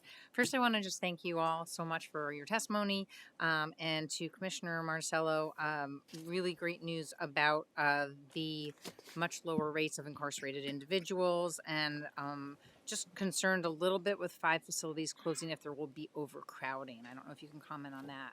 Yeah, and again, it's up to 5 facilities, so it depends on what facilities are selected. But no, as I previously mentioned, we currently have 6,000 vacant staffed beds, and an additional 6,000 we have consolidated. So we have no problem with consolidated or with overcrowding. We're lucky to be in this position to be able to close prisons as to use staff more efficiently. Also grateful for the focus on rehabilitation, knowing that 95% of those who are going to come out and breaking the cycle of incarceration. I'd love to see that in your testimony, so really appreciate that. There was a report by the New York State Comptroller that said that the proportion of incarcerated older people continues to increase. Nearly 1 in 4 people in New York prisons are older. His key recommendation was that policymakers should continue to look for ways to further reduce the state's prison population, particularly older individuals who pose a reduced risk to society at large. I know the comptroller can't take positions in most pending legislation, neither can you, but do you generally agree with him that policymakers should further reduce the state's prison population, particularly of older individuals who pose a reduced risk to society at large? So we have about 4,800 individuals that are 55 and older. If you go down to 50, we're a little over 9,000. In terms of policymakers, again, I know there's some legislation that's currently pending in both houses, which I can't comment on, which that would absolutely have me doing. So I'm gonna hold off on that comment. Okay, so do you believe that expanding case-by-case release opportunities for older adults is preferable to attempting to retrofit prison facilities into nursing homes? Listen, I believe that people come to prison as punishment, not for punishment, and that I believe in rehabilitation and I believe in transformation. So whatever laws that are on the books, that's what we'll enforce on our side. I have limited ability now under medical parole in working with the chair of the Board of Parole. But beyond that, if there's a law that passes, we'll certainly adhere to that. Thank you. And I just wanted to do, with my last 30 seconds, to mention that we've had some real success with mobile crisis units in Westchester County going out with police. So I don't know who that goes with, but if there is funding and it can be directed in that way statewide, it's been really successful for us, and I'm grateful for that kind of a approach to policing. So thank you. Thank you very much. And next up, we have Senator Hoylman Siegel. Thank you, Madam Chair. Commissioner Marticello, I just wanted to thank you for being so responsive to our office when we ask for statistics regarding LGBTQIA data and gender-affirming surgery. Your office told us that upon our request that it received 148 requests for gender-affirming housing, but approved only 52. That it received 21 referral requests for gender-affirming top surgery and completed 10, and that you received 3 referral requests for gender affirming bottom surgery, as it were, and completed none of those referrals. Can you explain the disparity between the requests and what's been granted?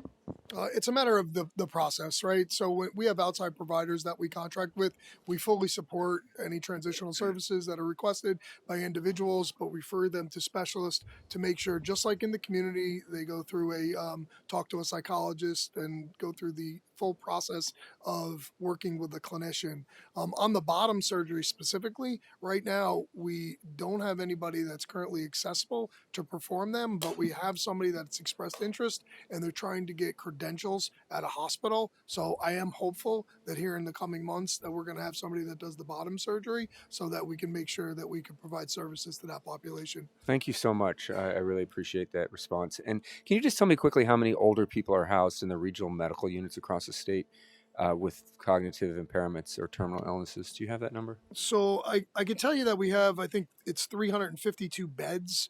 And again, it varies. It's not just an age thing, it's a diagnosis and what the actual health of the individual. We could try to drill down if you're interested in that break on age, but it would be at a point in time, right? Because that changes. People transition, people go to outside hospital through our network or they transition into GP. But we could pick a date and time and we could do the analysis for you. Okay, thank you. And Commissioner Rosado, good to see you. In 2022, we passed legislation requiring that all newly manufactured pistols be sold with microstamping technology. And part of that law was that a study by your office would be conducted within 180 days. It's now been about 2 years, and I think last budget session you told us it was because of the lack of resources. I think we've provided those resources. And could you give us any timeline on this study? Thank you so much. Yes, we're still in the process of it, so I don't have a specific timeline. I can tell you that we've been in communication with our colleagues in California and New Jersey, and we're all kind of head scratching about how to kind of find, the solution that we're looking for. But we're on it. So will you be able to report something to the legislature in the next 6 months as to the progress? 6 months, definitely this year. Okay. Thank you very much. Thank you, Assembly. Assembly Governmental Operations Chair McDonald. Thank you, Chair Dinowitz, and thanks to all of you today for your testimony and your hard work. It's not easy by any stretch of the imagination. I know particularly for corrections and state police, recruitment is a challenge, and at the same token, it's pretty clear by your reports that you're trying to find the right balance going forward to make sure everyone is treated respectfully and that individuals, particularly in corrections, start to get ready for that next chapter of their life. So thank you for your work. My question is for the state police, and Chris, I think I'll direct it at you since the acting superintendent either was impersonating Sergeant Voight from Chicago PD or he's got a pretty bad code. So we'll go with that. So my question's on organized retail theft. It's obviously interesting enough, and Chairman Dinowitz was referencing some of this. People say, well, it's only happened in New York State, must be because of bail. And the reality is no, organized retail theft is happening throughout the country. And I'm very pleased that the governor has committed resources in the executive budget. And Commissioner, you mentioned about $15 million and where that's in your little bucket of the world over there. But from the state police perspective, how will the organized retail theft unit within your agency tackle retail theft without giving away the trade secrets? Well, I think the superintendent mentioned earlier that we're still in the process of working out how that's going to be. But we're definitely going to be working with our partners in law enforcement. And we also have units that we have currently SIU and other units that have already done that type of work previously. So we're just hoping to boost those numbers up some. So do we have a sense of what areas of retail, have you guys been able to at this point size up any data on what areas of retail are most prone to this or not? Or is that still in the early stages? Yeah, it's been large box stores and some of the Chris, bodegas. if you could move a little closer to the mic. Large box stores and some bodegas have been hit pretty heavily, but we have a plan, and there's certain areas that certainly are being impacted more than others, and we'll develop a plan. We can't let you know the whole plan, of course, but we're on top of it. One of the other concerns that I have, and here in Albany County, I work closely with our Sheriff Apple. They're doing their own little thing, but they could use resources as well. So I expect that there will be a close working relationship with the local law enforcement jurisdictions that are most prone to this. Yes, as I mentioned, we are working closely with our partners. I know Craig Apple very well, and we work closely with them on other things, and this will be no different. We'll be right with them. I would also think that, once again, this is not just a New York State issue. This is a Florida issue. It's a Texas issue. I hope that there's some kind of work also with our federal partners in regards to this effort as well. I think there's some studies that are undergoing right now that are being done. I can't speak for the other states as how their numbers are and different things, but certainly we're open to working with our federal partners and finding a solution to help us out here in this state.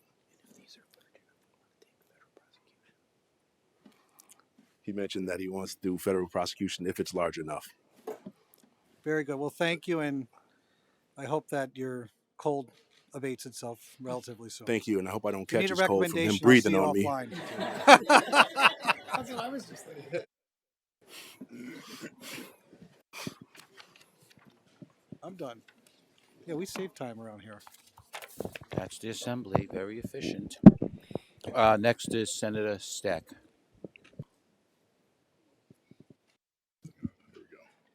All right, good morning, or good afternoon, sorry. I'm going to be as fast as I can because 3 minutes to discuss the items that I'd like to discuss with the Department of Criminal Justice, DOCS, and state police just isn't enough. I've got 8 correctional facilities in my district. I used to have 10, and I've only been here 3 years. I've talked to a lot of inmates in my visits on the honor block. I've discussed in the honor block. And these inmates on the honor block say that the folks in RRU have more privileges, better access, more freedom within the facility than the general population, and frankly, even the honor block. Have you heard this, Commissioner? And what does that say to you? I mean, to me, it suggests that we're sending the wrong message to the inmates that bad behavior is rewarded, and that makes for a dangerous facility. Yeah, I have heard that anecdotally as well as directly from some incarcerated individuals. And I really think what they're talking about is the phone capabilities on the tablets in the RRU. So just a few months ago, I renegotiated a contract. We'll be installing Wi-Fi in all general population areas, which will increase access to phones for all involved. So I think that we will be on a different footing once that happens. If I could interrupt, though, they've also said that they had more time outside the cell than the RRU people did than the honor block and the general population. Yeah, I don't agree with that. I mean, 7 hours out of cell in an RRU, therapeutic programming and recreation, as opposed to being in general population, between going to meals, 2 program modules, and then recreation at some point, depending on what your program schedule is. There's certainly more opportunities. What they avail themselves of, I think that's a different discussion. If I could go on, after HALT and after the closures, we've seemed to concentrate the worst of our bad apples. I've seen the data. I'm sure you have as well. In the last 6 or 7 years, assaults on inmate on inmate, and inmate on staff have both doubled in the last 7 years. It has took a spike in the last 2 years since HALT. The COs are getting stuck more and more, and you're clearly having a hard time recruiting more of them. Why is this? Why can't we hire more COs? Is it because no one wants to come to work there because it's not safe? No, I don't believe that that's the issue. I mean, I think that we have a national shortage of correction officers and in law enforcement in general. So we're all fighting over the same candidates to see who. If I could interrupt, Commissioner, I'm sorry. I've got less than 3 minutes. So in December 2022, a 140-page document, the Prison Redevelopment Commission report was issued. It says absolutely nothing. It's all fluff. It's 140 pages of fluff. It does say that that it does not anticipate any more prison closures. And yet 13 months later, we're closing 5 more. I just want to close by saying that we shouldn't close any more prisons until all the closed and abandoned prisons are repurposed, including whatever constitutional amendments are needed in the Adirondacks. A detailed plan for future closures in place first, and assaults come down out of the stratosphere. Assemblymember. Thank you all. Just want to go into one of the crime areas that has certainly had an increase over the last few years, and people are very concerned with regard to auto theft. And I know that there's a big focus on the retail theft in this budget, which is certainly welcome.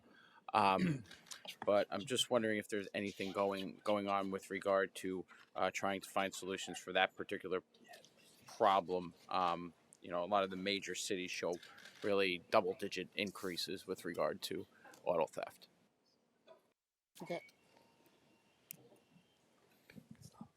I know it's not you. Our community stabilization units that you all approved have been assisting the local PDs with grand larceny of vehicles, as well as our aviation unit on setting up details with Buffalo PD, Rochester PD. The CSUs have ended up being very helpful in that arena. I would add through the CACs, we saw a surge in the summer, but we've seen a decline since then. And so through the crime analysis centers, we're looking at the ways in which we can support local. I think in Rochester there was the catalytic converter. We have some efforts there, but kind of separating also what's like a teen who steals a car in Niagara to see his girlfriend in Buffalo and then leaves the car, as opposed to kind of the more organized efforts, auto theft. So we're monitoring that. And I had the opportunity to talk to Commissioner Schroeder yesterday about that. You mentioned the catalytic converter thefts, and obviously the legislature had passed some legislation a few years ago regarding tracking to try to really cut down on that secondary market. So from the, I guess, law enforcement side of it, how is that going with working with the DMV and trying to curtail the market for those types of parts? We haven't seen as many of them of the larcenies. We still have them though. Thank you. On the correction side of things, one of the things that I certainly hear a lot from I'm down on Long Island, so I don't have quite as much interaction, at least on a constituency level with a lot of the state prisons, but I know it's a problem there as well with regard to sexual assault, both between inmates and on correction officers. And there's been some efforts for a piece of legislation to increase the penalties for that crime and to better protect our correction officers. Do you have any data within the department as to what that problem looks like over the last 4 or 5 years? Yeah, we could certainly share some data. I would say in the last year, we did see 2 attempts on sexual assaults of staff. One at Altona, where an incarcerated person came behind a staff person, covered their mouth, and tried to take him to the floor. Luckily, other incarcerated individuals as well as staff responded, and that was averted. And there was a second instance. I think what I'm seeing more of and hearing from my workforce as we recruit more women into the ranks in what's predominantly been a male-dominated environment, some of the incarcerated are more sexual harassment, more verbally than actual physical. And again, no one should have to come to work under those circumstances. So anything that we can do to increase penalties to protect our staff, I would absolutely be supportive of. And then in terms of when those type of incidents happen, reporting to local law enforcement, follow through, prosecution. We have a good relationship with the district attorneys across the state. When it comes to incarcerated prosecutions, we have a campaign where we're educating them, because under correction law, we can actually reimburse them. So if it comes down to a dollar and cents thing, it doesn't have to come out of their budgets.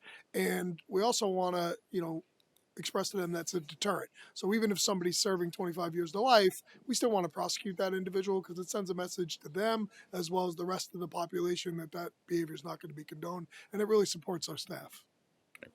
Thank you. Thank you. Senator Myrie. Thank you, Madam Chair. Excuse me. And I want to echo the sentiments of Chair Salazar and Chair Bailey with you, Acting Commissioner Marticello. Appreciate the open line of communication and looking forward to that continuing. This question is for Commissioner Rosado. You mentioned both in your written testimony and your oral testimony about programming. You mentioned specifically after school programming as one of the tools that you guys are using to bring down violence and gun crimes. And you mentioned that the focus should be on preventive measures. Our hope, and my hope certainly, is that on the after school programming front, that we can expand that and expand it substantially, because it has proven to be a tool to bring down crime. So I'm hoping that you can speak to what the department's experience has been with this, and speak to whether this is a worthy endeavor for us to be expanding these types of opportunities for our young people who we know from the times of 2 to 6 p.m. are most at risk for being justice involved. Yes. Well, thank you for the opportunity to answer that. Although it's not fully in my purview, we have the Office of Youth Justice. We also have the Youth Justice Institute, and we staff the JJAG, and so we do have our kind of a pulse on the youth. I want to say that I join you in my concern. Our youth are in crisis, and this is what we found when we went out to these communities. That you could blame the pandemic, you could blame just being 15 years old. There are a lot of reasons, but we also found in communities like in Utica, I met with all the law enforcement folks, and they were complaining about the kids. And then in the afternoon, we met with the community folks, and they said, well, we used to have after school programs, but this mayor discontinued those programs, and so here we are. And I was actually surprised. We heard this in Albany, Syracuse, across the state, Nassau County, where you had such a rich infrastructure in the past of this keeping kids busy after school. And so in Buffalo there are 4 high schools that get out at the same time, and so there's like the downtown is overcome with all these kids. But when we get right down to it, they're just 15-year-olds who just got out of school, and they're boisterous and they're playing music, and sometimes the police chief says sometimes they just run the cruisers and turn on the sirens. And so what we heard from our snug team is, kids want to be heard and they want to be seen, and we seem as a society not to want to hear or see them. And so I think that's part of the crisis. And so I welcome any partners in that work. This year, I want to say in 24, we really have a chance beyond the crisis we were in to deal with this. In fact, I said to the police chiefs, there was one in Binghamton, the police chief said, I just arrested a 9-year-old with a gun. And I said, Chief, when you arrest a 9-year-old with a gun, there are like 10 adults that should be that you should be investigating, that something went wrong along the way. And so I believe that to my core. And so my staff, at DCJS, we're really looking at youth well-being as a kind of general topic, and how we bring other folks in other agencies to the table on that issue. Thank you. Assembly. Assembly Member Palmisano. Yes, my question is for Commissioner Marcel on corrections. As we know, I believe since 2011, approximately 29 correctional facilities have been closed down. We know that the damaging effects that has on employees, families, and the community. Now the governor wants to close 5 additional facilities with only up to 90 days notice. The law would require Move 1 the year's mic closer. Move the microphone closer to you, please. Okay. So the law requires 90 days, 1 year, and you want 90 days. I really believe this is an insult to the brave men and women who work a dangerous job to keep us safe. 90 days to uproot your family, find new schools, find a new home. That's not enough. I knew employees who worked at Livingston, then Gowanda, then Southport. These are people and families and lives, and we should be respecting that. 1 year is bad enough, but 90 days is an insult. This legislature has the opportunity to reject that, and I think we should reject that. I firmly believe also, Commissioner, that the prison closures that we've had, coupled with not providing tools and resources, but probably even more so taking away important tools and resources like the ability to segregate the most dangerous and violent inmates in our facilities, has created a powder keg environment inside our correctional facilities. Now we're looking to jam even more violent offenders into fewer facilities, including our medium facilities, which have seen a tripling of assaults since the implementation of HALT. And as we said, the prison population has decreased from 56,000 to 32,000, but over that time, assaults on staff have increased 197%. Assaults on inmates have increased 217%, with no answers or studies of why this is happening.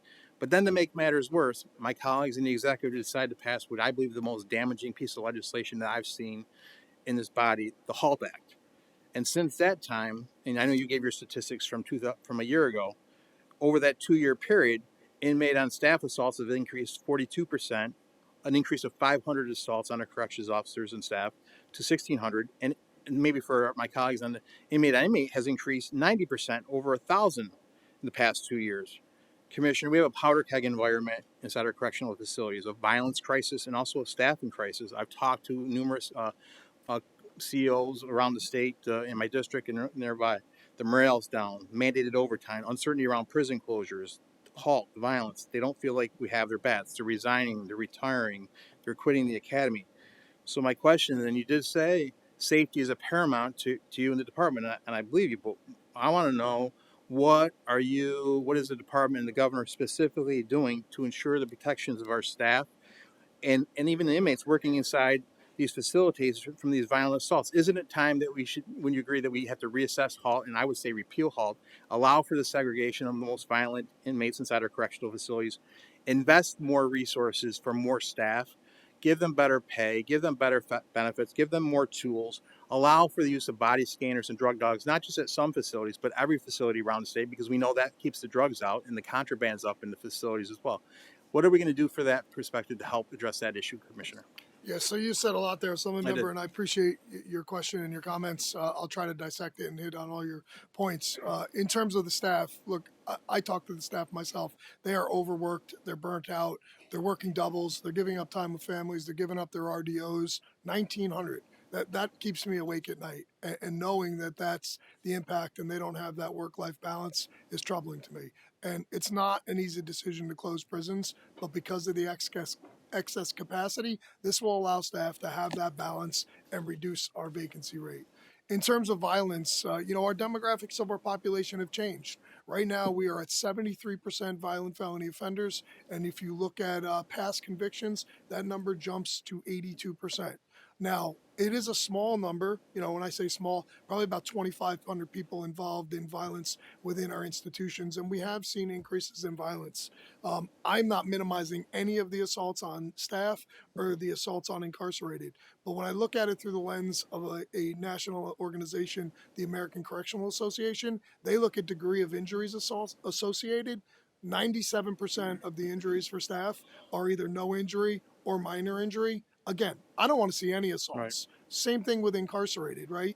So we have a prison violence task force. We've taken a lot of steps in drug interdiction, rolling out new programs on moderate aggression behavior, advanced aggression behavior. We're engaged with our research team about trying to use our data to do predictive analysis so our staff can intervene early before somebody engages in aggression against an incarcerated or against the staff person. And we're also talking to academia. I am in a blackout period because of those discussions, but to study prison violence. I'd love to talk to you more offline about some of this stuff. Love to continue the conversation.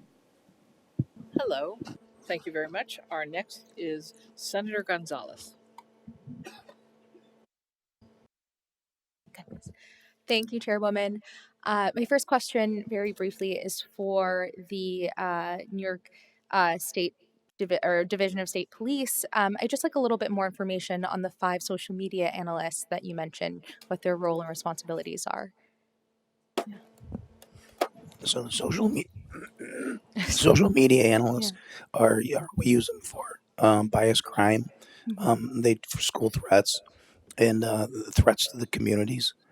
So what they're doing is they scan social media, and if they see something that somebody says, I'm going to go to the school tomorrow and take care of those people, they see something like that, it's open source is what they're scamming.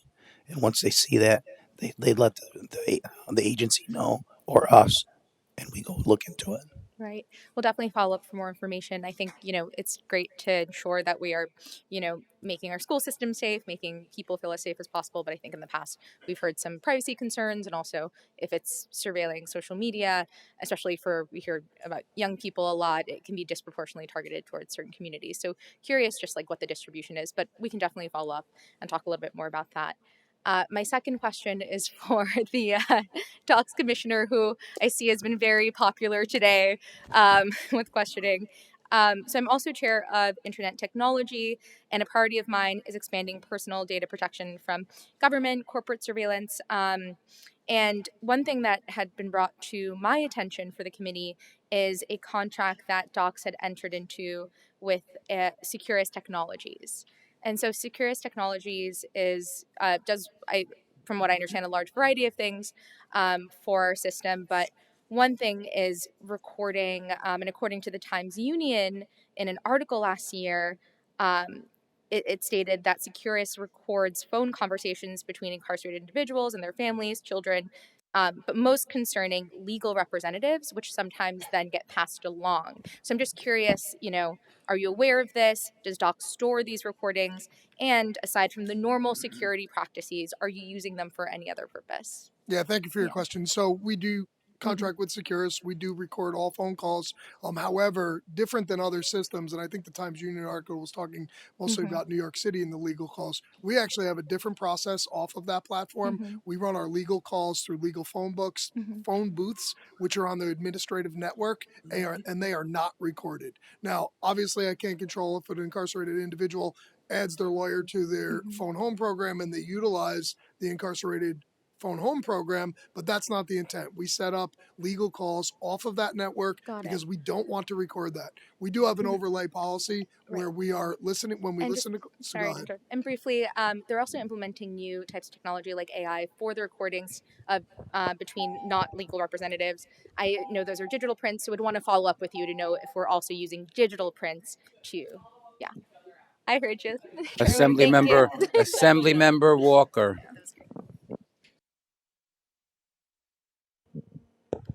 Thank you. So I have a question as to the governor's proposal under Article 7, the addition of 33 crimes ranging from misdemeanors to felonies. Can someone speak to me about the basis for this proposal? I didn't see it in anyone's testimony, and so I'm a little confused as to who'd be addressing this issue.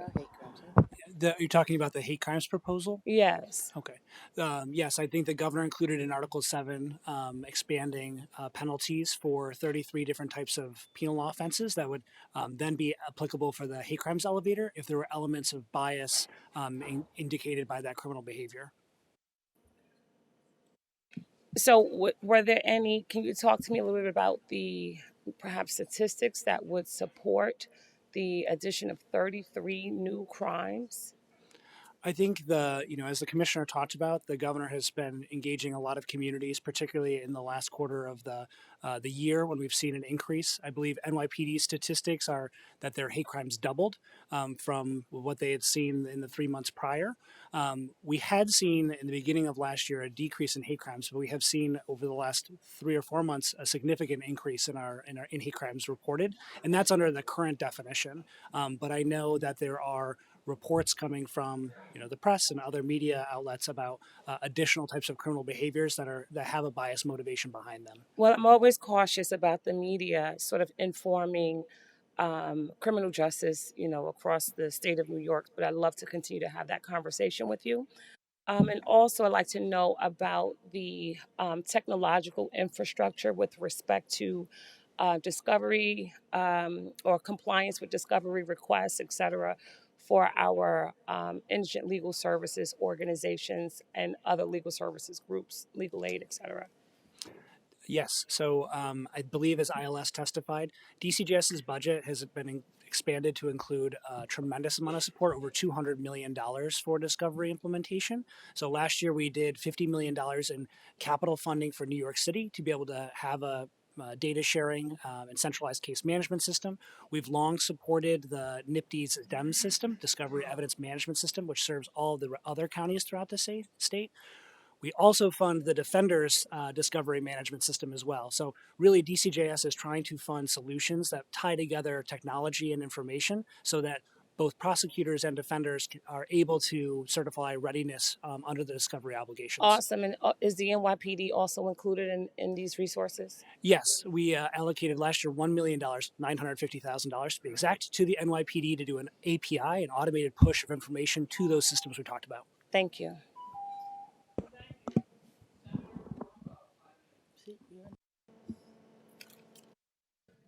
Thank you, Madam Chair. I just want to follow up on Senator Murray's question regarding the processing of DATs and fingerprinting. So it's my understanding that, I guess based on some testimony last year, that an arrest was, quote, for the purposes of DCJS recording was based upon a fingerprintable offense. Is that accurate? Not DCJS, but local Ye- law enforcement. Yes, the DCJS tracks the once the fingerprint is taken, but we know that the DATs in New York City, 99% of DATs are fingerprinted the same day. Outside of New York City, over 90% are done within 5 days. Got it. Okay. So on those where they're, as the example is given by Senator Murray, where there are aggregates, of course, on the nicest it ultimately reads that those, because they're separate offenses on separate dates, do they read as they read as separate arrests? Like when you look at the face sheet, it indicates how many arrests, how many warrants, how many convictions, right? Does Yes. it account for them separately in that circumstance? In a rap sheet or a criminal history, you would see all of the instances of the arrest. Correct. As separate? As separate, yes. Okay, great. Thank you. So, and my questions are going to, we only have a little bit of time, are going to ultimately circle around a lot of these statistics that we talk about, because that becomes, the political football where we're saying that crime anecdotally is down, or you can say broad strokes. Well, shootings are down, but larcenies are up an outrageous number year to year. And if you go pre-pandemic to today, these numbers are pretty staggering. In the hate crimes, I saw this in a letter from the Manhattan District Attorney's Office, the New York County, my alma mater. Many moons ago, I was there for 14 months. That the hate crime is just soaring right now. And that citywide crimes reported, hate crimes from 2015 to 2022 doubled. And then in October 23, they more than doubled compared to a year before, October 2022. And I guess and I'm assuming for sure that's why a lot of this was addressed in the governor's budget. And again, as far as those numbers are concerned, do you have any comments on any other suggestions that we might consider as a legislature? And that, as far as from any of the agencies, of course, all the law enforcement, they'd have any comments on how we think we could rectify that, maybe aggregating. And just one more comment, maybe you can comment generally on both of these, because I'm getting low on time. As far as retail theft, because I'm just thinking maybe aggregating the amounts, the difference between, for example, with narcotics, if you have multiple sales on multiple dates of a controlled substance, on the state level you can't aggregate the weight, but on the federal level you usually can. So if it's multiple small drug deals, you can aggregate it to increase the penalty. Anything like that? Would you consider? You have any comments in that regard? I'd really like to hear your input. Anything that helps us, we enforce the laws. If the body comes up with something that helps, we definitely would look at that. Right, understood. And I think obviously, larceny has been an issue since the dawn of man and woman. But obviously, we now have these organized groups, which are clearly, and I guess the smash and grab task force that's being created will certainly address that more comprehensively. But people steal for a number of reasons, whatever, drug issues. A lot of them are personal issues to themselves, poverty, whatever it may be. But when you're, putting masks on, smashing into Louis Vuitton and cleaning all the shelves, that's for economic gain. That's not your typical larceny. So those are the things that I think we should address. And I think it's more of a comment than anything that we need to, those are the crimes that we need to focus on. And we should really consider, if not aggregating the penalty as we increase in value, you can add that value and get you further up the line on the larceny scale, or ultimately, although there may not be injury, treat it almost like a robbery in that circumstance.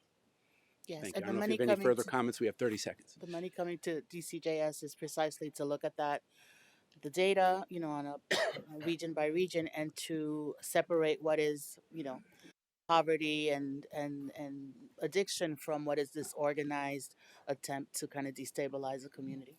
Thank you, Commissioner. Thank you all.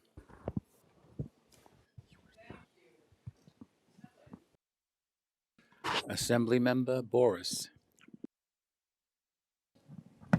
Thank you. My first question is for the state police. Last year, there was a one-time allocation for a forensics lab, $100 million, which is not in the budget this year. It's great to see when one-time allocations are actually one-time allocations. Could you just get an update on the lab? Is that already built? Is that working? Does it need future funding? So we've purchased a building, and now it has to be retrofitted, and that's only for satellite lab. That's not for to replace the forensic investigation center. That's just to make room for the other things that are going into the forensic investigation center. We're going to take units out of there and put them in in a satellite lab. So should we expect future requests in order to finish that, or is that? I can't tell you that. I can tell you it takes 2 to 3 years to build that out. I think we're in a good area for the amount, but costs change. Okay. Well, we'll look forward to more on that coming online. And then for corrections, and I apologize. I think this will be a frustrating question, but since 2011, 2012, and I'm just choosing that date because that was what the correctional officers and PBA started their chart on. And I'm rounding here, the prison population's gone down 40% or so. Funding's gone up 15% or so. Yes, less than inflation, but in raw dollars. Assaults on staff have gone up 220% or so. Assaults on inmates have gone up 220% or so. Obviously, you've only been in the top job for half a year, but you've been with the department for quite some time. So first of all, are those numbers roughly correct? I'm rounding, but is that roughly in line with what you report? Yeah, I mean, the numbers I look were year to year, but it doesn't sound like they're off. I mean, violence is definitely up amongst assaults on staff and incarcerated on incarcerated assaults, and we have decreased prisons over that time. Totally. And in terms of funding, I guess the broader question then is, what can you say to give us confidence that we're going to be turning the department around? I mean, those are pretty damning numbers for a decade, and we'd really just love to see the improvement there. So the floor is yours, and why should we have confidence in it? Yeah, I mean, listen, we're bringing all stakeholders to the table. The Prison Violence Task Force has superintendents from across the state, as well as union representatives, line staff. We're listening to the line staff. As I mentioned earlier, we've also introduced new programs. Programs don't change behavior overnight. Staff have to do a good job in making people believe that they can see transformation in themselves. It's probably one of the hardest jobs we have, is changing the hearts and minds of people. Looking at predictive analysis through my research team, so we can identify where somebody may be going down a bad path or may have a trigger, and early intervention, I think, will be key in leveraging that moving forward. Thank you.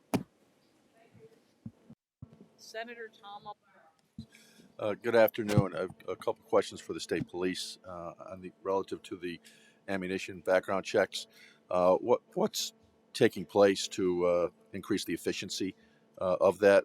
My office is still getting a lot of complaints about delays in that. In representing a district that's along the Pennsylvania border, there's a lot of people going across the border to buy their ammunition there because they don't have the weight lags that they have in New York, and that's impacting the gun shops across the southern tier and in the Finger Lakes. And second to that is I have a significant Amish and Mennonite community in the Finger Lakes, and more so the Amish community inability to get photographic identifications for a religious basis. Is there anything underway to be able to allow them to get through the ammunition background check without a photo identification? So I'll take your second one first. I wasn't aware of that, but we'll look into that about We've photo ID. called the department several times on it. I don't have anything on that. The first question, the delays are less than 1% of the people that are getting delayed. Out of 277,000 tests as of today, there's less than 300 people that are still in a delay status, and there's a lot of reasons for that.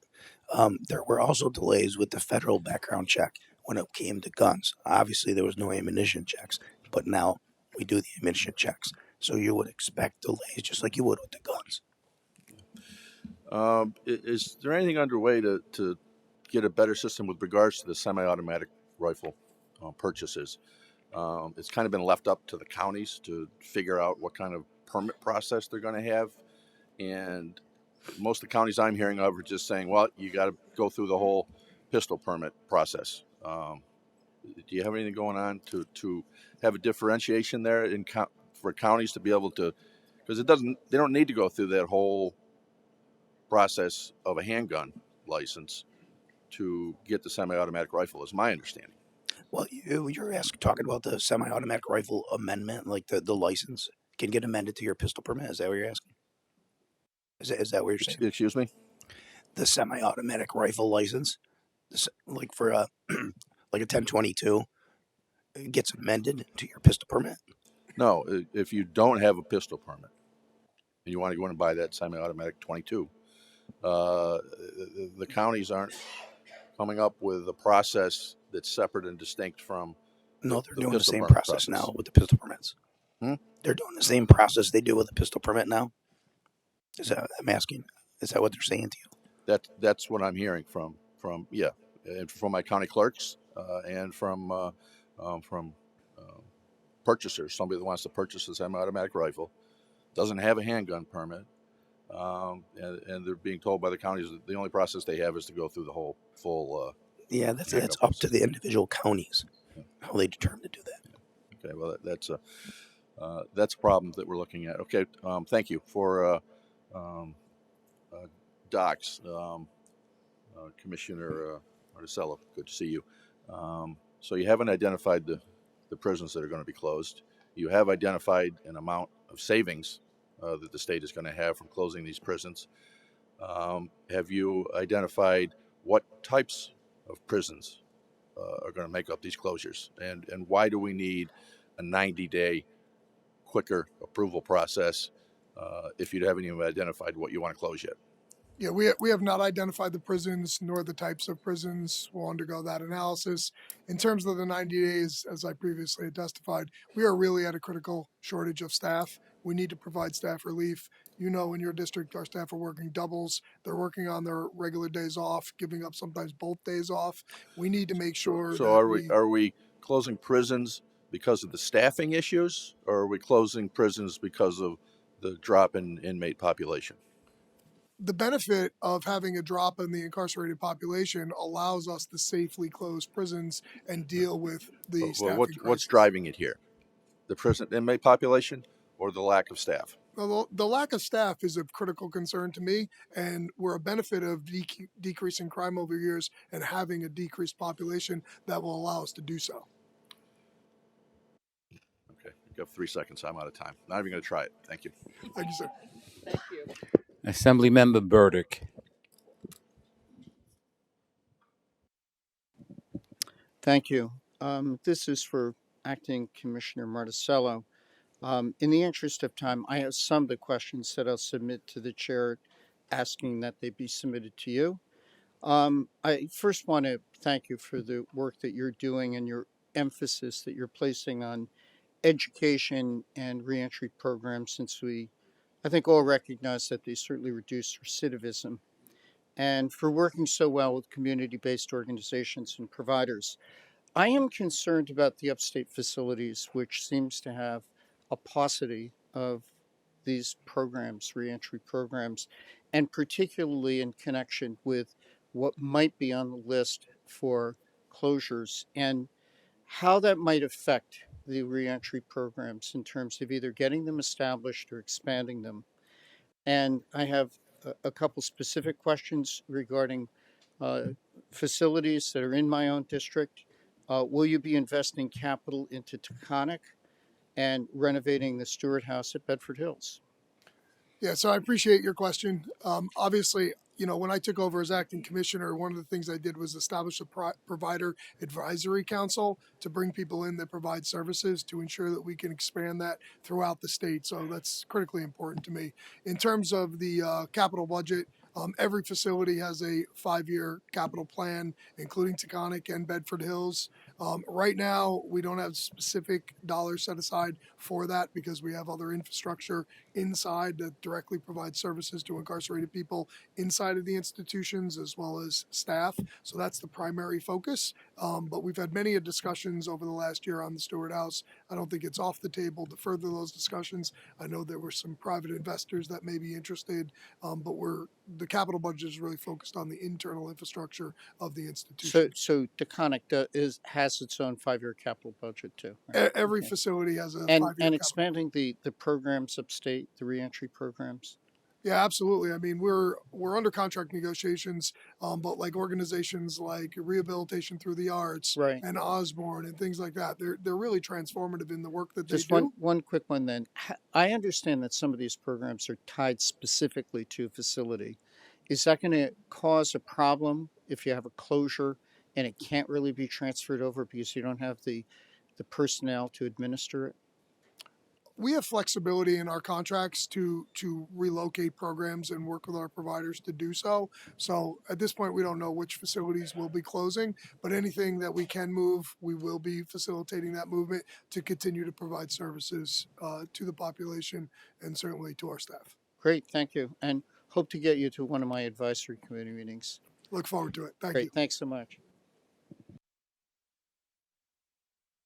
Thank you very much. Senate next? Yes. We have one last senator, Senator Salazar, 3-minute second round as a chair. Thank you, Chair. Commissioner Marticello, I'm back with more RRU-related questions. Do you recall the former Merle Cooper program that existed at Clinton Correctional Facility? It's been a little while, but it existed there for decades and concluded in 2013, or at least it stopped being offered there in 2013. Yeah, I certainly recall it, how much specificity I could speak to it. I could certainly get you information, but glad to try to answer any questions. Yeah, sure. I mention it because from everything that I've heard about the Merle Cooper program, it was really successful for people who were deemed at high risk of recidivism, and it was praised by people who worked in the program, doc staff, incarcerated individuals who went through it. Do you think that it would make sense? And of course, this would rely on resources, and that's why we're here to talk about it. Do you think it would make sense for the department to operate RRUs in a way that emulates the Merle Cooper program or a similar program instead of how RRUs are currently operated? Yeah, again, that's a hard question for me to answer without knowing specifics of the program. I wasn't involved in the decision to discontinue it, and at that time when it happened, I was just made the deputy commissioner for admin, so I was the HR director, certainly focused on workforce issues. I'm glad to further discuss that and look into it. I mean, certainly I think from an RRU perspective, we focused on cognitive behavioral therapy while with also overlaying their academic need of individuals dealing with impulse control, emotions, self-growth, self-awareness, and things of that nature. I've been in almost every RRU, and I have actually run into people in general population that have then said, hey, weren't you at this facility? And they've commented, positively. The one thing I am exploring is piloting using our incarcerated program assistants to do peer programming inside of our RRU. I think we have to be careful in doing it, but I think that that's something that I've heard from the population, I've heard from providers that they're interested in seeing. And as we talk about staffing, that could potentially alleviate, and give a break to somebody having to work overtime to provide a module of programming. So it's something that we're looking into, but how it compares to Merle Cooper, Yeah. I can't really speak to today. Definitely. I think it's in the same spirit of offering therapeutic programming.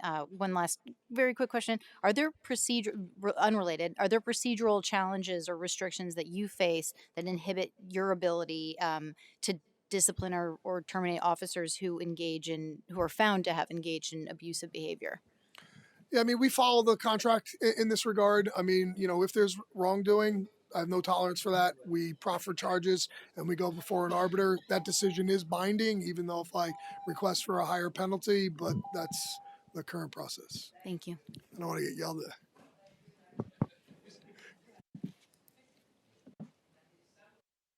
Let me get this working. We have completed our assignment, all of you. Thank you very much. Thank you. Appreciated your work, your time with us. If there are follow-up questions that you need to get back to us in writing, please do so. don't infect all of the state police. Please, we need you out there. And thank you very much. Except on the thruway. Break? Yeah, no, Break? we have no breaks. No breaks. Break. No, the legislators have no breaks. Break means But we're get more asking minutes. everyone on the panel to move out quickly Right. so that we can have our next panelists come in, which are the New York State Division of Homeland Security and Emergency Services, Jackie Bray, Commissioner. Thank you.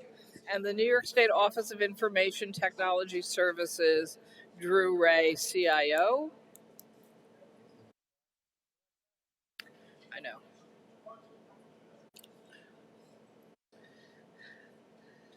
Go up.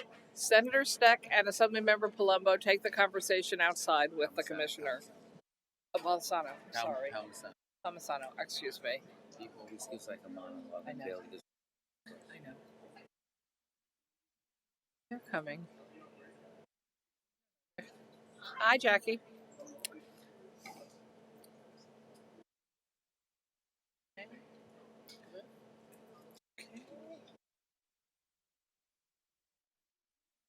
Tell your members to sit down and shut up.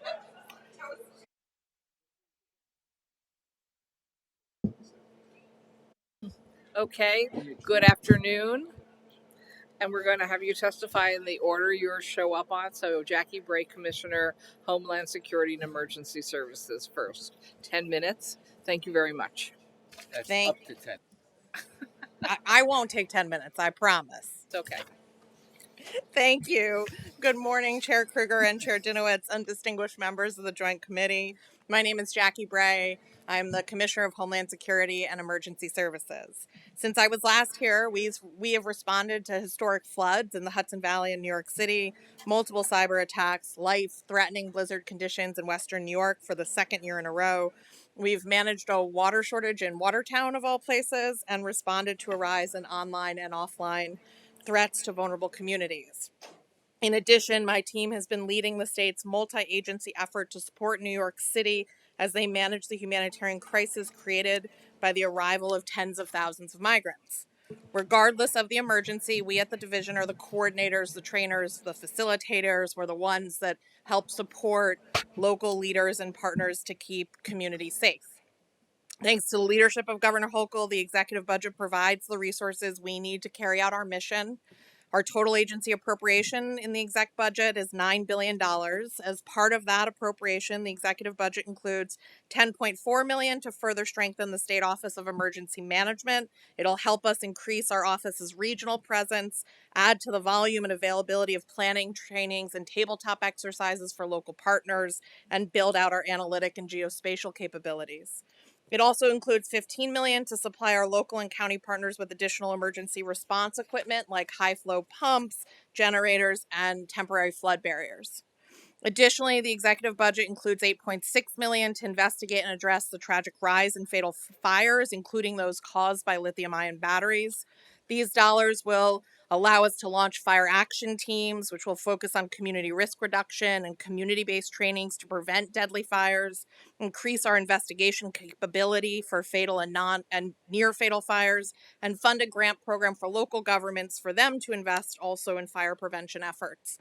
Further, I want to draw your attention to the governor's proposal to outlaw the sale of uncertified lithium-ion batteries and chargers in New York State. This builds off of both of our chairs' important work on the public safety hazard that's been created by uncertified and secondhand batteries. This legislative change, along with our ongoing efforts to teach the public about how to safely charge these devices and to teach fire departments on how to manage the fires created by these devices, will be priorities for me and the agency this year. We must also continue to confront the diverse security threats that we face today, most prominently the rise in domestic violent extremism, including and especially racially and ethnically motivated violent extremism, most lethally white supremacy. We've seen as part of that same rise a truly horrifying increase in anti-Semitism, which has accelerated this fall and winter, along with a disturbing and connected rise in anti-Palestinian and anti-Arab hate. In the immediate aftermath of May 2022's racist mass shooting in Buffalo, the governor signed Executive Order 18. This created the Domestic Terrorism Prevention Unit within DISHES. It also required each county in New York City to develop domestic terrorism prevention plans. The unit, since being created, has focused on three fronts.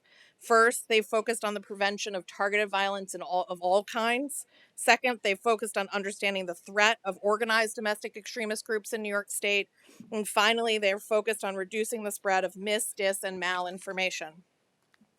Since launching this effort, all counties have expressed their intent to create a threat assessment and management team. That's a key tool we're deploying to increase the prevention of targeted violence. 36 of 57 counties outside of New York City have already established the teams. When we launched this work, we had 3 county-based teams. In 2024, we're expanding this work to colleges and universities. Cyber attacks are also on the rise. I'm proud to say, with your support, we've rolled out best-in-class endpoint protection to nearly every county, plus 5 cities this year. And this year, that was last year, this year we're going to roll out this service to the 2 largest municipalities in every county. Finally, I want to draw your attention to a part of our work that often gets overlooked. DISH's Office of Disaster Recovery is responsible for administering all FEMA disaster funds. This year, that also means administering the at least $14 billion worth of COVID-19 reimbursement that our hospitals, schools, cities, counties, and agencies have begun to and will continue to receive. I'm proud of the work that we do to keep New Yorkers safe. I appreciate the opportunity to appear before you. I am glad to answer any questions you have, both on our division and on the state's response to the influx of migrants into New York City. Thank you. Thank you very much. Next, good afternoon. You have to press hard, yes. Thank you, Chairs Cougar and Dinovich, an honorable member of the legislature, for the invitation. I am Drew Rai, New York's Chief Information Officer and Director of the state's Office of Information Technology Services. Governor Hochul appointed me as CIO in October, and I'm humbled and honored to serve alongside you. As the state's IT service provider, ITS supports nearly 5,000 mission-critical applications for 53 state agencies and manages 37,000 mobile phones and more than 100,000 workstations for state employees. Meanwhile, IT is at the nexus of many of the most important challenges now facing New York State. Our agency is tasked with protecting the state systems for cyber attacks, and make no mistake, the threats grow every day. The FBI estimates more than 25,000 New Yorkers fell victim to cyber crimes totaling $777 million last year, and cyber threat actors who have made New York a target are better resourced and more organized than ever before. The good news is we have recently created a number of distinct advantages for our state. We now have New York's first ever comprehensive cybersecurity strategy in place and are implementing it with our state and local partners. While we continue to need additional resources, Governor Hochul has advanced cyber funding that reflects the risk we face and the opportunity we must seize. I thank this legislature for supporting critical funding in last year's budget and for recognizing that cyber resilience must continue to be a top state priority. Many of you know about the Joint Security Operations Center, or JSOC, established in 2022, a collaboration model for cyber intelligence gathering and dissemination. We are now working with New York City, the big 5 upstate cities of Albany, Buffalo, Rochester, Syracuse, and Yonkers, and nearly every non-New York City county. JSOC is true New York success story, and we continue to grow its capability every day. Under this model, the state has provided endpoint detection technology to local governments to bolster their security, and we continue to enhance our own defenses in a number of ways, strengthening our overall policy, enhancing password requirement, and putting multi-factor authentication in front of our public-facing programs and applications. In addition, we are building statewide privacy and data programs to protect our citizens and build public trust. Meanwhile, our ITS team is working closely with state's first ever Chief Customer Experience Officer to get agencies thinking in a new and different way from the customer's perspective. As Governor Hochul has said, it shouldn't be difficult, frustrating, or painful to interact with a government agency. Thanks to many of the initiatives already underway, we are improving the user experience and strengthening the bond between this government and the New Yorkers we all serve. Following the pandemic, ITS has accelerated the digitization of state services and continues to assist a number of agencies with major modernization projects, including DOL, DMV, tax, and others.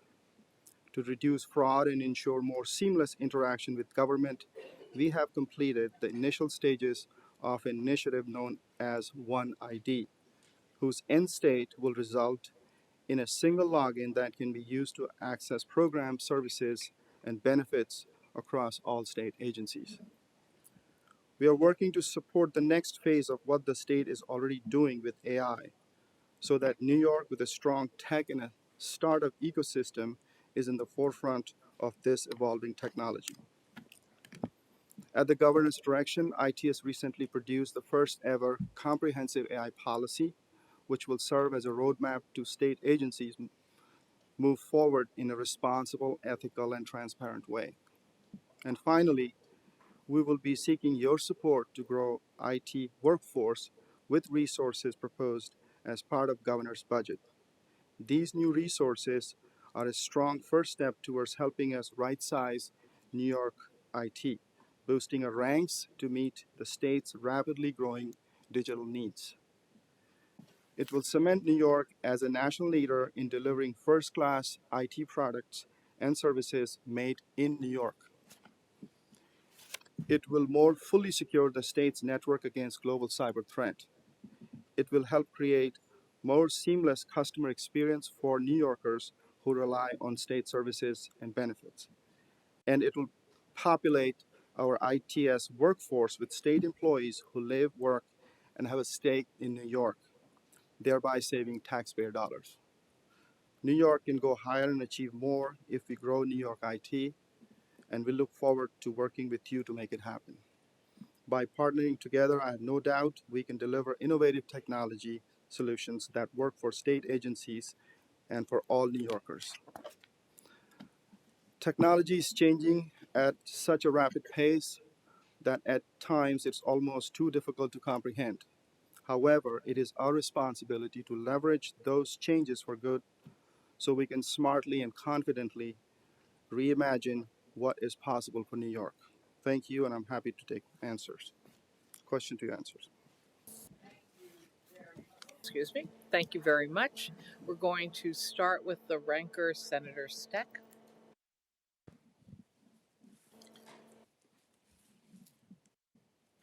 There we go. Technology. Thank you, Madam Chair. Good afternoon. Thank you both for being here.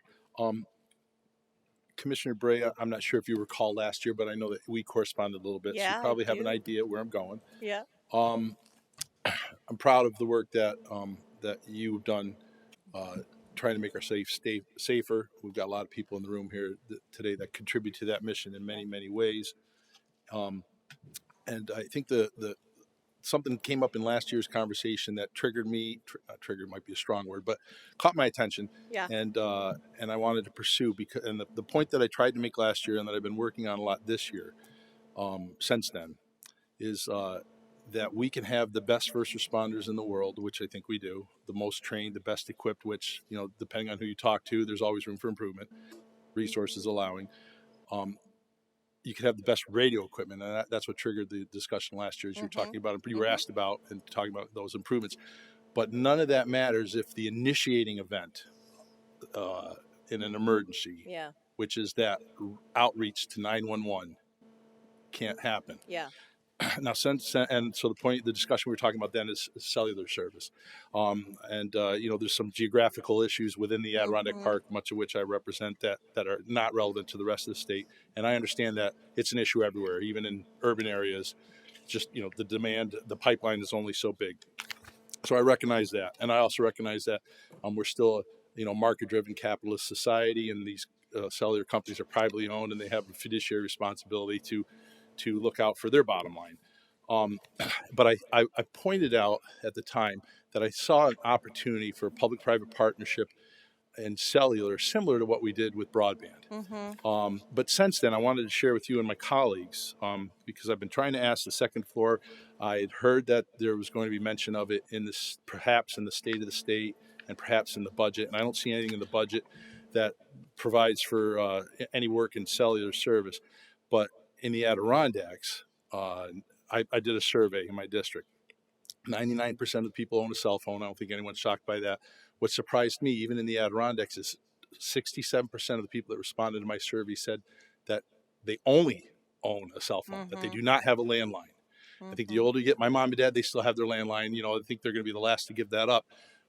But furthermore, cellular companies, the telecommunication companies, they're not investing in landline technology. So the consumer doesn't want it, and they're not getting invested in.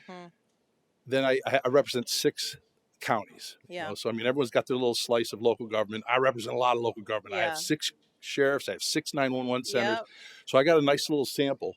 And I've talked to them, and they all say 70, 75, 80% of their 911 calls come in on a mobile number.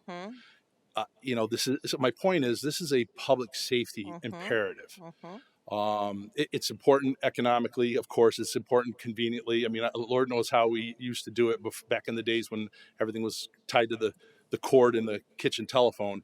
And now, on the fly, everyone's changing plans, which is great. We're very efficient. We never get time off because we're so efficient. But it's a 911 imperative. Yeah. And is this on your radar? Is there anything in the budget that's going to happen? Where are we going? In 90 seconds, can you assure me that not just my district, but the whole state? And I imagine it's true in the rest of the country as well. But the problem's not going to go away just because everyone's got the problem. Doesn't mean that we shouldn't jump on it. Everyone's using this to make a 911 call. We've had fatalities in the Adirondacks for lack of cell service. Thank you. I agree. Cell service in the Adirondacks is a public safety issue. Full stop. Yep. In this budget, there are 2 things. There's one, an additional $10 million on top of last year's $20 million to move us towards next gen 911. That'll pull 911 into fiber and out of copper. Believe it or not, it's still there, and help us have a far more interconnected 911 system across the state. And then there's an additional $85 million of capital in this budget, also to address the transition to next gen, but really specifically for our counties. So there are big investments in 911 in this budget. I think they're needed, and you and I agree that 911 in the Adirondacks is a public safety issue. And again, everywhere, not just, I don't want to everywhere, say, hey, but we have a just me, particular but challenge, obviously. whatever you can do. I just want to make sure that this issue gets the attention that it's due, because it is a public safety issue. Yes. And I was surprised with the numbers that 67% said they only have a cell phone. Yeah. And when my sheriffs are saying, when I ask them, hey, how many of your what percent of your 911 calls are cellular? The vast 75, 80%. So the vast majority. Yeah. Thank you. Thank you. Next is Chair DeLon. I have a question.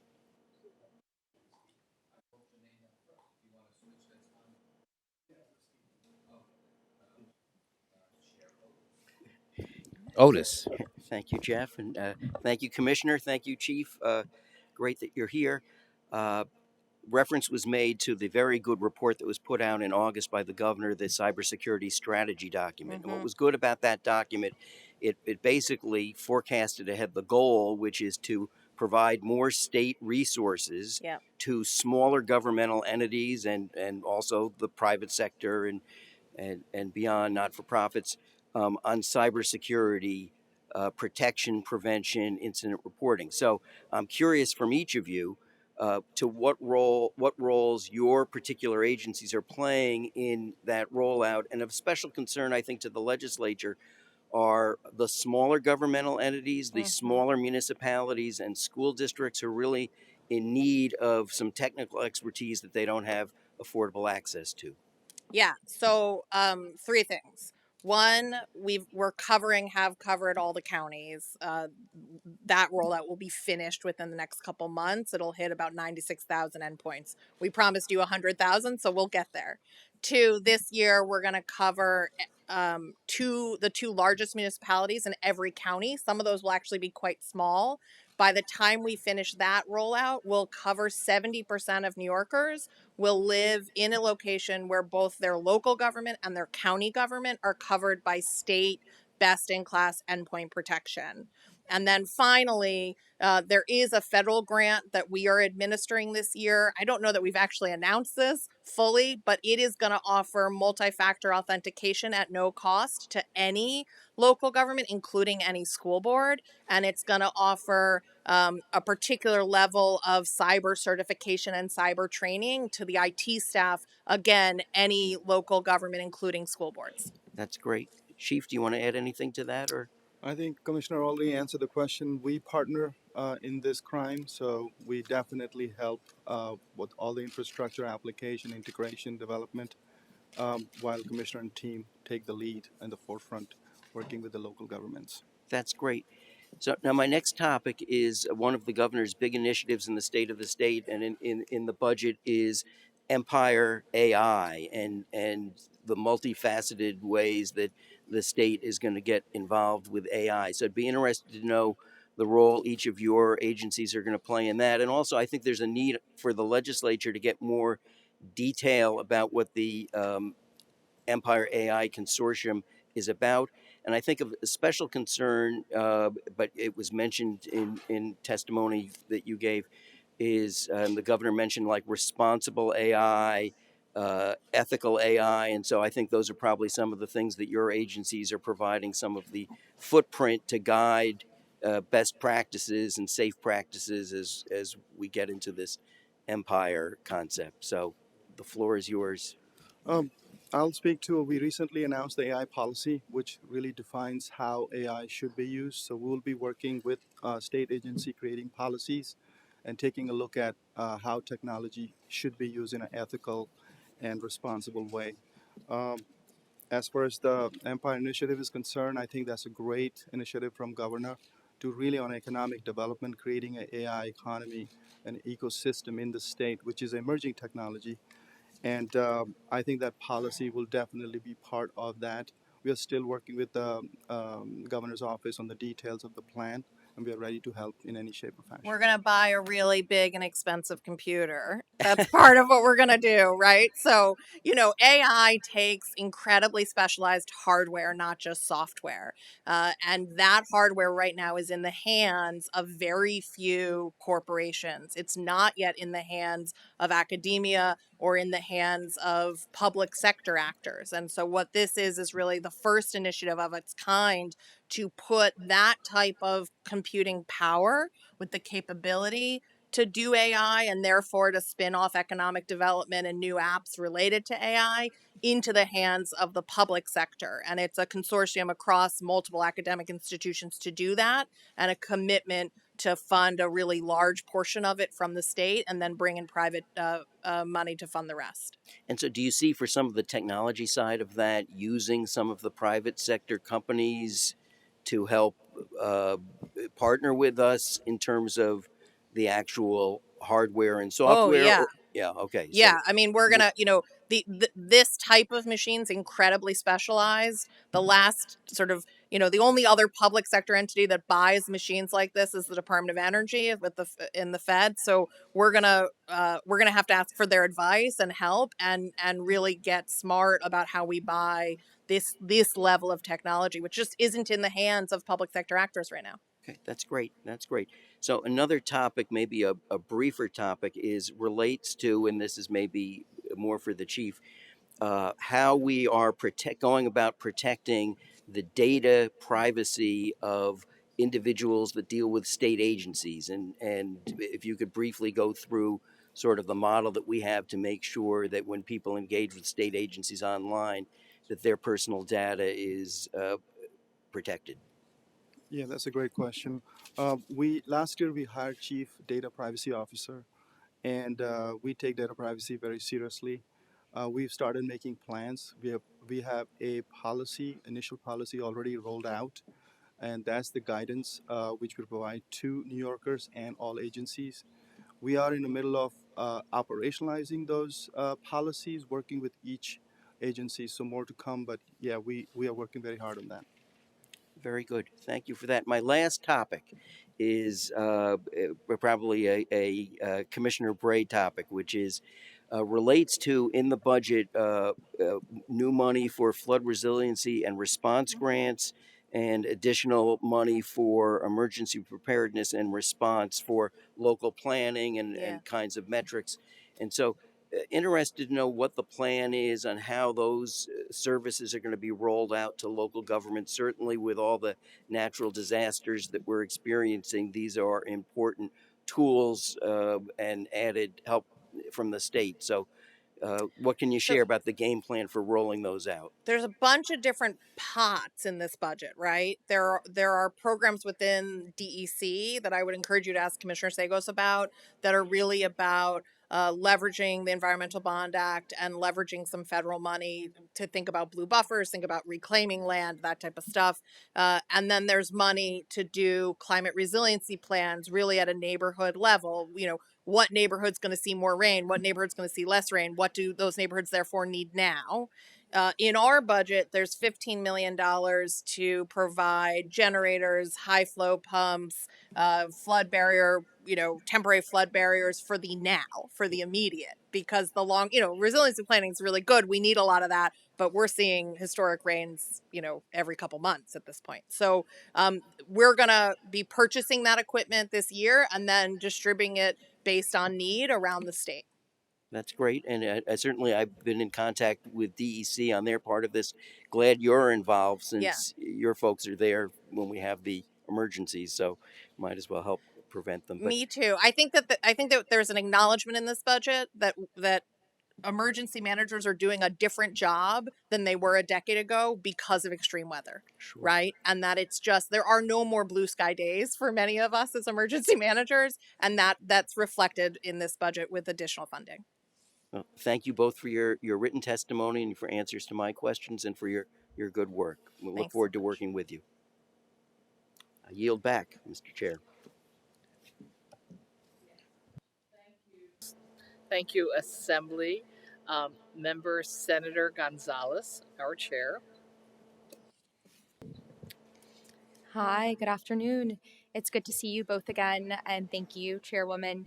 I really appreciate a lot of the comments that you've all said around the work that you're doing for cybersecurity, around data privacy, around improving our state data centers, and even creating, I think you mentioned, Chief, a design system. So that's all really exciting. But similar to the Assembly Chair, I did want to focus in on not only how we're protecting our state's infrastructure, but how we're building it out. And of course, as we build new things, with new tech comes new challenges. And in the last decade, of course, we've struggled with some of the technology and tools that we use that can help perpetuate things like algorithmic bias when the state uses automated decision-making systems. And so when we talk about implementing a new generation of tools, especially AI-powered tools, we were especially concerned, and that's why at the end of last session introduced the Loading Act to also create standards for state usage of this technology. And so we were excited to see that, as you mentioned, the governor has also rolled out an AI acceptable use policy, which ITS was a part of. So I'd love to get a little bit more insight into this policy to make sure that New Yorkers are getting the best possible experience. So with that, just a few quick questions. First, the policy states that systemic, computational, and human biases should be identified and remediated.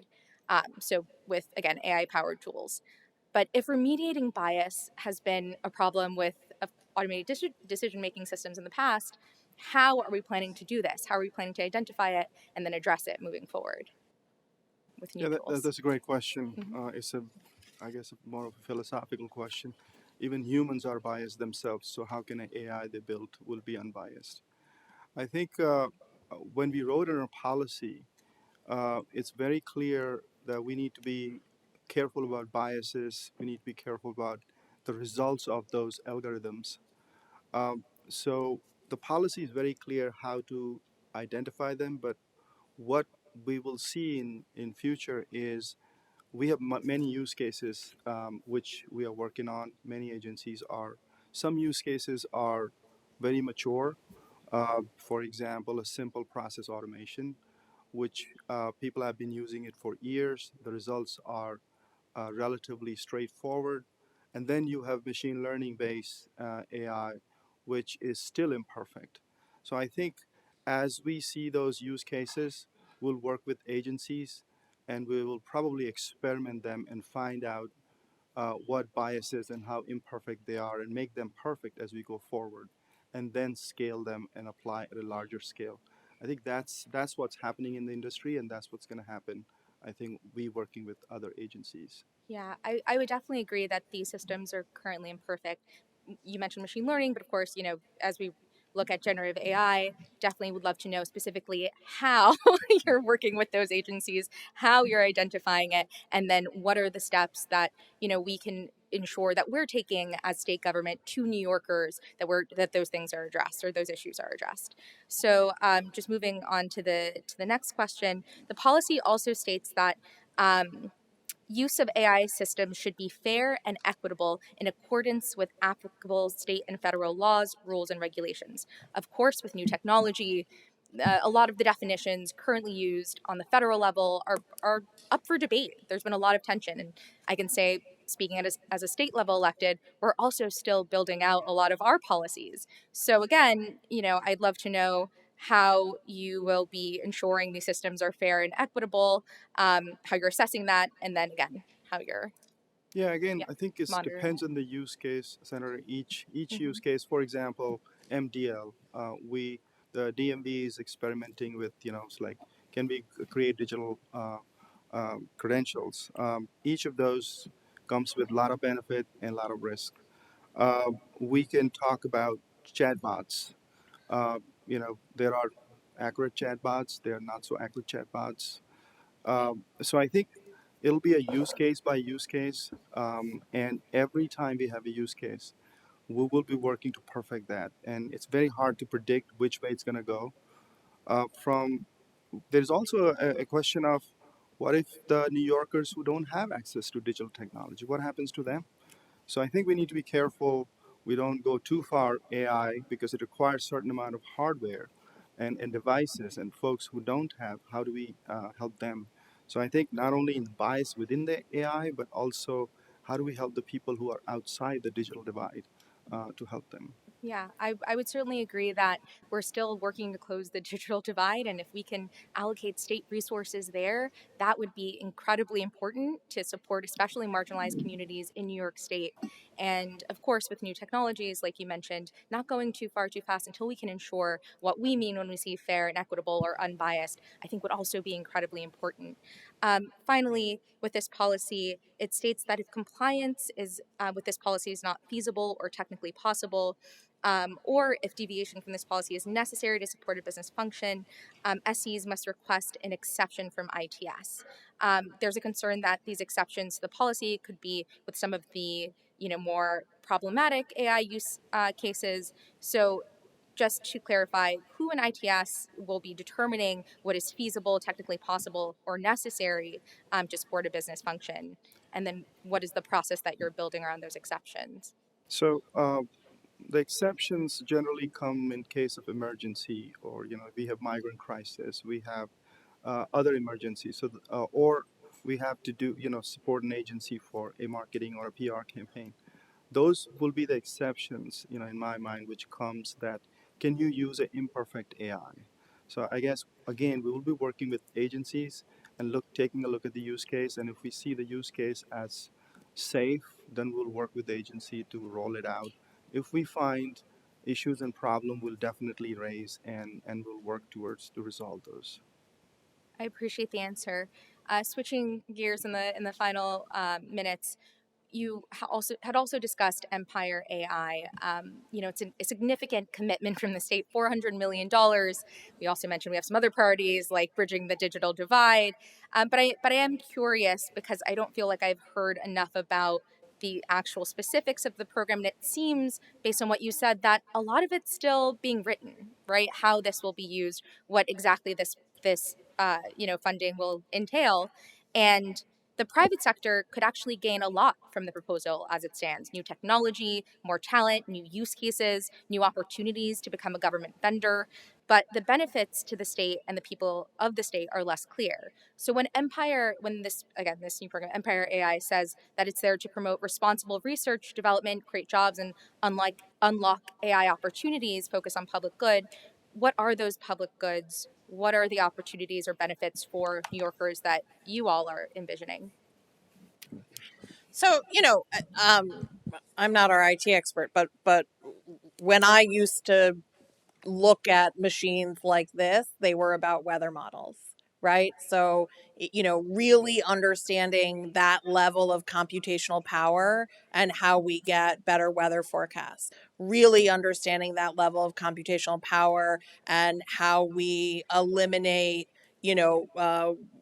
abuse or waste within state spending. That type of stuff is stuff that the private sector isn't going to invest in because they're public sector goods. And I think it's a total 400 million, but a $250 million commitment from the government, and then a commitment to bring in private funding to offset the total cost. Right. And appreciate the comments on investing in public goods and public infrastructure. That's something that both, this committee, but also just, my office has been really committed to. But I guess along those lines, the federal government recently created the National Artificial Intelligence Research Resource for $2.6 billion, which is a 6-time investment. For example, if the intent is to create a new generative AI system, a public sector competitor to ChatGPT, we need a network of universities that are much larger, which is why this is actually being addressed on the federal level. So I'm curious, again, just with the current program, Senator, I what think the we've outcomes might be. Yeah. I think if you saw us put something forward that was just SUNY or just, NYU, we've got the major institutions in this state, Right. and we have serious brain power across all of those institutions. And I think that the point is to turn New York into a leader in this new field, and that in order to do that, we're going to need some of that hardware physically here. Right. And I agree that New York should be a leader, but anytime that we're investing any amount of public dollars, we need to ensure what those public goods are going to be, and then of course hold ourselves accountable to actually achieving them, which is why would love to follow up after this to get more information on exactly what that is and how this program will be implemented. Assembly Member Boris.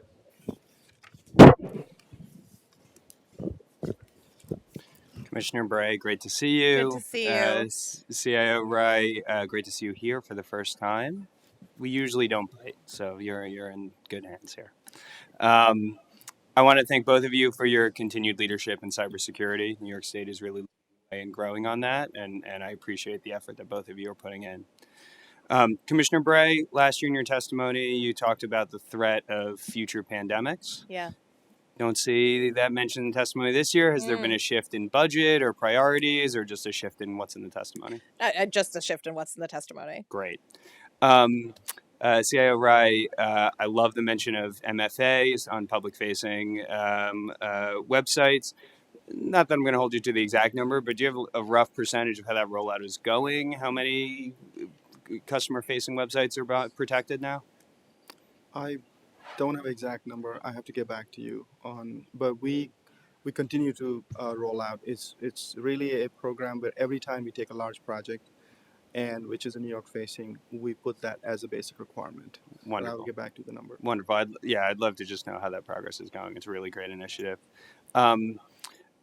Generally across government, not speaking of New York, most IT modernization programs fail.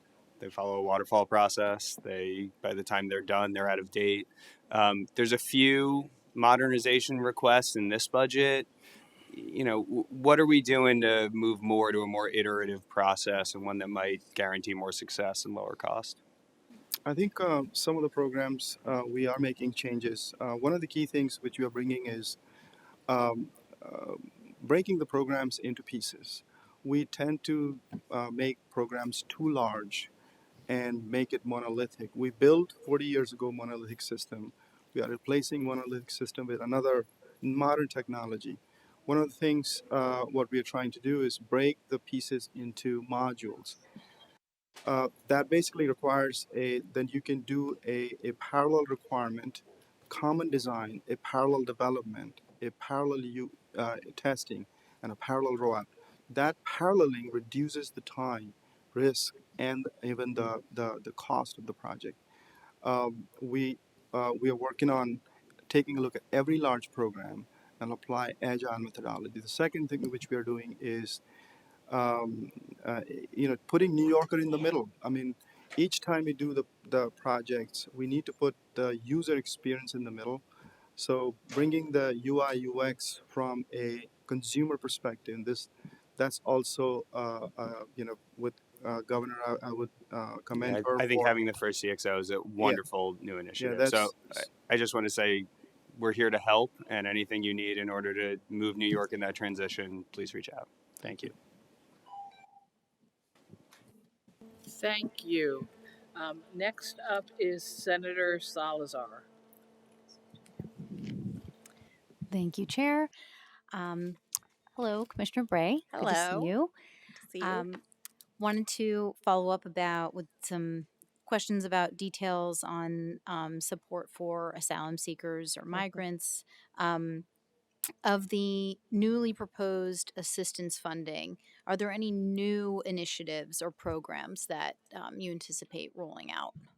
I think that we're gonna do much more in legal services and case management in this coming year with this money. So, New York State Governor Hochul, her leadership what has funded legal services for this population. The asylum application help center is fully state funded. That needs to ramp up. This budget would let us ramp that up and then grow case management in the actual shelters.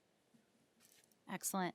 And what could be done to ensure the continuation and improve coordination of services and assistances with the city, between the city and the state?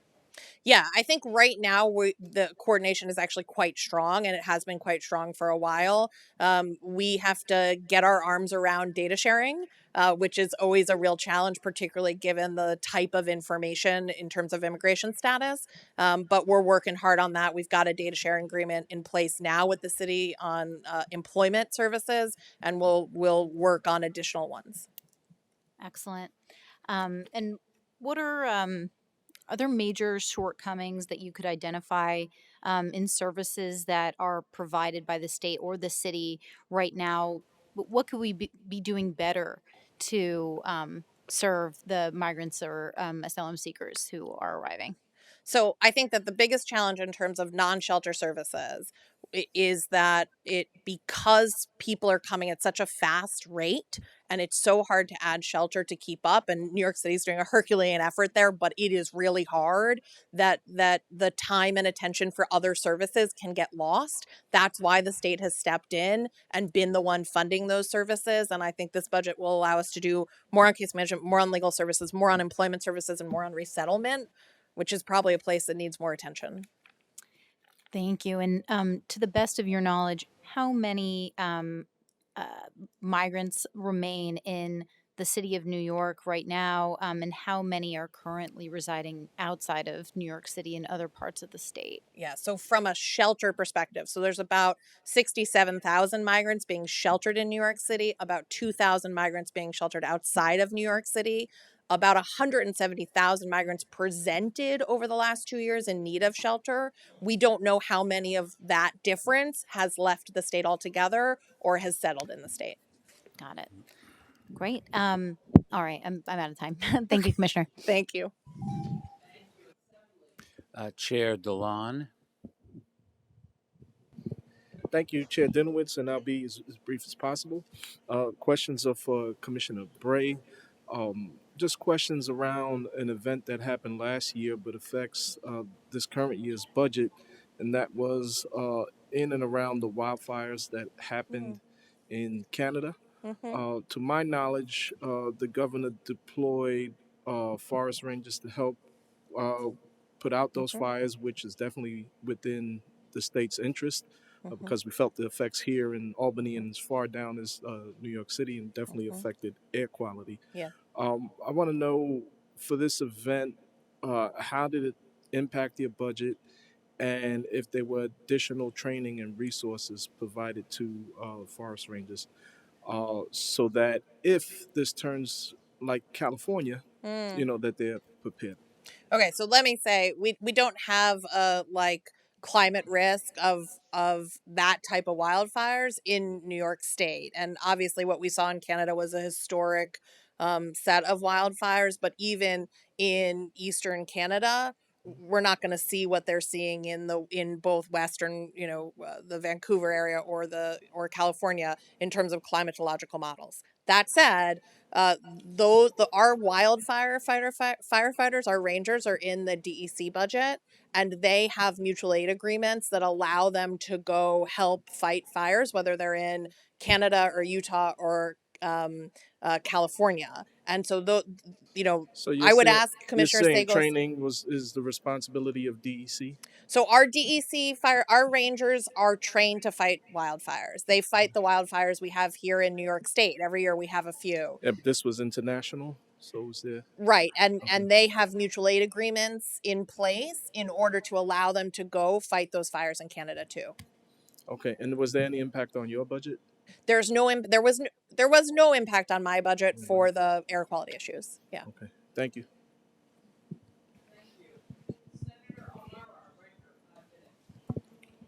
Good afternoon, Commissioner Bray. On the migrant issues, since I guess you're the designated hitter on that topic Yes, for this sir. process, as I've been told.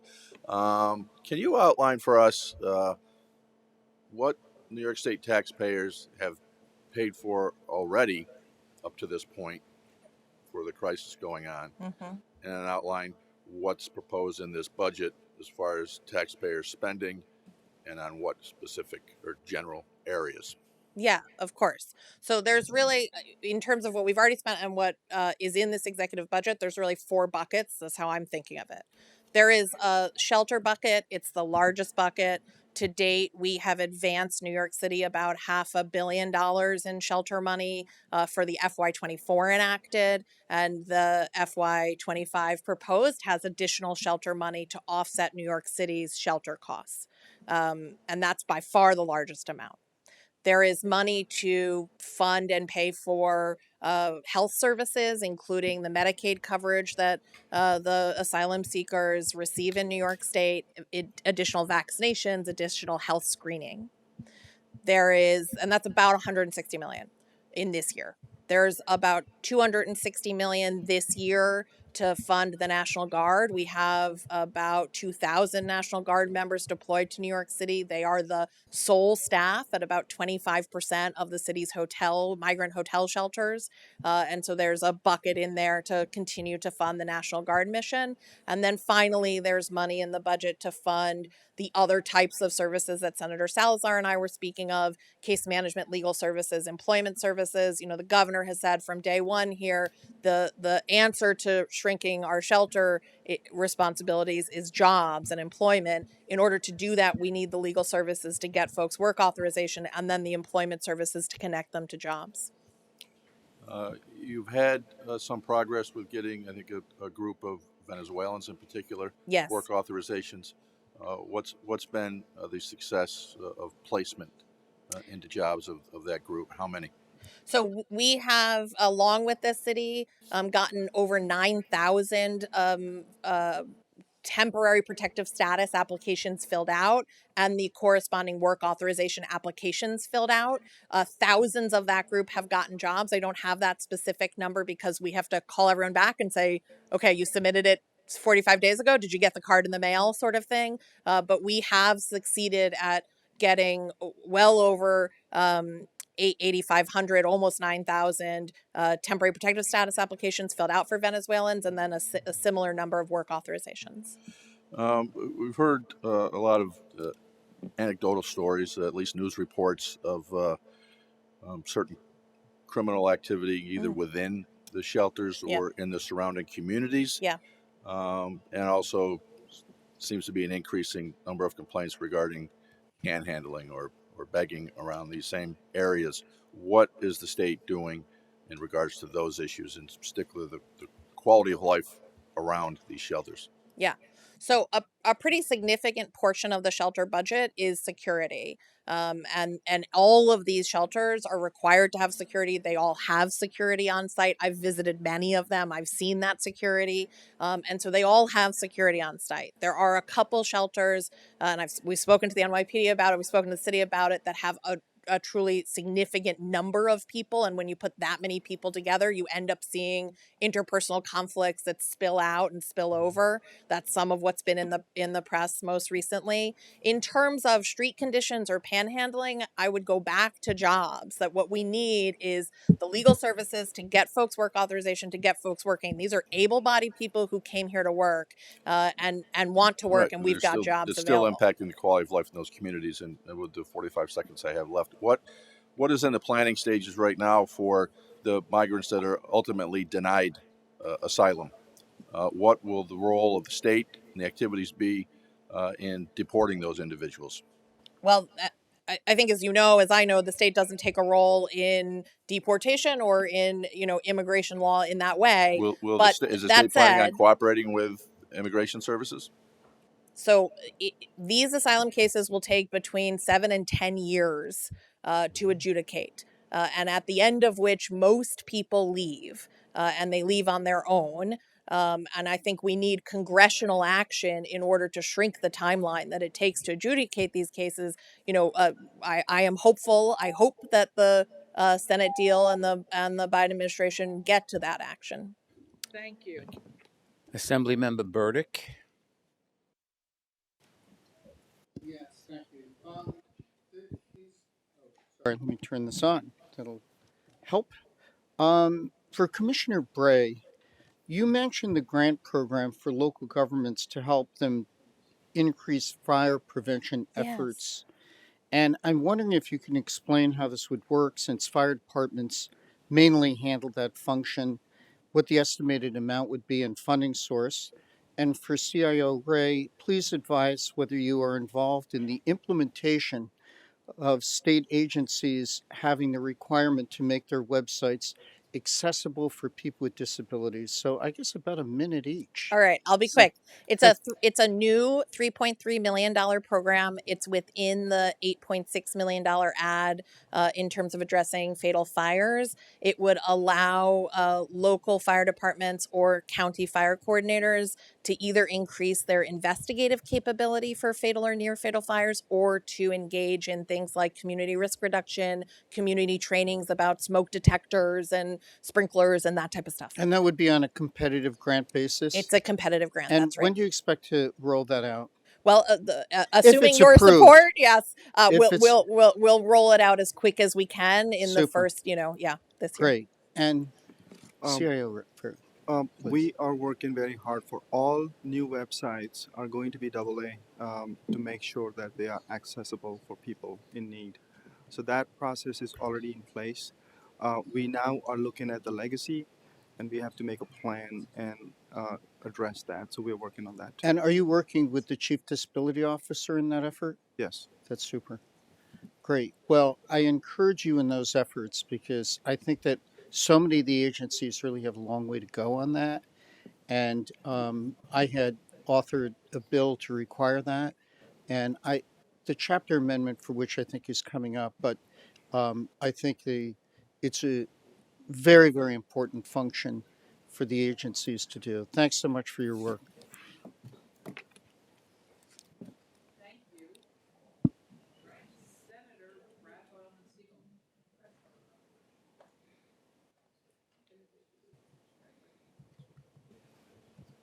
Thank you. Good to see you, Commissioners. Good to see you too. And thank you, Commissioner Bray. I wanted to thank you publicly for being so responsive to my constituents.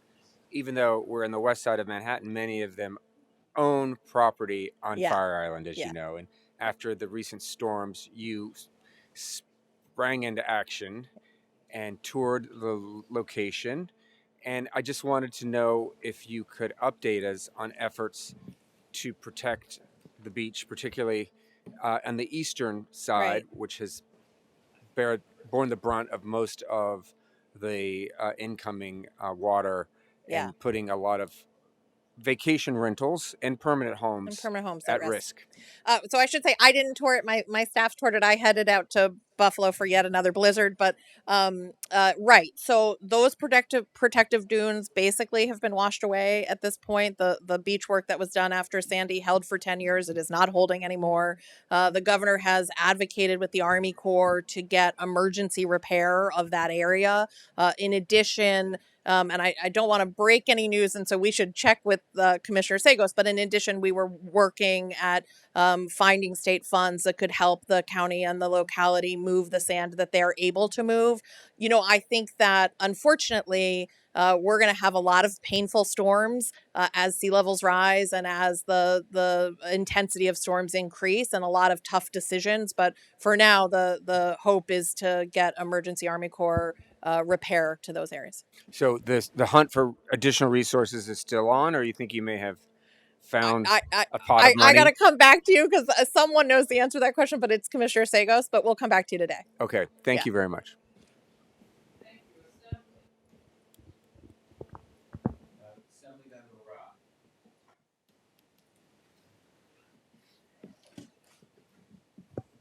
Thank you. Commissioner Bray, just have some additional questions regarding the migrant spending. Absolutely. As you know, I know we ultimately got up to 1.9 billion in the financial plan Yep. For this budget year that we're closing out. But originally, the allocation last year's budget was 1 billion, and my recollection is that there was a requirement at the time that a plan be submitted by New York City and be approved by the Office of Temporary and Disability Assistance and the Director of Budget. Just wondering, was that submitted? What exactly it asked for, and if any parts of it have been or can be made public in terms of what the parameters of that plan were. That plan was submitted. It included reporting requirements. It included things like what type of shelter would be provided. It included information about vacancy and those types of requirements. I will have to check about what can and cannot be made public or provided to you, but it was submitted last year. Okay, and do you know if it included anything with regard to,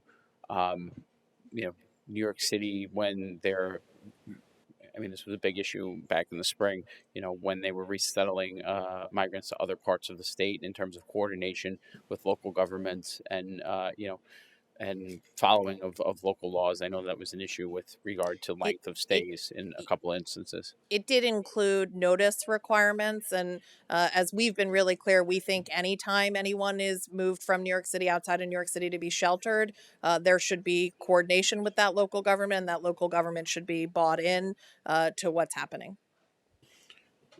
Okay. And you went through some of the breakdown of the spending from the last year, in particular with regard to your agency. What spending went within your agency during this budget year for the migrant On the migrant Yes. challenges? There is no spending inside my agency on the migrant challenge. So we are the coordinator. We are the leader on any Okay. emergency. And so we've been coordinating an all of government response with about a dozen other agencies. But for our emergency response, that's self-funded. Okay. And if you wouldn't mind going back through, you said 500 million shelter, 160 million health Yeah, services. sure. Let me go back through. Yep. So I just want to be clear. This is, if you look over 4 fiscal years, it's about 4.3 billion, right? If you start in FY23 and go to FY26. There was an initial billion for sheltering in FY, sort of spread between FY24 and FY25, but in the FY24 financial plan. We've increased that by about $1 billion, $500 million this year, $500 million next year, explicitly to offset New York City's costs. In addition, we've added money to fully fund 3 very large shelters: Floyd Bennett Field, Randall's Island, and Creedmoor Psychiatric Center's parking lot. And then we've added money for the National Guard, for Medicaid and health services, and for ancillary services, case management, legal services. Okay. And just with regard to as these contracts are coming Yeah. online? Because there have been some that have been, I would say, alarming in the Mm-hmm. amount of money that it seemed like these contractor or whatever you want to call them, these vendors, whatever you want to call them, were making off of the contract. So I know, emergency contracting is always a challenge because you need the things yesterday. But what is going on in terms of auditing and oversight to make sure that those contracts are being given out responsibly? Yeah, so those are city contracts. I believe that the city comptroller has revoked the emergency contracting authority for the city at this point. From the state perspective, we go through the right financial and procurement rules and regs. Even when we're under an emergency, those still apply. But am I correct? I know there was a issue in the city between the controller and the mayor, but there was basically, even despite, I know there was one contract, even despite revoking the approval, the mayor was still able to push forward with it. I think there are existing contracts in place that are actively providing shelter, which what you might be what you're talking about, but I can certainly follow up with additional information. Okay, thank you. Thank you. Hi, I think I'm the last senator. I'm going to take my time. Since we're on migrants, apparently, I don't know that it would be your agency, but has anybody in the state been evaluating research that shows that new Americans end up quickly becoming taxpayers and grow our economy? And there are examples from throughout the country of states and cities who have not only welcomed migrants and asylees, but are actually now offering $15,000 per head, so to speak, to come to their cities. So, as a counter to costs, and of course there are costs now. Yeah. Has anybody been evaluating the wins? I haven't been evaluating the academic research there. What I can tell you is we have hundreds of thousands of vacant jobs in New York State that are desperate for workers and for laborers. And if we can, and I believe we can, get folks through the work authorization process, this can be a win-win for New York State because we really need workers right now. Thank you.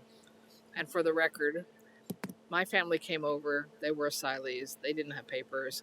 And I got to be the chair of the finance committee in the New York State Senate. Just saying. Mine too. Thank you.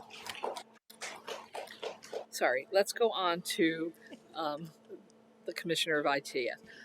When Andrew Cuomo became the governor in 2011, one of the first questions I asked him was, when are we going to fix the OTDA WMS system, which didn't work when it was started in like 1988. I believe I wrote a lawsuit at that time pointing out it didn't work in my previous life, not as a legislator. Are we fixing anything that's been like waiting around for decades to finally get fixed? Even though we're busy talking about AI in the future now, can we just have systems in our agencies that work? I will add Department of Housing to that also. I can definitely speak on WMS replacement, which is the IES project, which we started a couple of years ago. We have made some progress on that project. A couple of modules are being developed. We have made progress on building data model. We are in the process of accelerating the project by, as I said, breaking the project into modules so that we can do certain parallel development. Lastly, I would say we are putting knowledgeable internal ITS resources along with the ODDA and other agencies to accelerate the work.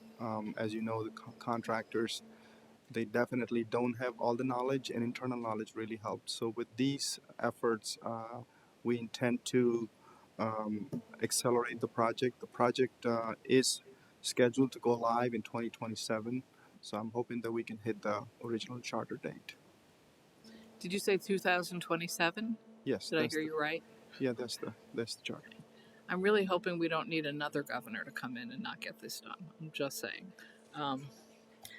Back to Homeland Security, and I know there were some questions about fires and firefighters, but a number of questions we have is, how are we doing with enhanced preparedness for storms and floods and snowstorms and other natural disasters compared to previous years? Do we feel that we are more equipped to handle the unforeseen natural and man-made disasters that just seem to be speeding up in frequency? They do, don't they? They are. Yeah. Yes, I think that we are. I think we learn from literally every single storm, and I think one thing this governor is incredibly good at is not getting defensive when we have a storm where we think we could do better, but to forcing us as her team to learn from it. And so we've been doing that.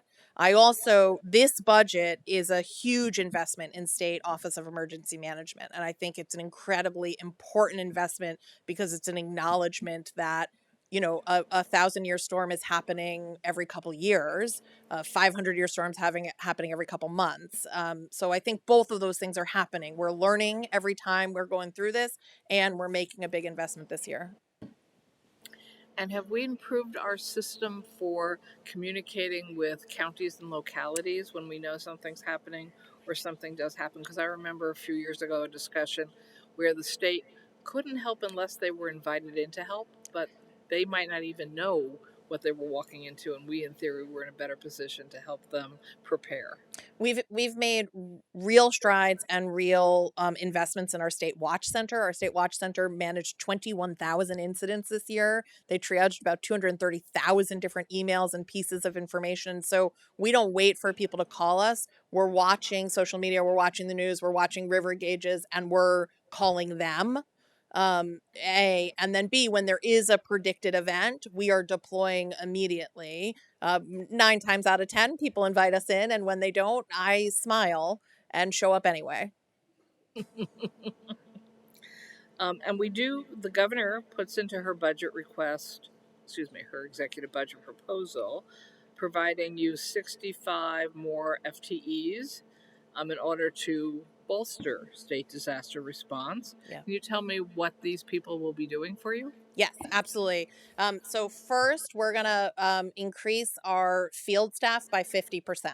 That will allow us to show up in a multi-county event. It can be hard to staff all the county EOCs 24/7. So it gives us capacity to do that and to spend more time with our county partners. Number 2, we're going to more than double our capacity to hold trainings, to engage in planning and hold tabletop exercises with localities and counties. Number 3, we're going to add a geospatial team. Emergency management has done a lot on maps, and we're not very good at it in New York State yet, and we need to get good at it. And number 4, really inspired by the failures, frankly, in Ida and in the Buffalo blizzard, the Christmas blizzard, we're adding a vulnerable communities outreach team, not to do the outreach ourselves, we're the state, but to get really good at advising our localities what they need to do in vulnerable communities to warn people early. Thank you. So I recently woke up to be called by people in my district saying, "We just had an earthquake." Now, I never expected that sentence in Manhattan or Queens. Roosevelt Island is mine, and they definitely felt it. Yes, it did. So do we have a whole new division going to be working on possible earthquakes? Because I had absolutely nothing I could say to them about what might be happening next. No, I don't have a whole new team to work on earthquakes. We do have some seismic activity in New York State. It tends to be in the northern part of the state. But we do have a team that pays a lot of attention to earthquakes. And when that happened, I also got a call that said, "Hey, there's an earthquake." And I said, in Canton? And they said, "No, in Astoria." And I said, Right. "Okay." Yeah. So I started reading about earthquakes after that incident, and I learned that even though New York is still not considered a major area for seismic activity, water table rising and more flooding underground, of course those both are happening, triggers landslides underground where there are fault lines. I'm acting like I know what these words mean, by the way. Keep going. You're doing good.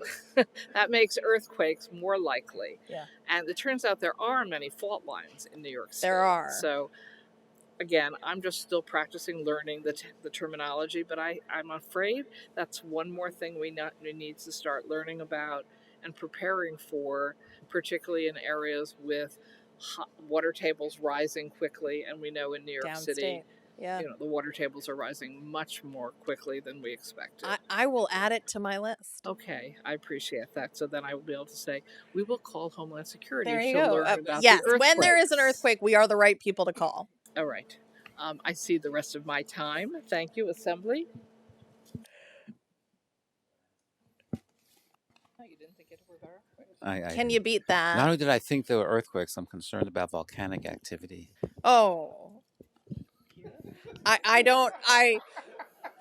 Assemblyman, if there is a volcano in New York State, I don't know about it.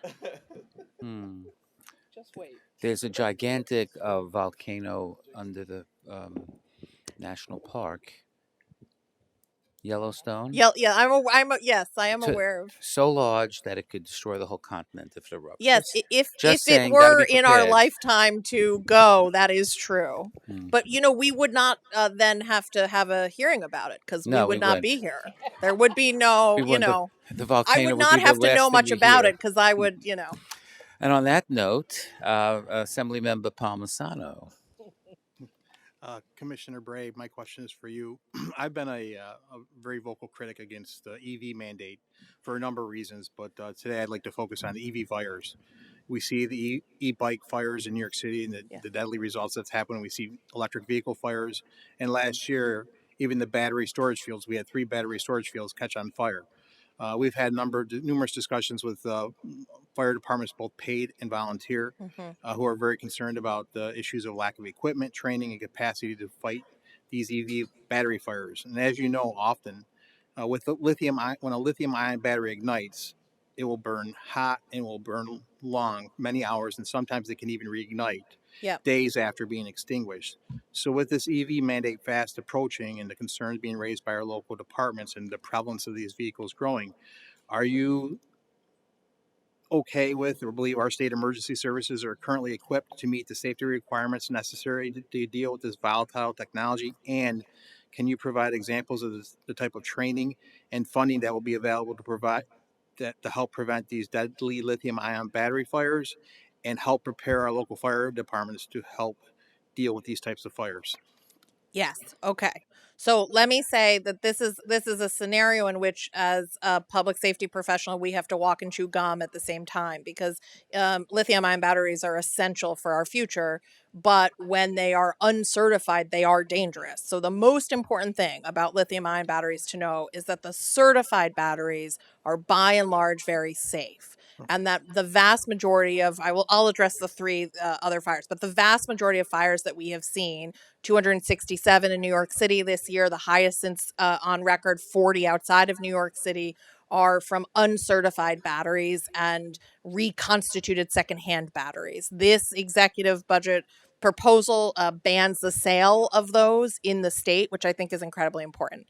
Time. Okay, we have trained 2,850 first responders and firefighters this year alone in in how to put out lithium-ion battery fires. That we launched that training only 12 months ago. We're going to increase the number of people, and this budget has money for us to increase the number of firefighters we can train in how to put these fires out.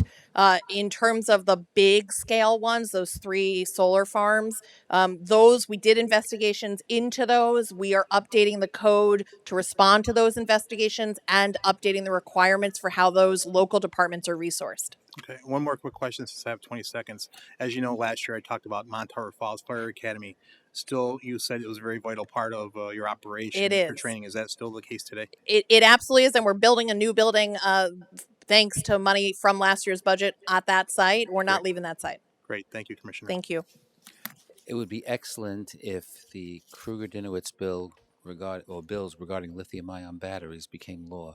I agree.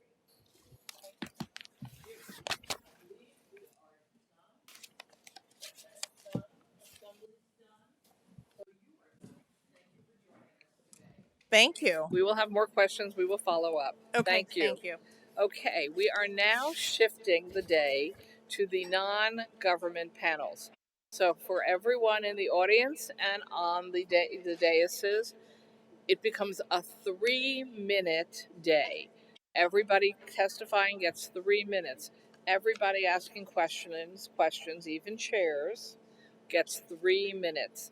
Picture our lives for the next couple of hours as sort of a, I don't know, what's that called where they do the rapid response? Oh, I know. I know what you mean. Lightning round. The rest of this hearing are just lightning rounds. Okay, we're still, even though my colleague doesn't love our lightning round, that's how it's going to work. So, our next panel, the MA, I guess it's M Academy, School of Science and Technology, Vera Institute of Justice, Immigrant ARC, and the New York Immigration Coalition.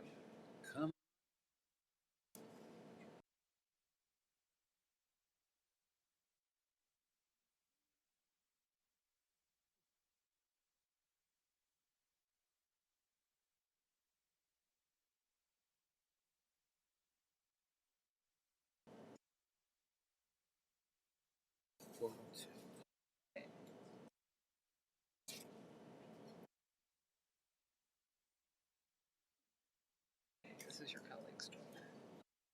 Yes. Yes. Good afternoon, everyone. Nice to be here with us.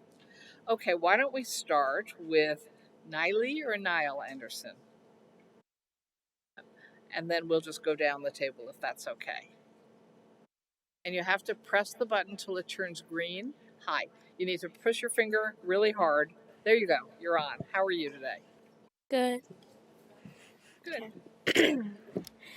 Greetings. My name is Niall Anderson. I am 12 years old. I'm in the 8th grade at McAdamy School of Science and Technology. Thank you, members of the legislature, for giving me this opportunity to testify and support the Stop Addictive Feeds Exploitation for Kids Act. And the New York Child Data Protection Act. These bills are important to show that children need to be monitored on social media to reduce the algorithmic dangers to our young developing minds. One of the reasons the suicide rate for children is so high is children are killing themselves over the internet. Children get addicted because of the dopamine released in their brain. Dopamine makes you feel pleasure. It makes you want more of it. The algorithms on the internet affect our brains, neocortex, amygdala, and hippocampus by using optogenetics, which cause the brain to overproduce dopamine. This degenerative effect on the brain makes children's information easy to steal and use. This exposes children to people who are mendacious about their identity as they pretend to be children. This is dangerous because bad influences and disturbing conversations result in death. Children have committed suicide, and according to the CDC, over 100,000 children have killed themselves. In our current times, children get addicted to the internet and have their personal information shared online. Children are targeted because of their innocence and lack of knowledge about how their friends and family can be easily victimized. For example, recently in the news, an adult man was communicating with a child on social media. He lied to the child by telling her that he was her age, but he ended up being a grown man. The devastating experience that happened to her after meeting him led to possible anxiety and depression. But our Governor Kathy Hochul and our Attorney General Letitia James are passing bills to protect children like me in the state of New York, to stop children from being addicted to the internet and to stop children from sharing information to the public. These bills may inspire other states and countries to adopt these policies to assist the world to become more algorithmically clear for children. Okay.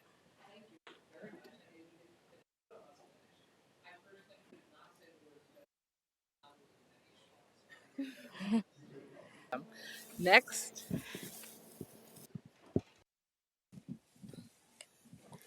Good afternoon. My name is Marlene Galaz. I am the Director of Immigrant Rights Policy with the New York Immigration Coalition.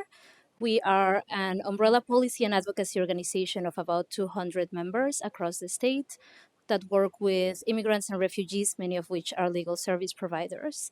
Actually, this past week, we had about 300 of our members walking the halls of the LOB demanding that we expand access to legal services.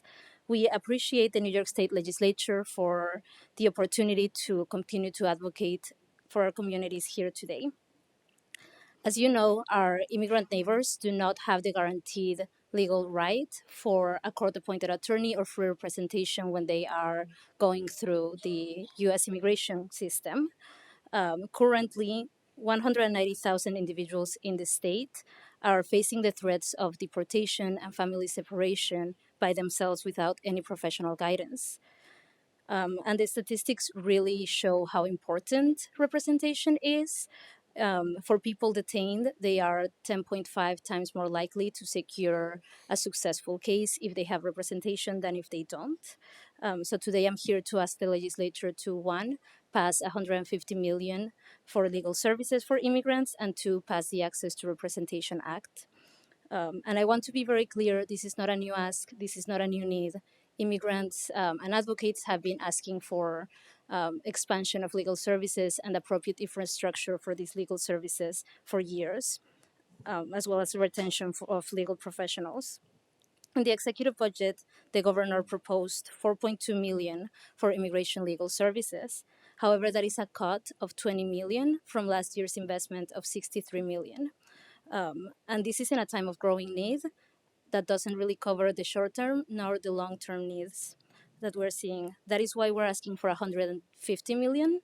That will comprise of $62 million for deportation defense services, $65 million for recruitment, retention, training, and infrastructure expansion, and $23 million for programs and outreach connecting immigrants to services.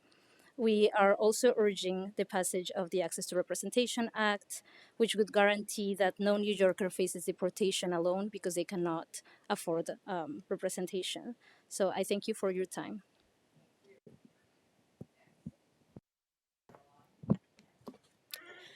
Good afternoon. My name is Oriana Shulevitz Rosal, and I am the Policy and Advocacy Strategist at Immigrant ARC. Immigrant ARC is a coalition of over 80 member organizations that provide legal services across the state of New York. Our mission is to increase access to justice and access to legal counsel for immigrant New Yorkers by mobilizing New York's legal service providers. Last December, more proceedings were initiated in immigration courts around the country than in the entire last fiscal year. A large number of those facing deportation will go through this process alone, with no one to explain their rights, what is expected of them, or to help them advocate for themselves. This lack of access to legal help has dramatic consequences. The data shows that when New Yorkers do not have access to representation during their immigration proceedings, they are putting their lives, families, and economic stability at risk. Currently, Governor Hochul is only allocating $44.2 million in the executive budget to fund immigration services, which is a drastic $20 million cut from last year's budget. This cut is a huge divestment in critical services when immigrant New Yorkers need it most. New York should allocate $150 million in the 2025 New York State budget to meet the immediate and long-term legal needs of immigrant New Yorkers. This year-to-year funding battle and the possible reductions, such as what we are facing this year, harms the ability to get these critical services to the most vulnerable communities. Immigration cases take years to resolve, but without the assurance of steady funding, providers are reluctant to hire or implement long-term programs. The inability to provide assurances to prospective hires, the net decrease in available funding, and the lengthy contracting delays with state agencies often put organizations in precarious financial positions, making them reluctant to hire. As a result, more and more experienced lawyers are leaving the field, and it is becoming harder to attract new talent. To address these structural issues, we call for the passage of the Access to Representation Act, which, if passed, would establish the right to representation for immigrants facing deportation in New York. This would secure the essential funding required by providers trying to meet the urgent demand for immigration services. This legislation would ensure that individuals who lack the means to afford representation are not left to face a trained government lawyer alone. Instead, it would guarantee the right to legal counsel, enabling them to safeguard themselves and their families from deportation. Thank you for your work on behalf of immigrant communities and for the opportunity to testify today.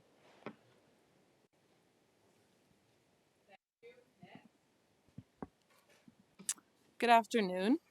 My name is Fabiola Davila, and I'm a Senior Program Associate with the Vera Institute of Justice. I'm here on behalf of Shayna Kessler, our Associate Director of Advocacy, who could not be here today. I am testifying in support of two issues: legal representation for immigrants and criminal legal system investments and legislation. Regarding immigration, we urge the Senate and Assembly to ensure that New York invests $150 million in immigration services this year. Governor Hochul included $44.2 million in her executive budget for immigration, legal, and social services administered by the Office of New Americans. But this amounts to a cut of $20 million from the $63 million invested last year at a time when this support is more critical than ever. We also call for the passage of the Access to Representation Act, sponsored by Assemblymember Cruz and Senator Hoylman Siegel, which would establish a right to representation for people at risk of deportation in New York. Specifically, in our $150 million proposal, we asked for $62 million for deportation defense to help provide full representation for New Yorkers facing deportation, $23 million for education and integration to support existing services such as naturalization and English learning, and $65 million for rapid response services, as well as training, recruitment, and retention to support long-term legal services infrastructure. This funding is needed now more than ever to enable more community members, newcomers, and long-term residents alike to remain with their families. It will allow people who are eager to work and settle into stable lives to enter the workforce at a time when our state is facing a labor shortage. By passing the ARA and increasing investments in these services, we can set our state up to welcome newcomers, protect longtime residents, and promote prosperity. We call for the Assembly and Senate to invest a combined $106 million in their one-house budgets for a total of $150 million in immigration services for fiscal year 25. Separately, regarding the governor's criminal justice proposals, we applaud the small but important increases to last year's record funding for essential mental health and criminal legal services. Despite these important investments, we are concerned that the executive budget continues to prioritize punishment over evidence-based solutions that address the root causes of crime. We are especially concerned about the governor's proposed punitive responses to retail crime, hate crimes, and drug offenses. I urge you to review the written testimony of my Vera colleagues, which details why these proposals are harmful and proposes evidence-based alternatives, including passage of Assemblymember Anna Kellis's Pretrial Services Bill, AB 8242. Thank you very much for your time and support with these two issues.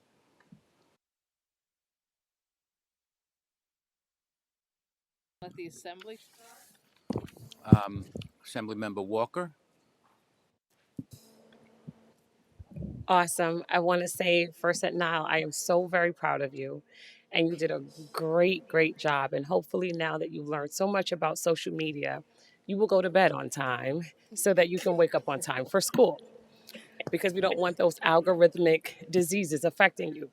Can you tell me a little bit about the effect of the internet on proper brain development for children?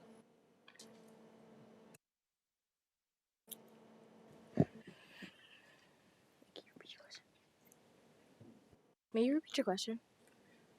Can you tell me a little bit about how the disease of the internet affects proper brain development for children? Okay. Well, it affects proper brain development for children because mainly with the dopamine, right? It affects like the part of your brain that you use to like think. So once your brain is focused on one thing, it cannot focus on different other things like getting your schoolwork done, going to bed on time, getting to work on time, things like that. It like prevents you from moving forward with your life because it has you stuck in that place of where you want to enjoy whatever you're doing. Awesome. Thank you. Thank you so very much. We're all very proud of you now. Thank you. Thank you. Senator Jamal Bailey. Thank you. So to the first point about access to representation, as attorney, formerly practicing attorney, access to legal representation is critical, and I applaud you for making sure that you're stepping up to the plate to advocate for individuals who may have language barriers. Language access is something that we speak often about in our chambers, and it's something that we should definitely consider when we're thinking about access to representation. That there will be that we need to make sure that we have interpreters who properly interpret, and that we should be doing a better job of recruiting interpreters, which is something that I will say to OCA about making sure that we have more language based interpreters. But Ms. Anderson, I just want to say thank you for coming here. I want to say we are proud of you. We are proud of your growth here, and it is incredible to see an 8th grader testifying before the state legislature. When I was in 8th grade, I would not have been doing this. I would not have had the courage, knowledge, or ability to do so. So I know public service is in your blood, but you should be very proud of what you've done today and what you will do in the future. We're all excited to see it. Thank you. Assembly. In about 6 years, you should consider running for the assembly. Against the incumbent, even. Next is Chair Delon. Yeah, she's in the city, so they tend to do those swaps of those seats. So it'll be fine. I just want to say to Niall, tell me about your experiences with your classmates and what the school offices and support services when they see a child who has been negatively impacted on things that they see in social media. What does the school system offer up? Well, personally, my school system, they address it like straightforward. So they don't once they hear about it, they're able to come into the classroom, say okay, everyone, what happened? They're able to sit down and actually talk about it, right? And what happens is they'll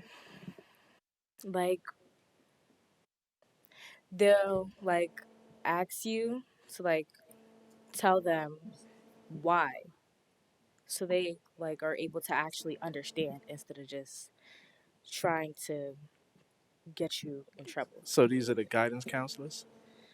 No, it's mainly just the teachers, the teachers. So do you think that there should be more support services in the budget for things like this that impact kids, and how many of your friends in school have been negatively impacted? Mhm. Well, I actually do think that this should be included in more schools.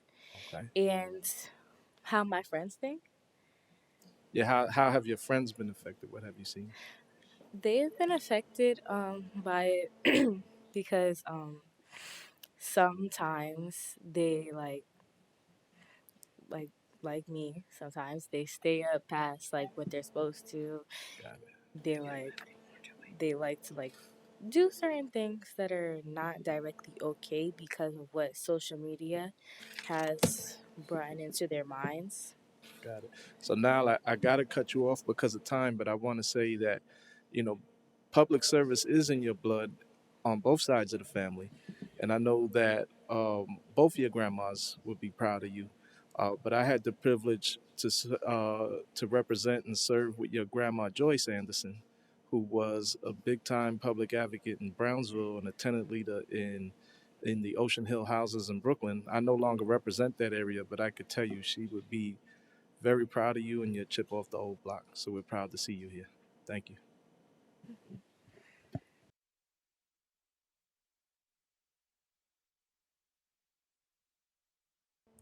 Thank you, and again, Niall, congratulations and thank you for your testimony.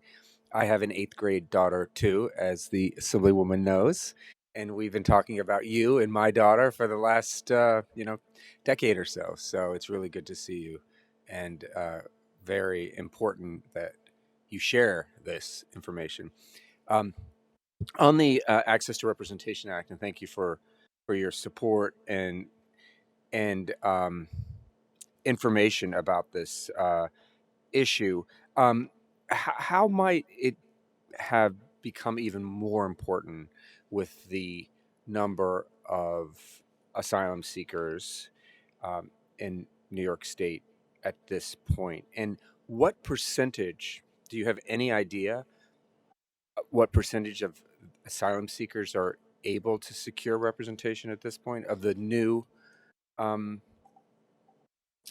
the new immigrant population? Hi, Senator Hoylman Segal. Thank you for that question. I'm not able to provide that number at this point, but I did want to speak to your first question. Um, I think what the Access to Representation Act shows us is that New York was not very prepared to welcome new immigrants. And this is not a new issue that we've seen. Immigrants have always been a part of New York State, have always contributed to the economy, to the culture, to everything. We wouldn't be the state that we are without immigrants. And so I think we need to think about this issue holistically and think very long term, because immigration is always going to be a part of our state. And so I think what is really important about the Access to Representation Act is that it would slowly build up efficiently over the course of 6 years the infrastructure that we need to be able to actually give those people lawyers. So I think I don't know if anybody wants to add more to that, but I think that is what I would really like to highlight, that if we had passed the Access to Representation Act years ago, we might be in a very different situation. I mean, I know that we would be in a very different situation because we would have built up that infrastructure. We would have had more lawyers. We could have had more clinics at law schools, trainings for paralegals, for DOJ accredited reps. So I hope that answers your question.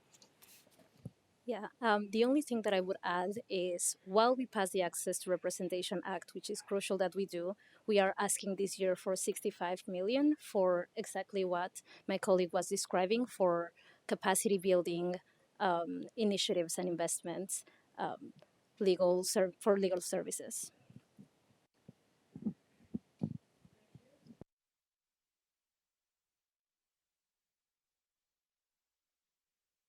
Oh, and it wasn't Senator Salazar. It was Senator Gonzalez. I'm just losing my mind. I apologize.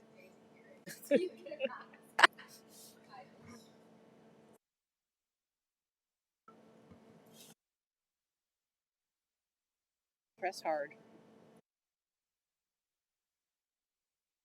There we go. Thank you, Brad.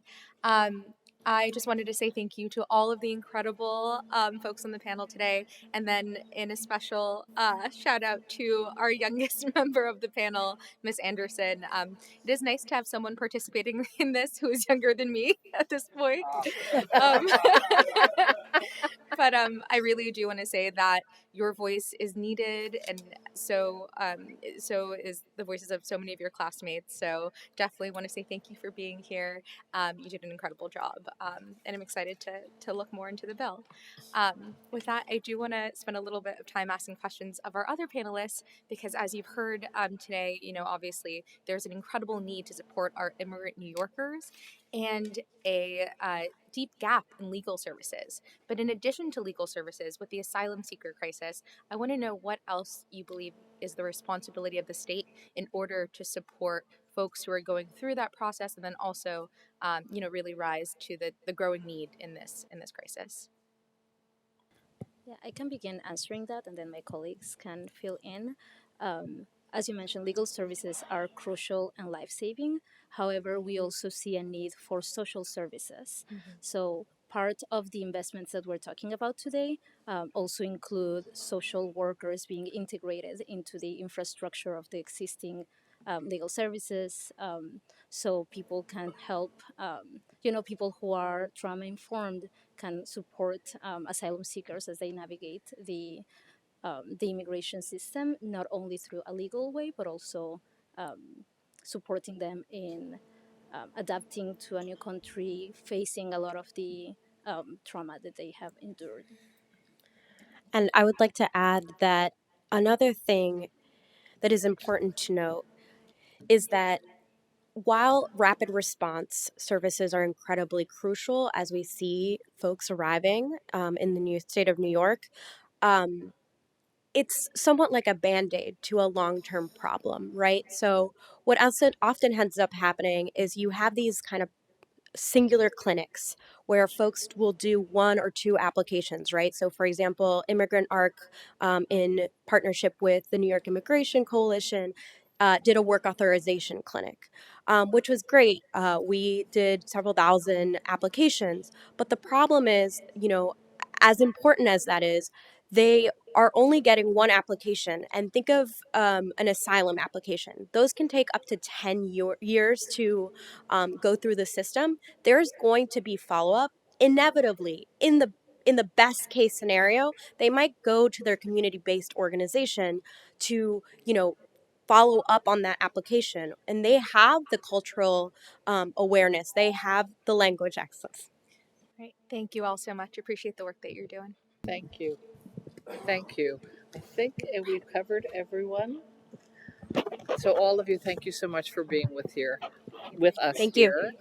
I will get my voice and my brain back working soon. Thank you. And I want to call up the next panel, which is the UJA Federation of New York, the Orthodox Union Project Protect, and the New York State Council of Churches.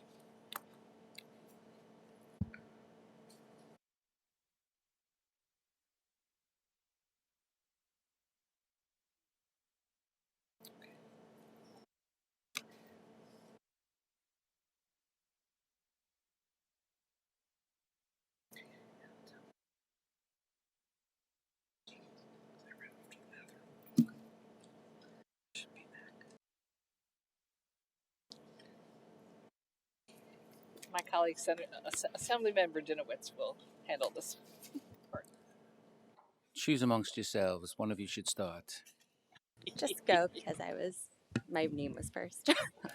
um, hi, I'm Ariel Sabransky. I'm a senior policy and advocacy advisor at UJA Federation. Thank you for the opportunity to testify today. I know it's been a long day, so I will just summarize my testimony. Since October 7th, we've seen a huge rise in hate crimes throughout the country. And in this critical moment, UJA has really taken steps to mobilize our community and take a very strong stance against anti-Jewish hate crimes. We've also strengthened the work of the Community Security Initiative by allocating funding to bolster security at 400 under-resourced Jewish communal institutions. We've supplemented Hillels on college campuses to support Jewish students. We've taken the lead on implementing the White House's national strategy to counter anti-Semitism, specifically with education efforts. And we've also worked with DEI and HR professionals to support Jewish individuals in the workplace. In addition to our work, we are very grateful for your partnership, and we urge you to take the following actions. One, the Securing Communities Against Hate Crimes initiative. We were appreciative of the $35 million that was included in the executive budget, but we'd like to see that increase to $100 million, just given the huge rise that we've seen in hate crimes. We would also like to see that the uses of that funding be expanded, and would also like to see applicants able to be reimbursed for already incurred expenditures. We also would like to see funding for the nonprofit school safety equipment program increased from $45 million to $90 million, so that students and families can feel safe on their school campuses. And in addition to those two programs, we also are very supportive.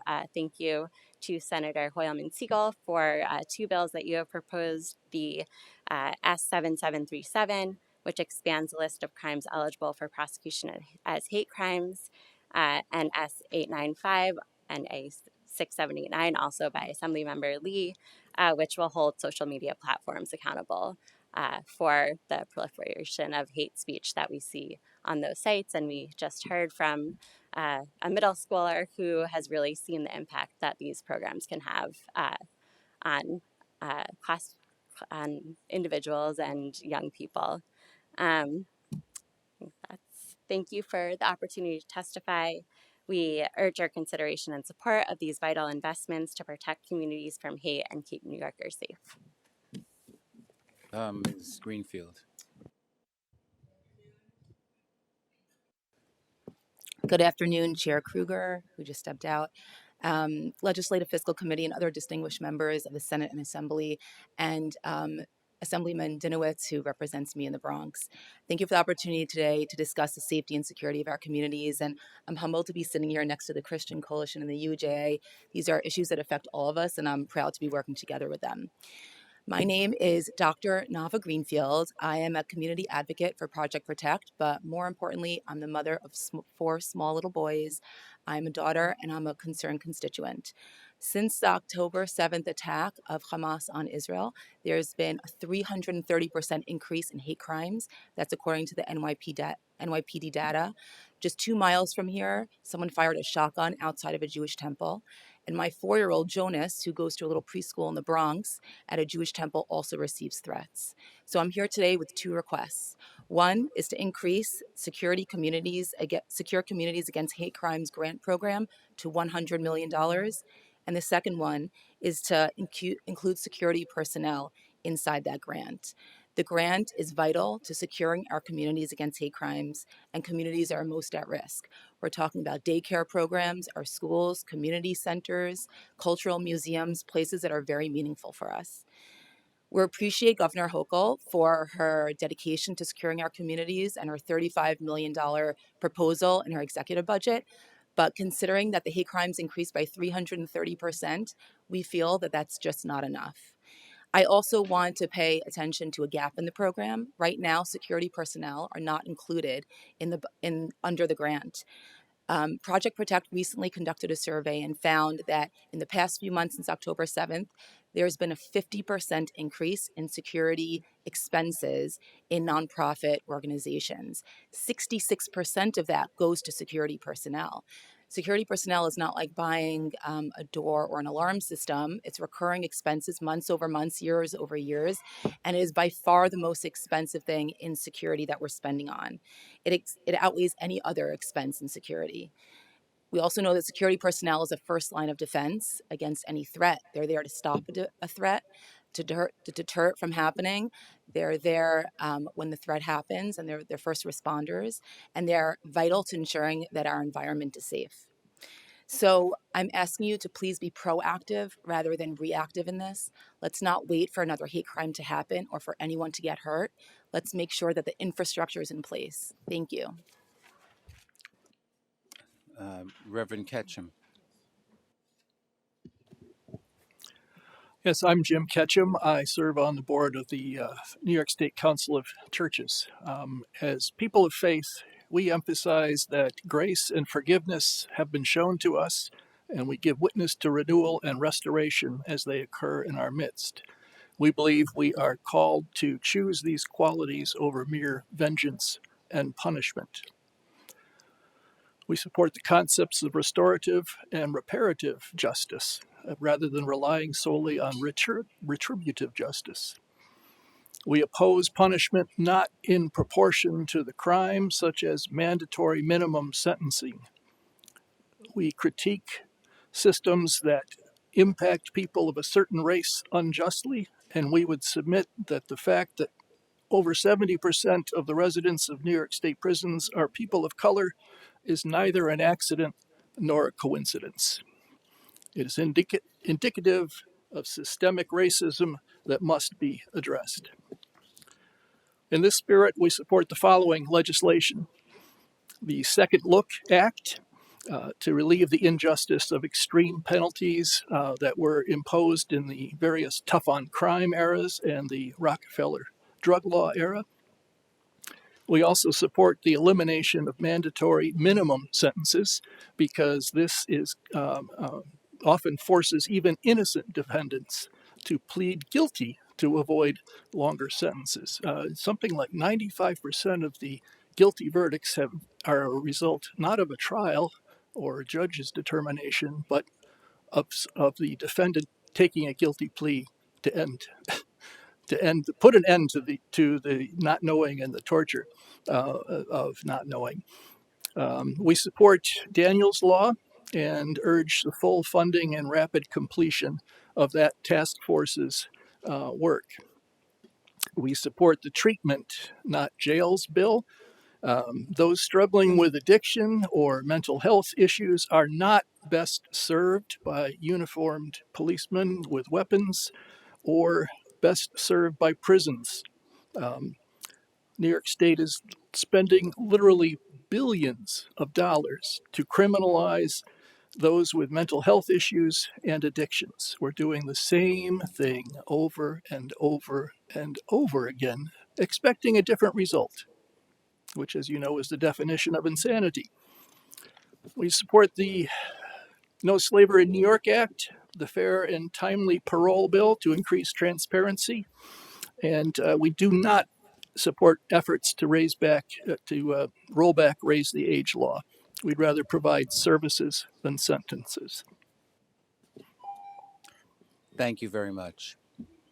Well, let me start. I know in the past several years, there had been a dramatic increase in anti-Asian hate crimes, and I like to think that we took action certainly in terms of funding. And there have been a rise in other types of hate crimes, including anti-Muslim, anti-Arab hate crimes. But as far as I know, the dramatic and shocking increase in anti-Jewish hate crimes is unprecedented. It is much higher than any other category. To me, it's shocking. You know, I'm a student of history, and when I hear some of these things going on in the college campuses, or even in some of the schools or on the streets, you know, you think to another era across the ocean.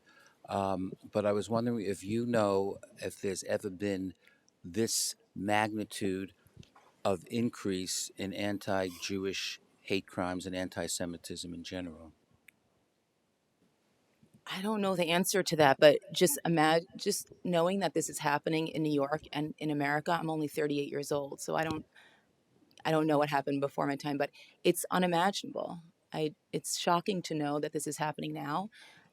It's shocking to my parents and grandparents, and we all feel a burden of it. And we have a tax. We have to pay more money to protect ourselves, and that's why I think we're asking that the government step in and help us with that. Mm-hmm. Well, I just want to say, I know in my neighborhood, I guess in our neighborhood, I mean, we do see an increased police presence at some of the shuls and at some of the other institutions. We have Jewish schools. All that costs money. But the fact is, and tell me if you disagree, it's not enough. You know, getting cameras, getting other security presence, everything costs a lot of money, and I think we have a model for dealing with this stuff based on things we've already done.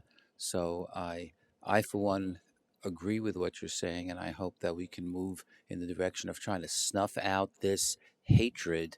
I mean, I personally think the best way to stop hatred is for people to learn and be educated. But unfortunately, we're in a very difficult time where the victims of the most savage terrorist attack we've seen in memory are now being themselves blamed for it, and are the victims of anti-Semitism around the world. I don't know that I have anybody who said they want to. Assemblymember Ra. Oh, well, no one said anything, and they're not usually shy. Okay, Jeff, we wanted to let you, you know, it's your constituent. We wanted to give you the courtesy. So I just want to say thank you for the work that you're doing, and for at this point, I want to thank everybody that, you know, and I'll say it again. Thank you for staying this late to testify, because your voice and what you're saying does truly matter. UJA, I want to thank you all for not just, you know, having a conversation about the hate crimes, but partnering with my office and many other offices around the holidays, partnering with other individuals of other faiths. That speaks to what Assemblymember Dinowitz was saying, is that the way that we truly combat hate is that we unlearn what has happened, and we start to teach younger generations about that. And I've been to SAR in Riverdale, or Rabbi Krause. I've been there, and I think it's important for those of us of different faiths to go to different places of things that we don't know, to truly learn more about what's happening. To the points about about raise the age on the last point, Reverend Ketchum, I stand with you. I think that we should have more funding for it. I did an op-ed of that to that effect a couple of weeks ago. And as far as the funding for the hate crime, as the assembly member also said, anti-bias, anti-Jewish, anti-Muslim, there is a spike, and we have to figure out the scourge, how to result in that. And is it more money? Is it going back to the baseline of $35 million? I believe so. Further increases, we should definitely make sure that it's proportional, and that all communities that are affected are receiving their fair share of this funding. But in this time, especially since October 7th, as you mentioned, there has been a precipitous increase, stark increase in hate crimes and bias. And I just want to say again, thank you for coming up and testifying. And as the budget process continues, we will continue to heed the words that you've all said. Thank you.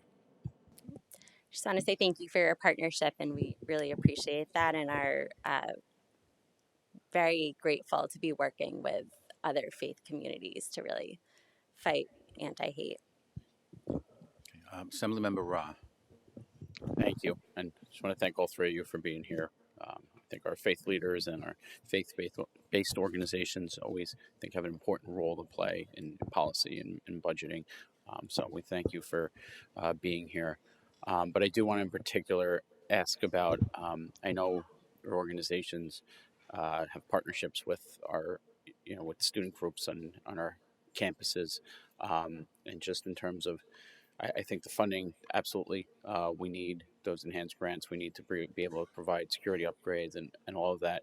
But, what are you hearing from, Jewish students on our college campuses about what their experiences have been in these last few months, and what else should we be looking at from more the policy side to, provide a safe atmosphere on our campuses for those students? You mentioned we're in New York. If we can provide it here in New York for Jewish students, then I don't know where they would be able to feel safe. So I haven't directly had the conversations with college students. A number of my colleagues are working on those programs, and I can definitely bring back more information. But I would say that just from what I've heard, students are fearful, and a lot of them are scared to go to classes, scared to be out in the world and really experience what you're supposed to experience in college. And I think that in terms of solutions, funding is helpful with providing mental health support, any legal support they might need on campus to help them get through any anti-Semitic incidents that they may be suffering from, but also just generally need more overarching education. And I think just the colleges really need to be very firm in their condemning all acts of hate. And I think that would really go a long way toward at least making students feel like they're being protected. Yeah, I think the issues are very deep. When presidents resign, it's just a symbol of the depth of the issue. And I think just starting with defining what anti-Semitism is and what hate speech is, and having certain rules of conduct on campus, that's definitely a way to begin to address those issues. But again, the education and what they're teaching in the classroom and how they conduct, these are all things that need to be addressed on all college campuses. Yeah, and absolutely. I mean, I'm sure you've seen the alarming statistics about, the knowledge of our youth about the Holocaust and about anti-Semitism. It's unbelievable that children are growing up that don't know the simple facts of that. So I thank you all We've for all being seen here. it.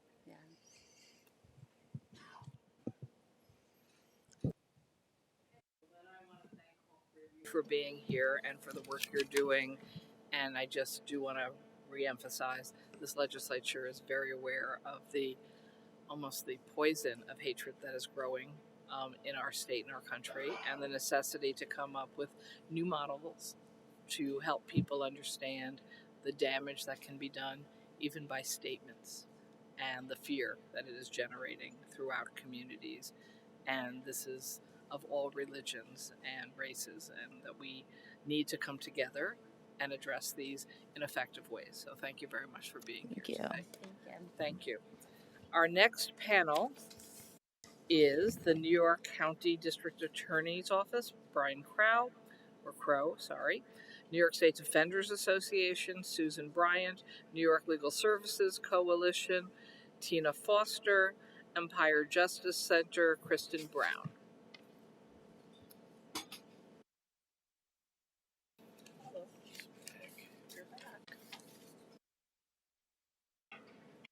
All right. So, good evening. Why don't we start my left, your right, and we'll just go down the table.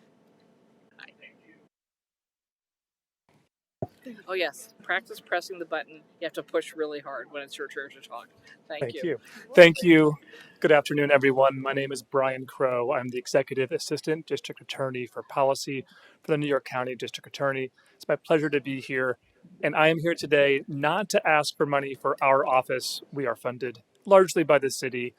And I'm actually here to ask for money for our partners in the work that we do, our partners in achieving both safety and fairness every day, starting number one with our partners working in the problem-solving courts and alternatives to incarceration, upon which our office and our system relies so heavily every day.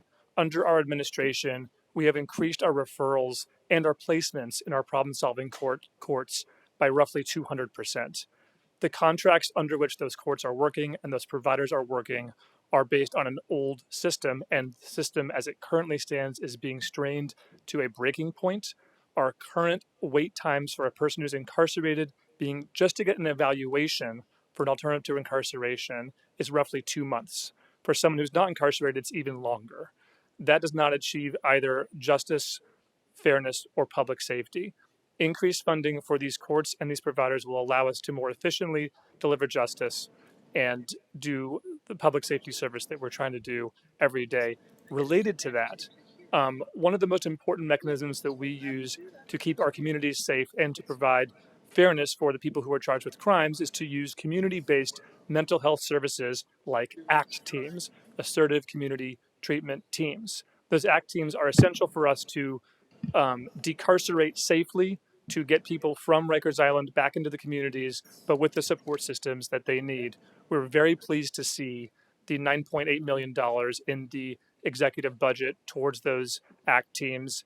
And we are also pleased to see, speaking of the problem-solving course and alternatives to incarceration, the proposal I heard earlier this morning from Chief Administrative Justice Zayas that he had requested $50 million, part of which was going to go towards problem-solving courts. We encourage that number to be as high as possible. By our projections, we project that the state needs at least $25 million just for problem-solving courts. And so I'm hoping that roughly half of that $50 million he requested is for that purpose. I will briefly say that our system is also constrained in our need for more housing, particularly justice-involved housing. The Justice Involved Supportive Housing Program in New York City has been successful, but it has been underfunded. Briefly, I will talk about legislation. We are very supportive of the bill that is in the executive budget, expanding the list of hate crimes. Thank you to Senator Hoylman-Siegel and Assemblymember Lee for working with our office on that. That was our office who identified the 31 crimes that we proposed to be added to the statute. That is based on the work of our hate crimes prosecutors every day, who see these kinds of cases that are clearly, by any common sense definition, a hate crime, but simply cannot be charged as such. Thank you. Thank you. Next. Hi, good afternoon, and I'm thrilled to say afternoon because this is the first time I've been here before about 6 or 7 o'clock, so thank you all. And thank you to the legislature particularly for all you've done for public defense and for the New York State Defenders Association, my organization. I'm Susan Bryant, the executive director. Our Public Defense Backup Center and Veterans Defense programs are vital to quality representation of people in criminal court and parents and other adults in family court. I refer you to my written testimony for details about our extensive services that we offer, as well as to the Indigent Legal Services Office's testimony that speaks about our budget request. Again, we need the legislature to restore our backup center funding. The executive put in $1,030,000, which is less than 1/3 of what we need to do the baseline work that we do every day. So that is $2.1 million that would restore our funding. But I'm also here to ask for an additional $1,792,000, which would expand our discovery and forensic support unit that you so wonderfully helped us create by providing funding a couple of years ago. Pleased to say it's a success. We're not surprised by that, but it means that we need more staff because we're getting calls every day for help. So our centralized support makes fiscal sense and improves efficiency for public defense, and we ask you for your support of that additional request. The other thing I want to talk to you about is the Veterans Defense Program. Unfortunately, despite being in its 10th year, the governor has never provided support. It's only been the legislature. And despite the fact that we've saved the state more than $126 million in incarceration costs by the work that we've done, we can't even get into the executive budget. We need $720,000 to be flat funded for that program, and we're asking for an additional $230,000 to focus on central and northern New York, which we have not gotten many requests from, and that's because we haven't had somebody with boots on the ground in that area of the state, and it makes a huge difference. The services and making sure people know about what we do and the mitigation and peer-to-peer mentoring we provide. Just going to throw in at the end, we support a lot of the things that ILS already spoke about this morning. We reject the governor's sweep of the Indigent Legal Services Fund.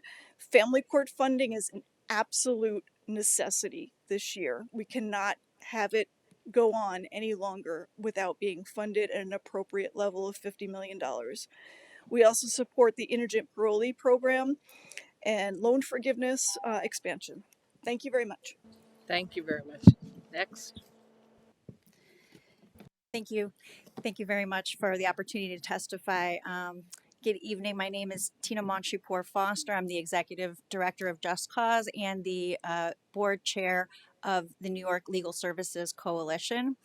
Our coalition represents collectively people all over the state of New York. Our member organizations provide legal representation to low-income New Yorkers in non-criminal matters. These are including a lot of the topics that you talked about today in areas of family law, domestic violence, immigration, housing, public benefits, consumer issues, elder law, veterans, LGBTQIA plus rights, victims of hate crimes, and other civil legal matters, so anything non-criminal. The coalition and our members are driven by one core mission, which is advancing access to justice. This means ensuring that all New Yorkers, particularly low-income populations and communities of color, have legal representation when they need it. But across the state, our organizations are struggling to hire attorneys and staff. The primary reason for this is that our attorney and staff composition is a fraction of market rates for similar public interest positions. For example, the starting salary of a new attorney in the New York State Attorney General's office in New York City is $90,000. The same position at one of our civil legal services organizations, according to our internal surveys, is $69,000. And that also does not include substantial benefits package that government attorneys receive, and we do not. After 10 years, that gap in NYC turns to $134,000 per year for a government attorney, and 10-year veteran of our organization would only be making $92,000. The rest of state gap is even worse. The gap between an AG in rest of state after 10 years is $131,000 for the state's attorney and $74,000 for our attorneys. Without pay equity, our available workforce will continue to dwindle, and vulnerable New Yorkers will be left without vital services. We ask you to act now to ensure that the vital funds that we need to achieve pay equity are not denied to historically underserved communities. I now know our positions on the 2025 executive budget. We support modest increases for civil legal services.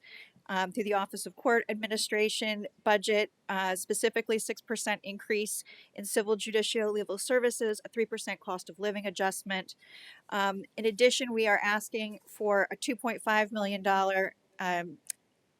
to redirect 2.5 million of the revenue from the Legal Services Assistance Fund.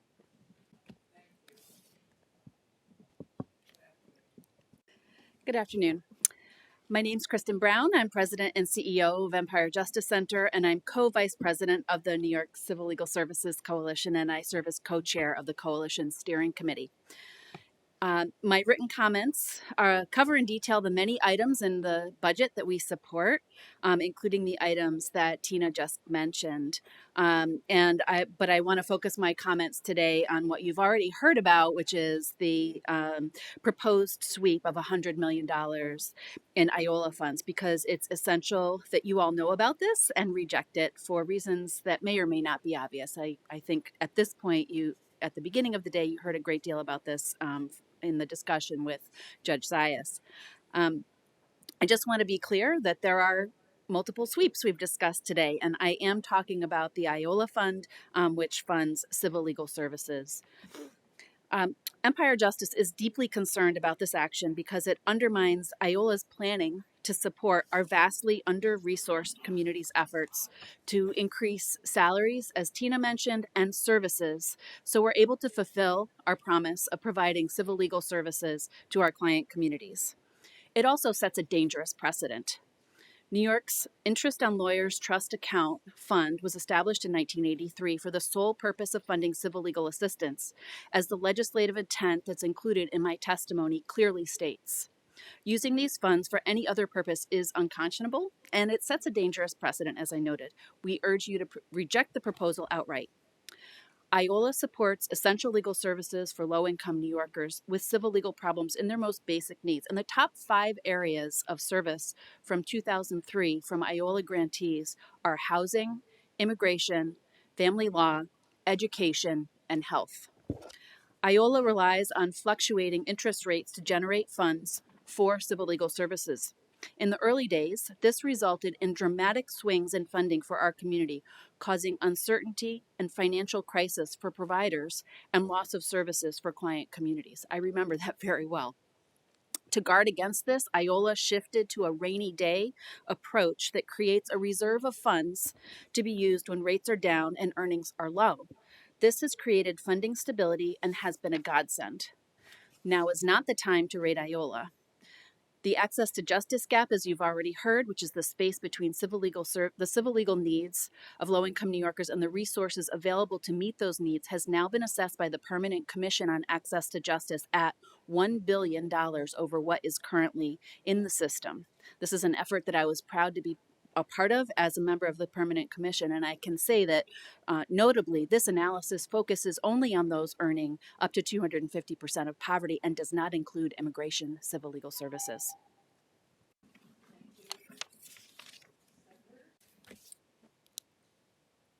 I just have one. So down in New York City, and some of you represent that, there seems to be a shortage to even get legal service attorneys or people to apply to be legal service attorneys. And sometimes I notice and hear that we're almost competing against each other. So somebody will have a job doing housing law, and then they'll see an application where, for whatever reason, the contract for asylee, indigent immigrant law is paying a little more. So then and I understand, but they sort of jump ship and take the other job, or vice versa.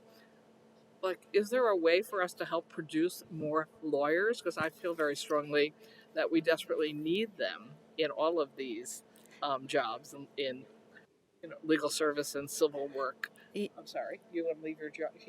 He's volunteering to work. I think I just heard him say. Some people think there are too many lawyers. I actually don't. Not to do the legal service kind of work. So, are you all talking about that also? Oh, absolutely. That is one of the, I think for everyone in this day and age, it's recruitment, retention of talent is an important topic in every industry. But in our industry, we have a major lawyer shortage. In some parts of the state, we have legal deserts where there are absolutely no lawyers in certain areas to serve people in need. So I think our coalition is trying to get more pipeline type of education to law students and law schools to encourage public interest work and specifically in legal services for people who need the help. We have an opportunity to make a difference there, but I think the key piece that we need is, a lot of our attorneys, they're very dedicated. They want to work for people who are low income and, primarily our clients are people of color, people who are they don't have all of the advantages. So they want to work in public service, but not everybody is privileged enough to be able to turn down a $50,000 pay differential to be able to do that. And then just a quick follow up. So let's say healthcare, we spent all day in a health hearing.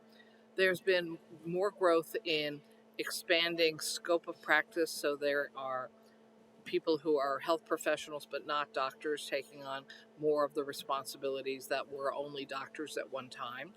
And is there a model like that for legal services where paralegals could somehow have a broader scope of practice, or you can be triaging for when absolutely a lawyer is needed and when there's others that could do the work and expand services? Yeah, absolutely. I think that there's a lot of thought going into how much can we ethically ask people who are not attorneys to do, but they, frankly, the paralegals in our offices really are the frontline staff, and they're the people that are dealing mostly with our clients. Thank you. Assembly? Well, first, I want to thank the three of you for the work you do, and I want to thank you for the work that your office does. All very important, but I do have some specific questions for the New York State Defenders. First, you had thrown out a number of figures. You wanted additional money for this and that, and while normally I would be adding things up, I didn't. So can you threw out 3 or 4 different figures. Do you have a grand total? Well, there's actually a chart in our budget testimony that outlines it. So for the Public Defense Backup Center, it's just under $5 million total, and that includes the governor's $1 million. And then for the Veterans Defense Program, it's $950,000 total. Okay. So let me ask you a different question. I know that you're you, and the Bronx Defenders are not you. However, and I've always supported the New York State Defenders. I've circulated letters. I've urged, and I continue to do that. But I am very concerned, and I was wondering if you can comment, very concerned that the Bronx Defenders has been mired in controversy for some time now involving charges of anti-Semitism. And more recently, I think, if I'm correct in saying this, the union that represents a very large portion of their workers voted overwhelmingly by, I think, a 2-to-1 margin to support a resolution which I believe says or takes a position that I would interpret as being very much pro-Hamas and condemning Israel. And this is right after the October 7th attacks. And that has caused a tremendous amount of concern. And I know that that they do a lot of good work in that organization. I know that. But some of the people there obviously, at least in my opinion, do a lot of bad work as well. And I would like to feel comfortable knowing that monies that you may get from the state don't get into their hands. Well, I can say this, that the money that comes to the New York State Defenders Association is for our staff of approximately 30 people. So we're certainly not getting enough money to assist other defender offices. They get funding in other ways. Right. It's our position that every client that walks into a courtroom gets the same level of representation, no matter who they are, what they believe in, what they look like. So our position and what we train people on is client-centered representation, and that client could be any particular religion or ethnicity, race, and they're taken as their individual client, and that's who they represent, and that's what NISDA's position is Well, on and I agree with representation. that position. I'll follow up with you. Thank you.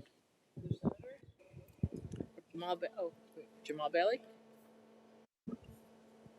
All right. I thought my mic wasn't working. So thank you all for your work and for your testimony. Reviewed it previously that it was submitted. I guess I just have one question in terms of, I guess, pipeline and access to justice types of like a conversation, right?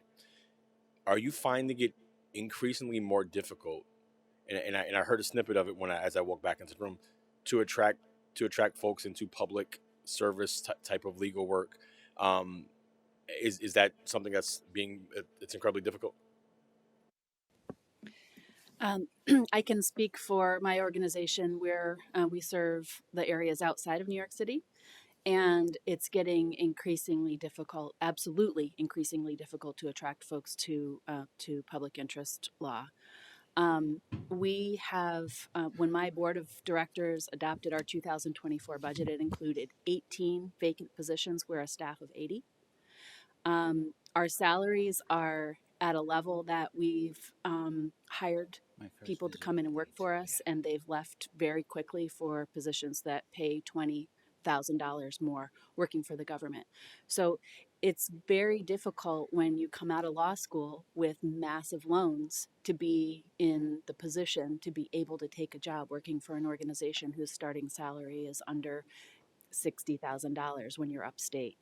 And that's what most of our organizations, that's where most of our organizations outside of New York City are. It's a huge challenge. So yes, there's a lot of desire.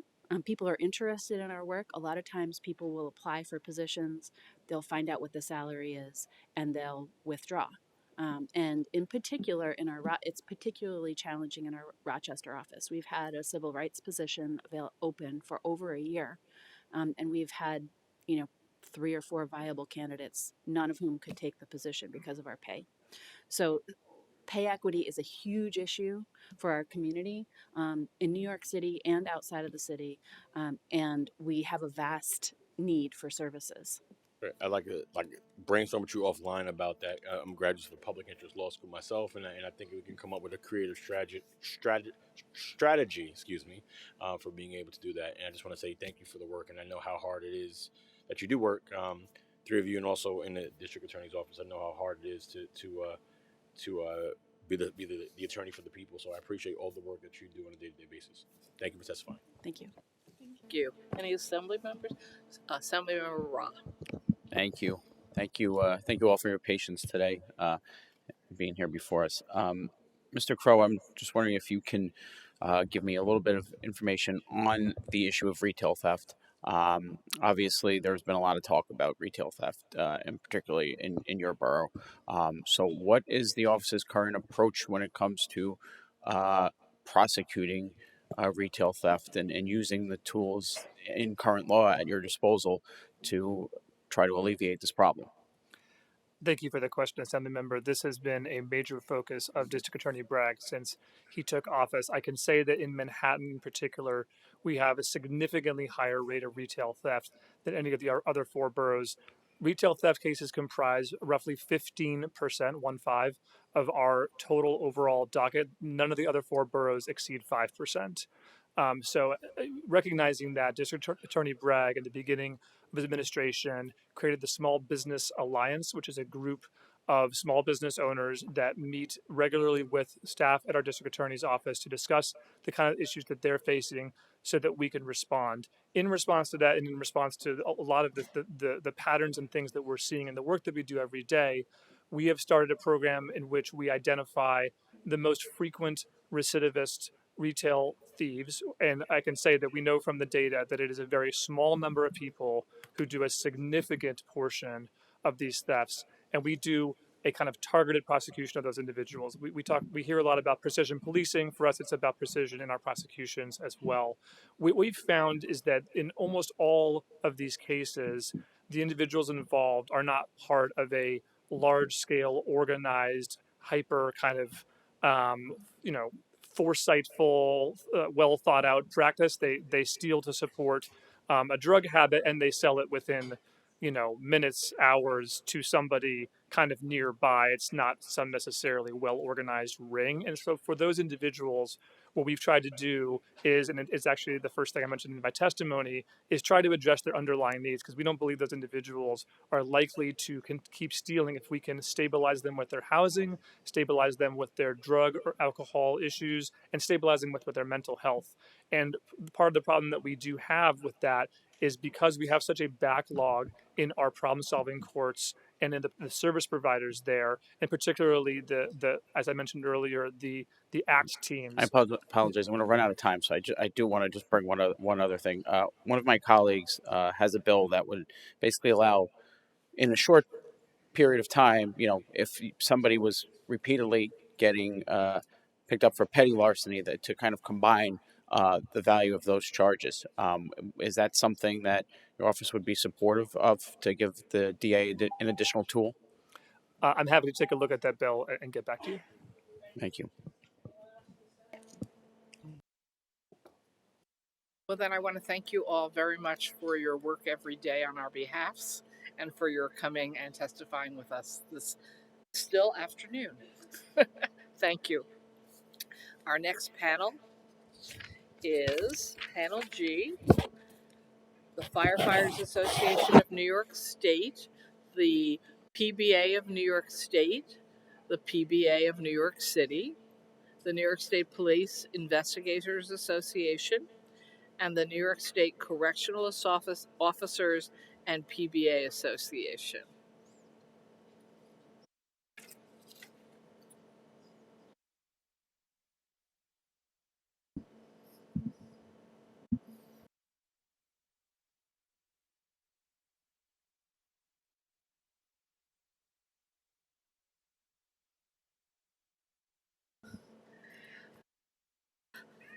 Good late afternoon to you all. Still not evening. We're not counting it as evening yet, even though it's dark outside. And why don't we start from my left, your right, and we'll just go down the table, okay? Thank you. Good afternoon, Senators and Assembly members. I'm Patrick Hendry, President of the Police Benevolent Association of the City of New York, representing 21,000 rank and file members of the NYPD. Our members not only do the work to protect New York's communities, we have personal stake in the outcome. A majority of our members are New York City residents, and all of us reside in New York State. Public safety is essential for our city and state success. However, none of our public safety goals are attainable without adequate police staffing. Unfortunately, current NYPD staffing levels are grossly inadequate. The NYPD currently reports a headcount of 33,612 uniformed members.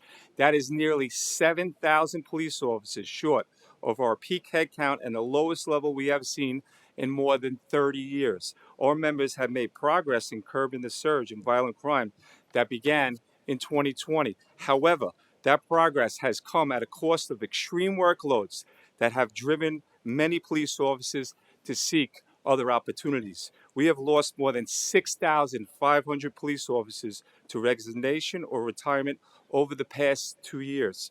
We must incentivize our current police officers to remain on the job.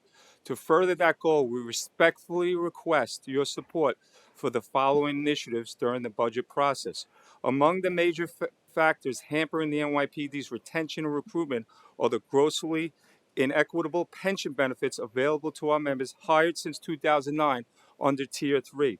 Senate Bill 7714 and Assembly Bill 7791, sponsored by Senator Chu and Assemblymember Pfeffer Amato, restore the 20-year service retirement for NYPD police officers hired since 2009, putting them on a more equal footing with their peers across the state. Another bill, Senate Bill 2148 and Assembly Bill 5202, introduced by Senator Addabbo and Assemblymember Pfeffer Amato, would incentivize our most experienced members to remain on the job by enhancing benefits for those who stay past their minimum retirement date.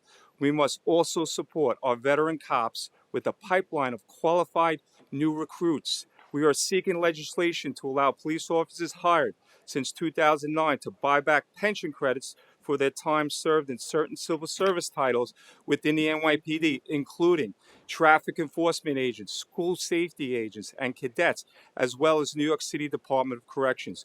We look forward to working with you on these solutions to the NYPD staffing crisis that will pay dividends for both our city and state. I thank you for your time and attention to these important issues, and I am happy to answer any questions that you have.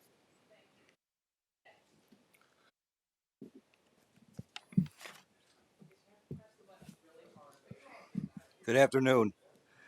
My name is Chris Summers, president of NYSCOBA. As you know, the governor has proposed the closures of up to 5 prisons, and Doc says that this will help infuse the staff into short-staffed facilities. This is not the answer to address staffing shortages at all. We have been through this before, and the facilities closed always results in frontline staff, COs, and sergeants leaving the department earlier than they normally would have. This time, we anticipate that more staff will choose that option and leave. Those that are eligible to retire will retire.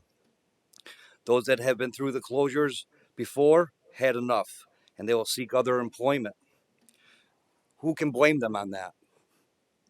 Some of them are still trying to get home from closures 5 years ago. Our current staffing levels are horrible. Attrition rates are at the all-time highs, while the recruitment is at the all-time low. Our members face unprecedented levels of mandatory overtime to fill staffing vacancies, even being ordered to work up to 16 hours on their scheduled days off. They see the inside of the prisons more than they see their families. They're married to the job. They are faced with choosing the job over their families. Assaults on inmates and on staff have skyrocketed since the implementation of HALT, and the jobs of our frontline staff have become more dangerous. Our membership used to be the department's best recruiters. Generations of family and friends have recommended this job for years. That is no longer the case. Now that our members get asked, they say, don't bother. They tell them this job is more dangerous, the pay isn't good, the benefits in retirement have eroded, and you are going to have to relocate. It just isn't worth it. Bottom line is that our frontline staff feels like the budget is being balanced on their backs, and that's their opportunity to have the long career comes at a cost of their health, their safety, and their families. Thank you for letting me address you today.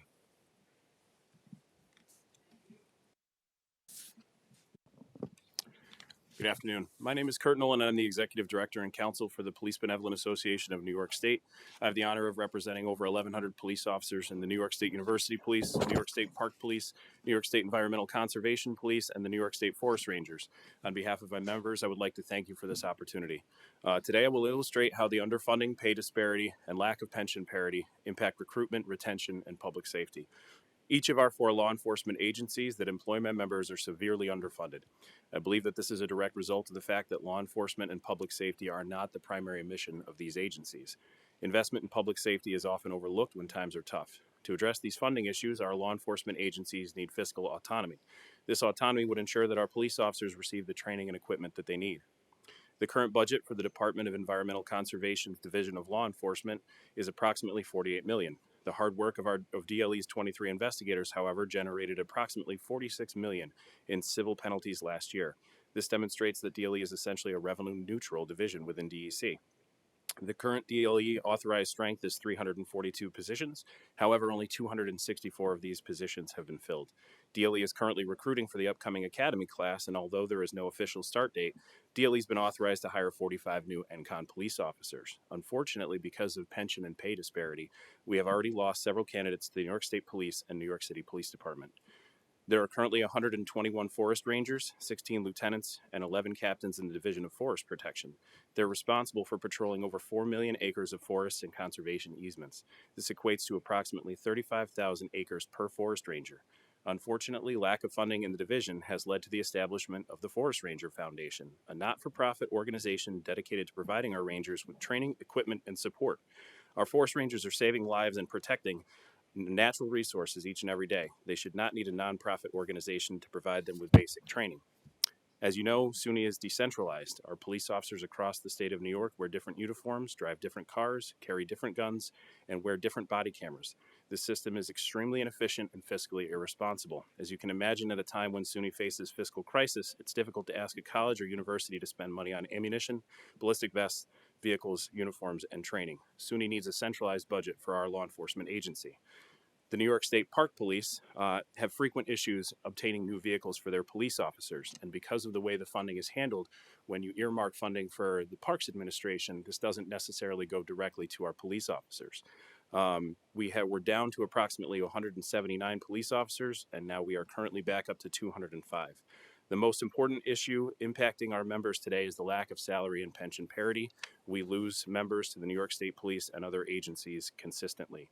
The base salary for a New York State trooper after 1 year of service is $82,000. By contrast, my member eligible for retirement makes $86,000. Thank you. Good afternoon.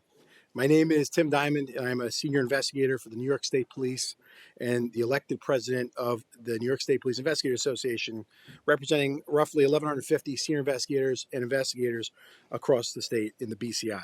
My members handle the most serious crimes. They handle the murders, the rapes, the robberies, the child kidnappings, which hit a home here up in Albany, and most recently, they helped crack the Gilgo Beach serial killer case.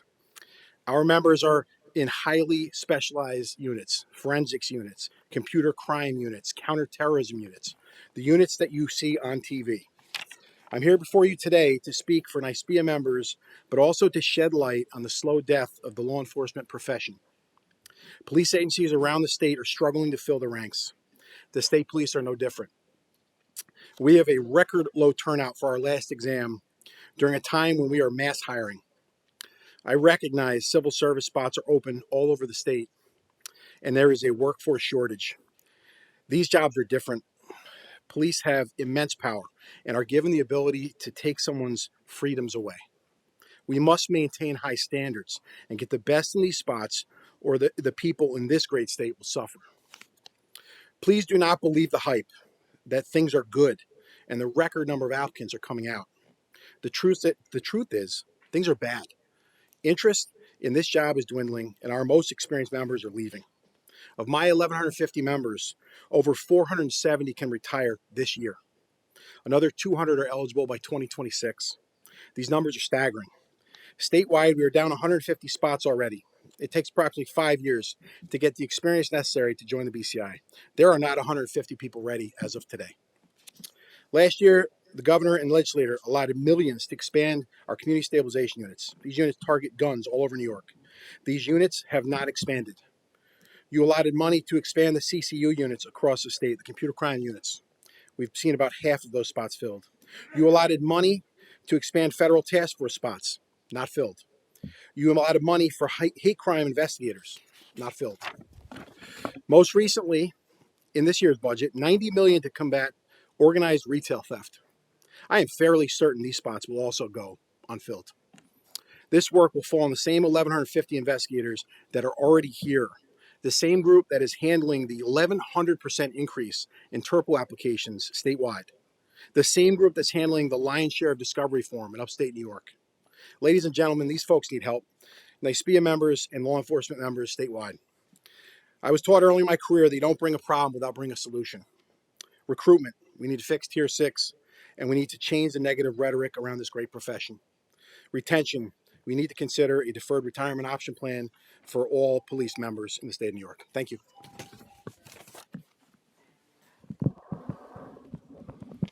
Good afternoon, and thank you for the opportunity to provide this testimony today. I am Ed Tace, a volunteer firefighter with the South Lockport Fire Company and president of the Firefighters Association of the state of New York. FASNY is the voice of New York's 80,000 volunteer firefighters and EMS providers. We are honored to add our voice to the important conversations taking place on matters affecting public safety in this year's budget. My written testimony reviews all the measures included in the executive budget that the Volunteer Fire Service is in favor of. The association supports the governor's attention to reducing fatal fires and the dangers of lithium-ion batteries, first responders' mental health, and the recognizing of EMS as an essential service. The most critical issue facing the volunteer fire service is recruitment and retention. Notably, the absent from the budget is the increase in our tax credit. The volunteer firefighter and ambulance workers income tax credit was enacted 18 years ago.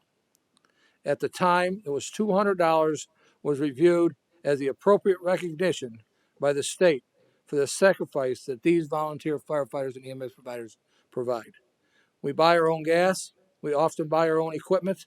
We deserve the dignity of an increase.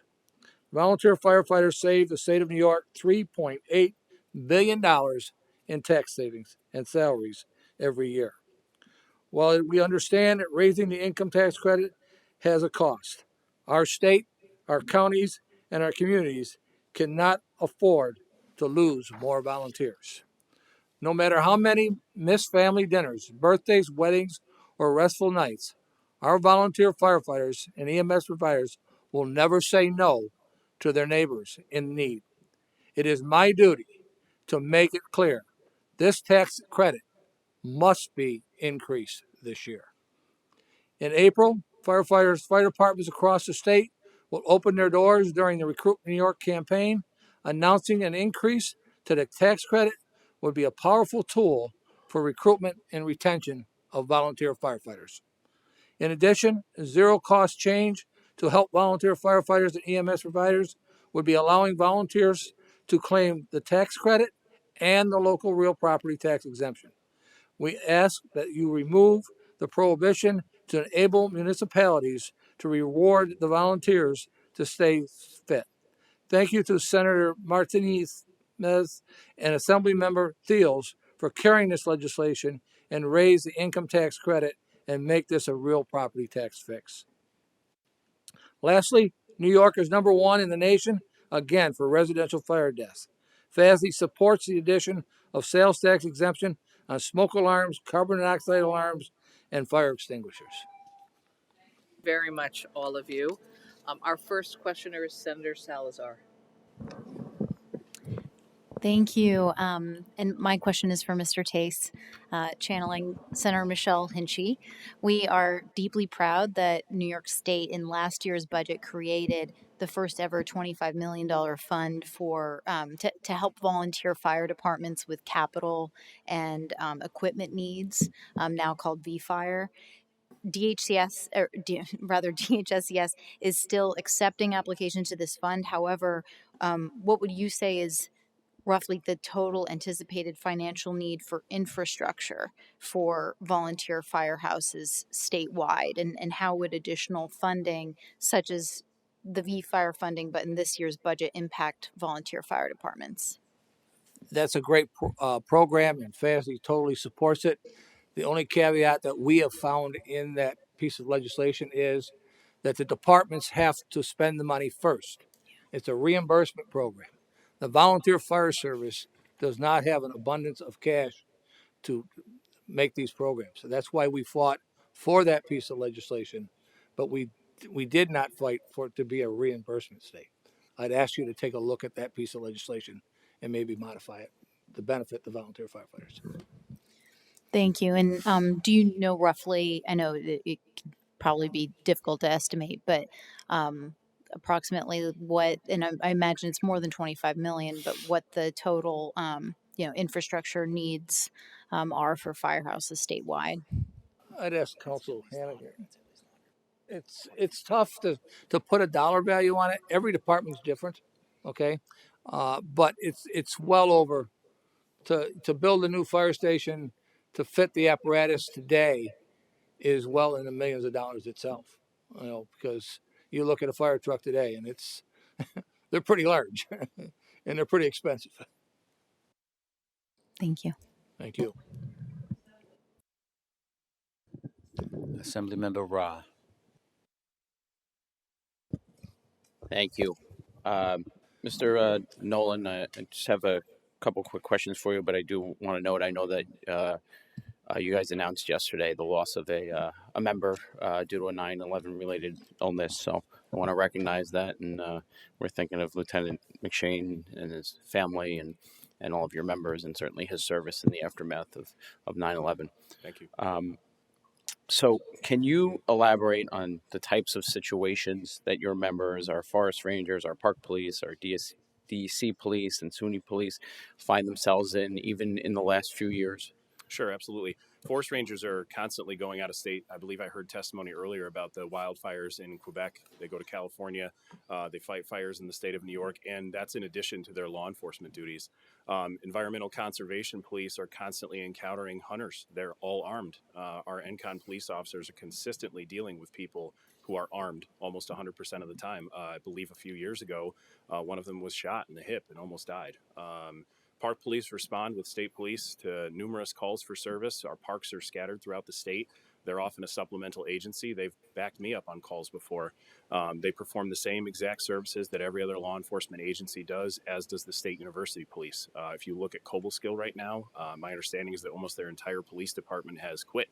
So SUNY Cobleskill police officers are responding to the calls for service in that village. And my coworkers, when I was at the University at Albany, responded to the shooting at the Crossgates Mall.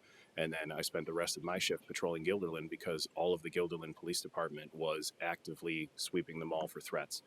We do the same job as everybody else. We just have specialized skills and training that make us uniquely qualified to handle each one of those agencies' additional missions, including law enforcement.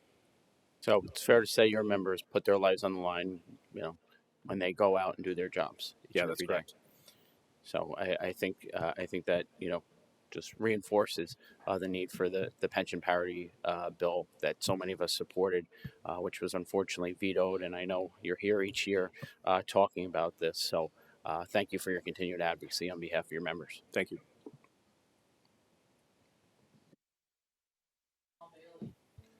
Thank you, Madam Chair. Point of personal privilege. My kids have returned home from school and they are watching. Hello, Giada and Karina. Just, they turn to the legislative channel. We should be encouraging that. But I really want to thank you for all of your work, all of your hard work, and your willingness to sit down at the table, even if we may agree on certain issues.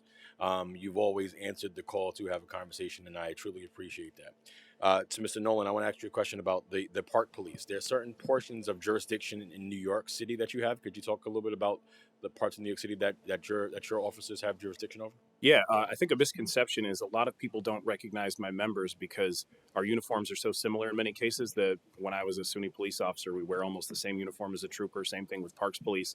I know NYPD is the dominant agency in New York City, but our Parks officers respond to calls in buildings right across the street from the parks that they patrol. They're answering domestic violence calls. They're answering gun calls. I think one of our NCON police officers ended up apprehending someone off duty who was later charged with the murder of a 13 or 14-year-old kid. I think this was 2 or 3 months ago. So our Parks police officers are active in New York City. We have a zone. They're assigned to New York City. I think they just don't have the same visibility because we don't have the numbers, because we can't recruit and retain enough people.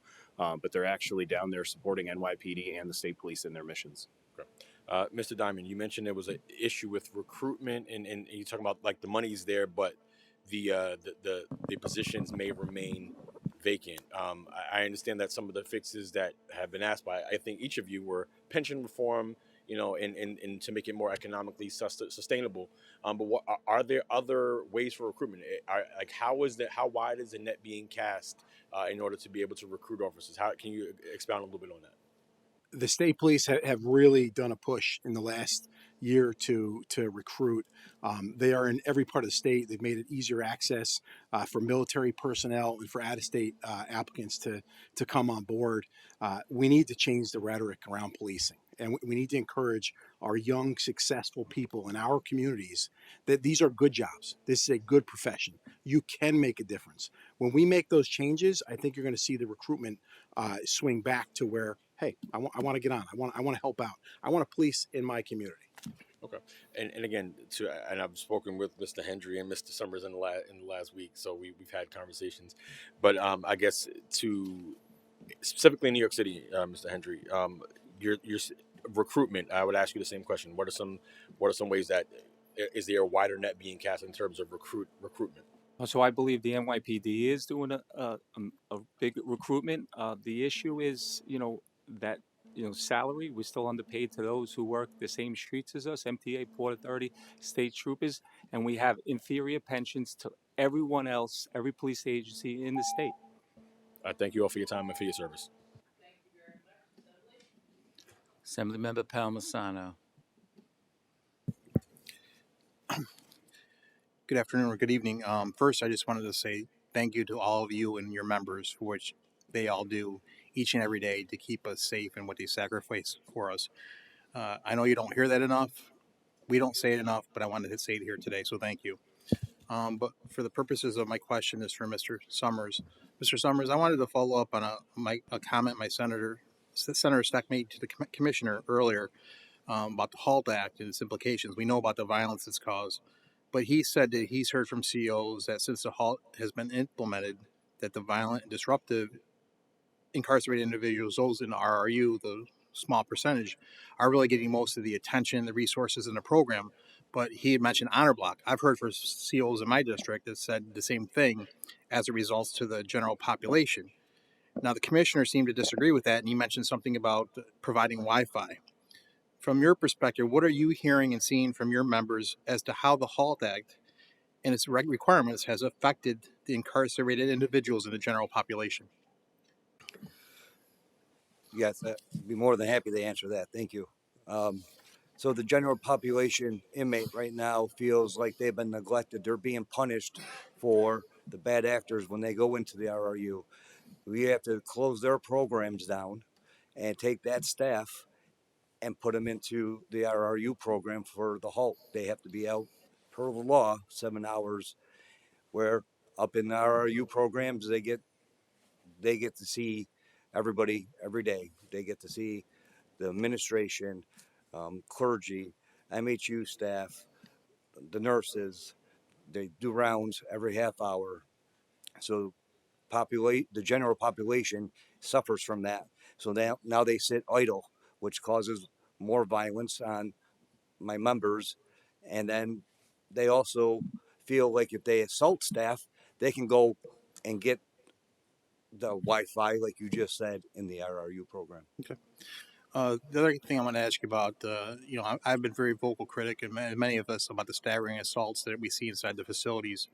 I know the commissioner addressed that, and one of the comments I took away from what he said is he seemed to say that very little injuries are resulting from the assaults on our corrections officers. Do you agree with that? And what is your understanding, and what are you experiencing and your members experiencing from the assaults that are going on your members inside the correctional facilities? I do not agree with that at all. My members are facing horrible injuries every day. They're getting stabbed, they're getting sliced, spit on. They're getting broken bones. That is reality. That's what's happening inside right now. There is no more repercussions anymore. Thank you. Thank you, Senator. Good evening, gentlemen. Thank you all for being here. Thank you for your service, and certainly the service of all your membership throughout the state for the great work that you do. President Summers, with regards to the prison closures, I really didn't get a straight answer from the commissioner earlier today when I asked whether the bigger driving force on the prison closures is lack of staff or lack of inmate population. What's your perspective on the prison closures? We don't agree with any prison closures. We think that they should consolidate the prison more, spread out the inmates, don't stack them up. That just causes more violence. With them closing, it's only a short-term Band-Aid fix. It might help for 6 months, but then we're going to be right back to where we are right now, if not worse. So, to what extent do you believe your retention and recruitment efforts are hindered as a result of the lack of discipline in the prisons resulting from the HALT Act? Can you repeat it? Yeah. What's the impact on your recruitment and retention resulting from the HALT Act, the lack of discipline in the prisons, how is that affecting your recruitment and retention? Our members don't want to. Why would you want to go into a work where you're going to get not only stuck for 16 hours, but get in there and get beat up every day, or get talked saying that they're going to come after you, they're going to kill you. There's no more respect for the officers by the inmates at all. So why would you want to join the Department of Corrections? Thank you. Thank you. President Tace, can you comment briefly in the minute we have left here on the readiness of our firefighters to deal with electric vehicle battery fires? That's a good question. Training every day, as Commissioner Bray spoke earlier, we've extended statewide lithium-ion battery training. We educate our firefighters about the safety of firefighters. We're training every single day for it. And I can say the volunteer firefighters spends hours and hours on training and understanding the initiative of the electric batteries in these cars is amazing. Okay, it takes an awful lot to put them out, and we're learning every day of different attitudes to do that. And it's with not only What type of different equipment or apparatus do you need dealing with these battery fires that you may not have right now? There's a new technique out there now that we're evaluating. We haven't got the of a blanket or a tarp to smother the fire. Water takes an awful lot of water to put an electric battery fire out.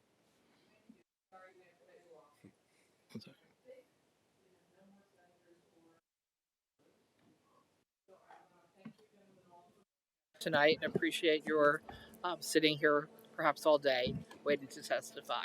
I thank each very and every much. one of you. Thank for you your so time. much. Thank you. Thank you.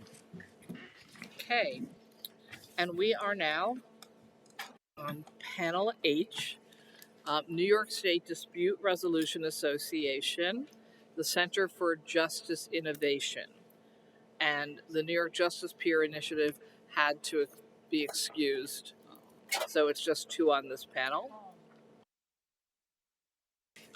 Okay. Sorry.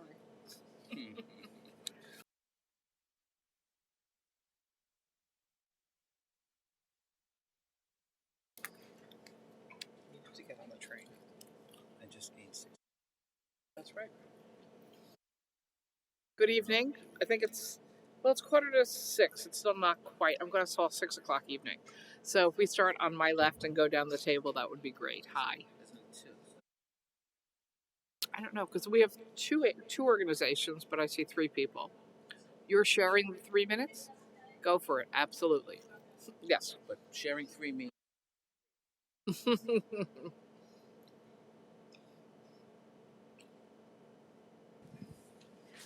Hi, good evening. Senate Finance Committee Chair Kruger and Acting Assembly Ways and Means Committee Chair Dinowitz and distinguished members of this joint committee. My name is Teresa Hobbs, Executive Director of NYSDRA, the New York State Dispute Resolution Association. We are a member-based organization and a contract program administrator for dispute resolution services. Joining me today is Sarah Rutgers-Tiz, Executive Director at Mediation Matters, which is one of the 20 Community Dispute Resolution Centers, or CDRCs, that have been our members since 1985. For over 40 years, the CDRCs have provided low to no cost dispute resolution services to New York's communities, ensuring access to justice for tens of thousands of people, including some of our most underserved community members. Last year alone, the network served over 50,000 of your constituents, resolving over 20,000 cases, using proven processes such as mediation, arbitration, and restorative practices to manage and resolve conflict and prevent harm. This highly effective program, however, needs your support, which is why NYSDRA is calling on this legislative body to allocate $3 million in the fiscal year 24-25 state budget by way of a legislative line item in the Aid to Localities Appropriation Bill section under DCJS, an agency with whom we partner that fully supports our funding request. Currently, the CDRC program depends on a grant from the judiciary alone a grant that partially funds CDRC programs and services. However, this program by design was never intended to be solely funded by one agency, as public protection is not just the business of the courts. CDRCs do have strong partnerships with the courts, but also with schools, law enforcement, various state agencies, businesses, and other community organizations. This $3 million in funding would help stabilize the CDRC program and maintain this critical infrastructure for the courts and as a vitally important resource for your constituents. I firmly believe that with each life that the centers touch, the potential for conflict, hate, and harm decreases. Again, we urge this esteemed body to support the CDRC program through a legislative line item. Sarah. And I'll just share a couple of examples of those services. We are providing services to all community members, including the young and the old. We have young people that have approached us expressing pride that they've stopped in the moment and re-engaged using the skills that we've taught them to avoid escalation. And the adults in their lives are noticing that too. Our families are recognizing the quickness with which we can reach the point of mediation to avoid the long lag that exists in family court. Thank you.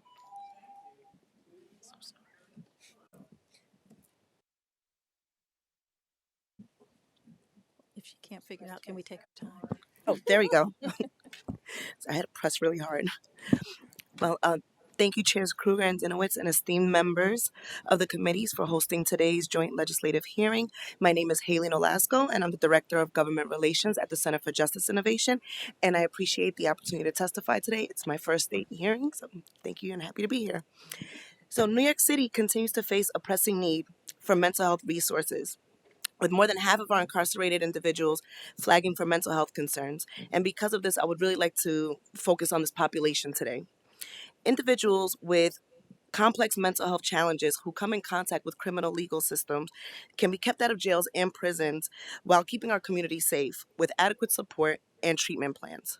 The Center appreciates the recognition of the role of mental health detailed in the executive budget, especially the continued investment of $6 million in mental health courts specifically.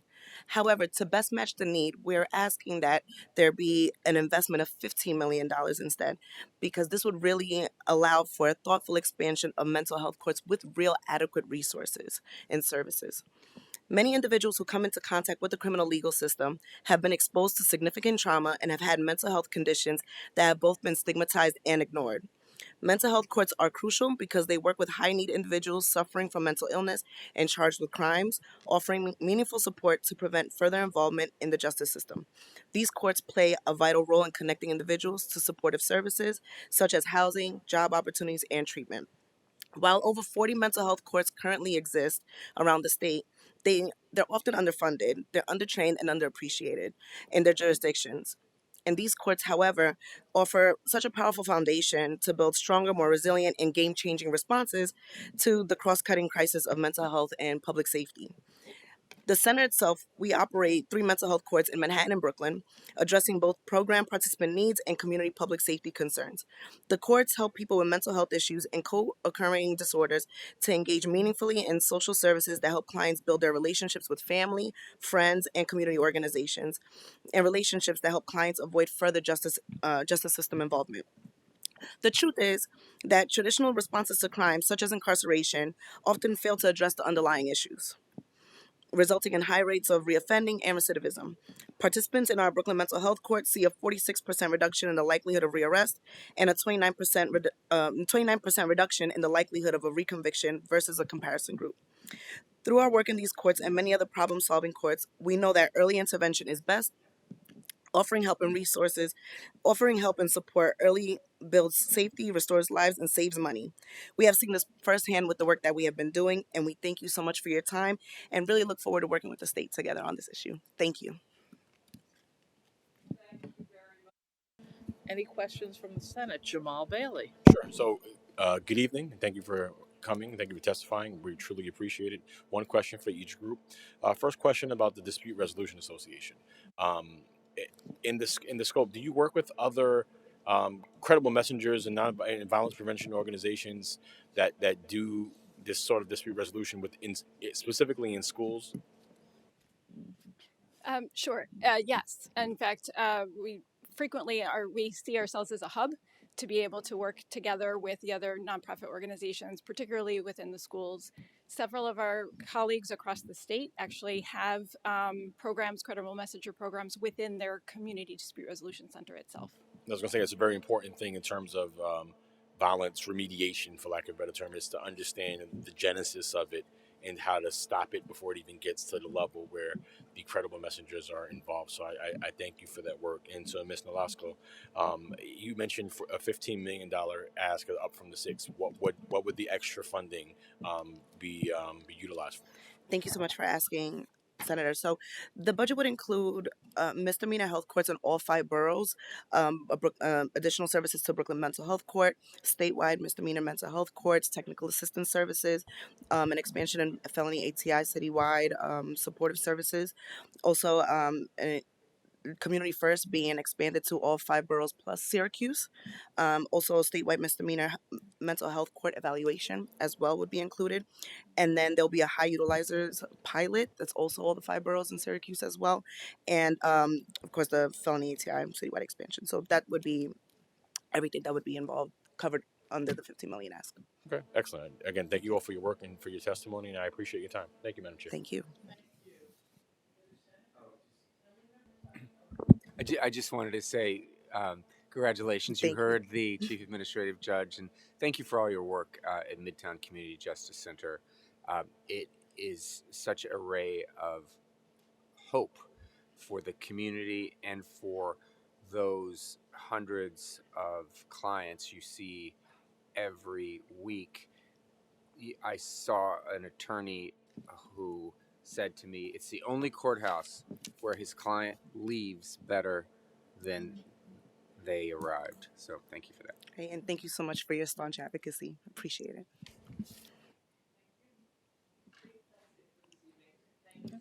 Joining us, we appreciate it. Great, Thank you for staying this late. And we have a last panel, which is the Correctional Association of New York, Worth Rises, and the Center for Community Alternatives. Apparently the Osborne Association had to get on the train, so they won't be joining us. And this is our last panel.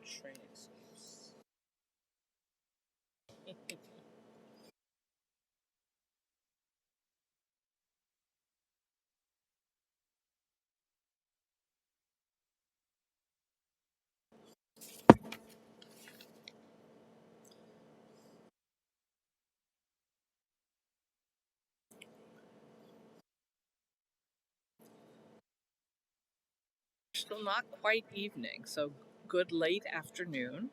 We'll start from my left, your right. If you would introduce yourself and please start. Thank you.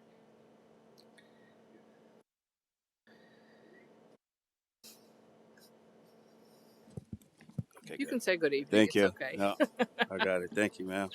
Thank you, senators and assembly members. I'm Thomas Gant. I am the community organizer for Center for Community Alternatives, CCA, and I'm also formerly incarcerated. While in prison, I helped author a package of legislation to end racist and unjust sentences called Communities Not Cages. I came here 2 years ago, and my successful reintegration is evidenced by my very presence before you today. But do not make a mistake or have me as an exception or anomaly. I'm not the only one. Our Communities Not Cages bill is comprised of 3 parts: the Eliminate Mandatory Minimums Act, which would remove mandatory minimums and empower judges to consider individual factors in each case while sentencing. Secondly, the Earned Time Act, which will strengthen and expand good time and maritime laws to encourage personal transformation in prison and reunite families. And lastly, the Second Look Act. This would allow judges to review and reconsider excessive sentences. Right now, over 30,000 people like me are warehoused in New York's prisons. 3 out of 4 of them are Black or brown. Our prisons are filled with people who are more than ready to be reunited with their families and begin working in their communities just as I do. But instead, they languish for decades with all their gifts and transformation and rehabilitation withheld from the outside world. The trio of Communities Not Cages bills will change this. I know firsthand that Communities Not Cages bills have the power to transform the entire culture of prison and reduce violence by giving people hope that they can earn time off their sentence and possibly be resentenced. More importantly, these laws will support transformation and bring our loved ones home. I want to make it clear that CCA, we stand strongly opposed to the governor's budget proposals to expand criminalization, mainly because crime in New York is down. But economic inequality in New York State is amongst the worst in the nation. We have a wider racial wealth gap than the United States as a whole. The governor's misguided efforts to further criminalize our communities is a dangerous distraction. We also support no price on justice. We need legislation like the end predatory court fees, which would abolish New York's predatory court fees and mandatory fines, and the possibility of incarceration based on inability to pay. And lastly, stop the garnishment of incarcerated persons' accounts. We need to make meaningful investments. That's why we support the exposed expansion of college and prison transitional housing for people returning from incarceration. The governor's budget falls short of making a meaningful impact. $2 million for transitional housing is simply not enough. A more reasonable goal of $5 million, which would fund 400 transitional housing units upstate, and $7 million could fund 560 units. Lastly, last year, New York State passed the Clean Slate Act, a historic step towards ending perpetual punishment. Now, lawmakers, you have a great opportunity to build on that success. Advancing further reforms to address unjust and archaic sentencing laws, and more importantly, helping to foster rehabilitation and contributing to a safer and more just New York. Thank you.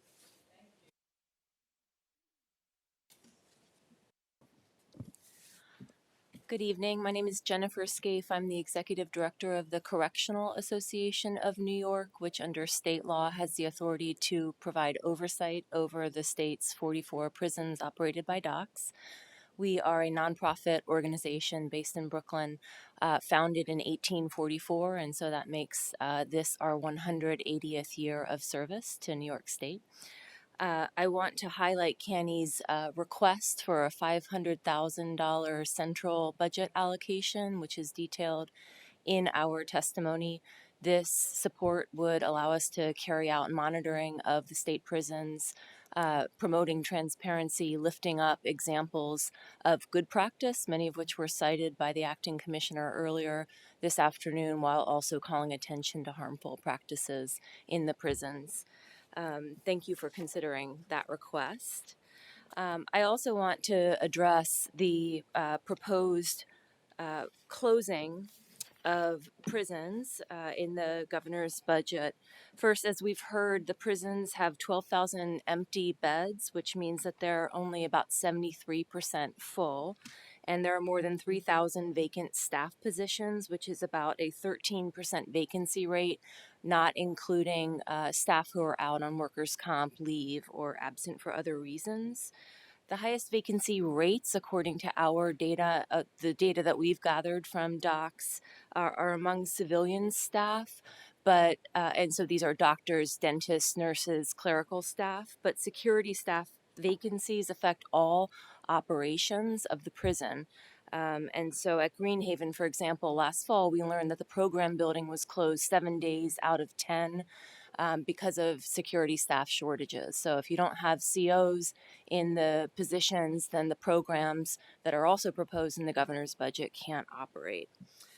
I also want to address the capital needs in the governor's proposed budget, $80 million in additional capital funding, which would bump up DOC's capital budget to greater than $560 million. I'm not in a position to evaluate whether that's the right hundreds of millions of dollars, but infrastructure improvements are sorely needed across the state in the correctional facilities. Take, for example, Auburn Correctional Facility in the Finger Lakes, the oldest operating prison in North America. We were there in 2019 where housing blocks had broken windows that caused such horrendous indoor conditions that people were describing it like sleeping outside without a campfire. We were there this past fall. The windows have still not been replaced. So the state has an obligation to keep people incarcerated and working in these prisons warm through the winter, and closing prisons is one way to focus limited resources. Thank you.